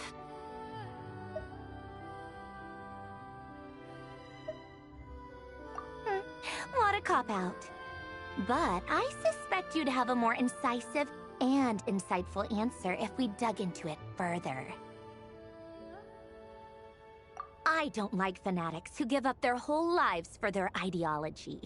Nor do I like fools who let their delusions take control. Maybe I could understand if Renee had just been an ordinary person. But he had a sage-like intellect. And still managed to get himself lost in the labyrinth of his own desires. Anyway, that's enough about Renee. Now, moving on to Alain Guillotin, the Lord Artificer. He managed to put a stop to the first storm whipped up by Renee. But after that, Alain lost his friends and family. To his credit, I suppose, the loss of his family and friends was purely a tragic accident. It It's not like Alain sacrificed them for his cause or anything. After that, the only thing supporting his work was the same dream that had dragged his closest friend down to the abyss. But although the desire to save Fontaine drove him to found the Fontaine Research Institute, Alain continued to reject any form of transcendental knowledge or power. He was suspicious and fearful of it, having seen the way it had affected his closest friend. I think that formulas and machines derived solely from human intellect were the only thing that gave him a sense of spiritual comfort. Yet Alain's intellect was simply too great. It barely left him space to breathe in his lifetime. Once he realized that the end of his life was approaching, he finally accepted the truth. The Nazissenkreuz Institute needed someone, and a human being, to see its story through to the end. He quit working on his formulas, trading them in for the fairy tales that had played such a formative role in his childhood, but which he barely touched in his adult life. He told me that the director of the Nazissenkreuz Institute used to read those fairy tales to the children as bedtime stories. Apparently, they worked wonders at sending kids off to sleep. I think that all he wanted at that time in his life was to be able to sleep deeply without being plagued by depression. By that point, nothing else really mattered. At the very end, he laid down to rest in the ruins of the former Nazissenkreuz Institute orphanage, while the Fontaine Research Institute he had founded continued tirelessly with its work. Many years after that, tensions over competing dreams would once again cause a rift, this time between members of the Fontaine Research Institute. But the actions of those fools had nothing at all to do with Alain. And that is the story of two people from the Nazissenkreuz Institute who both wanted to save the world. One went all in on his fantasy of salvation without ever looking back, and ended up calmly sinking to the bottom of the deepest sea. The other sought desperately to burn bright in his life, even though he wasn't sure where he was going. I do sometimes wonder, why is it that people like them have such grand hopes of saving the world? Even the grandest tree starts as a tiny seed. So perhaps, for each of them, their mission to save the world began with a very simple desire: to save themselves. They were young children with friends and family who mattered to them, desires to explore the meaning of life, ambitions to have a successful career. They didn't want to see all of that taken away in one fell swoop. Or maybe they just wanted to find something to anchor themselves within the chaos, to stop them getting quietly swept away by the storms of life. But instead, the search for their own salvation took them down the rocky road laid out by fate. Do you think the desire to save oneself is enough of a justification to try and save the world? You don't know? I guess that's a fair answer. At least you're not trying to hide your confusion. Alain was much more straightforward about it. I asked him the same question back when he was in his prime, putting all of his energy into his work. Yes, it's enough. That was all he said before getting right back to his work. He was always that way. All right, tea time's over. I owe Arlecchino a favor for telling me these stories. I'll have to bring a whole sack of gifts the next time I visit the House of the Hearth. I'm gonna go tinker with Polonia now. You guys can do whatever you want, as long as it doesn't involve interrupting me. Polonia, exit hibernation mode. Begin diagnostics.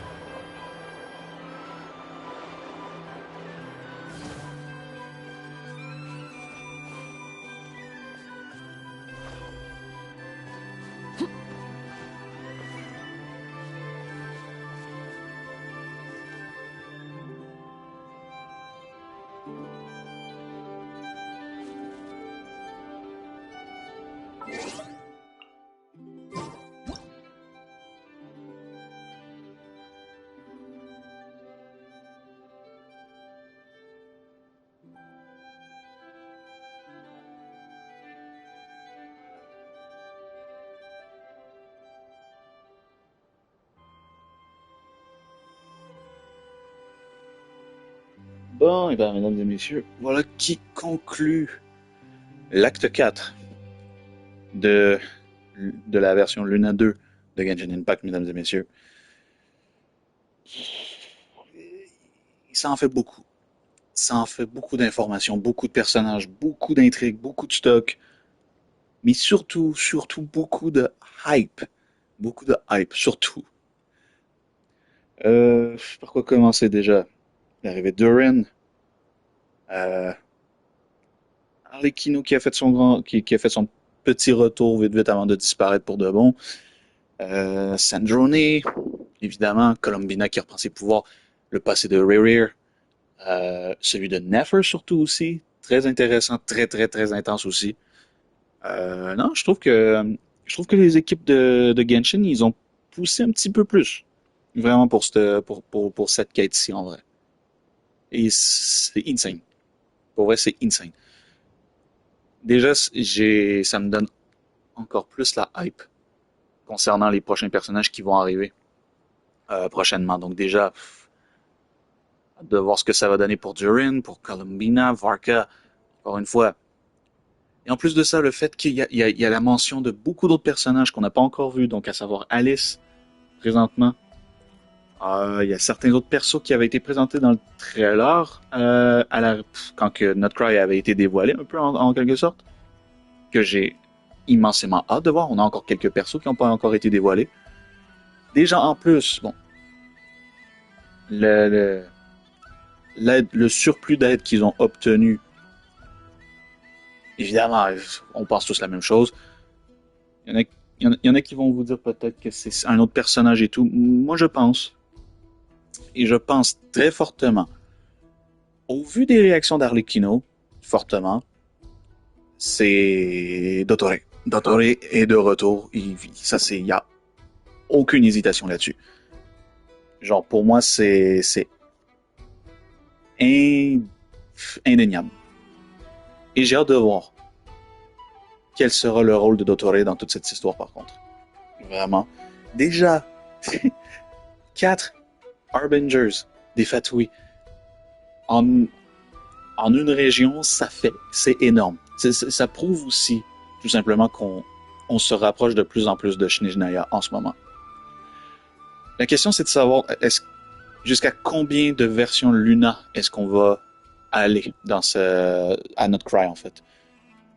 Parce que moi, personnellement, comme je peux vous le dire, Nutcry, pour moi, je le considère comme une espèce de spin-off, en fait.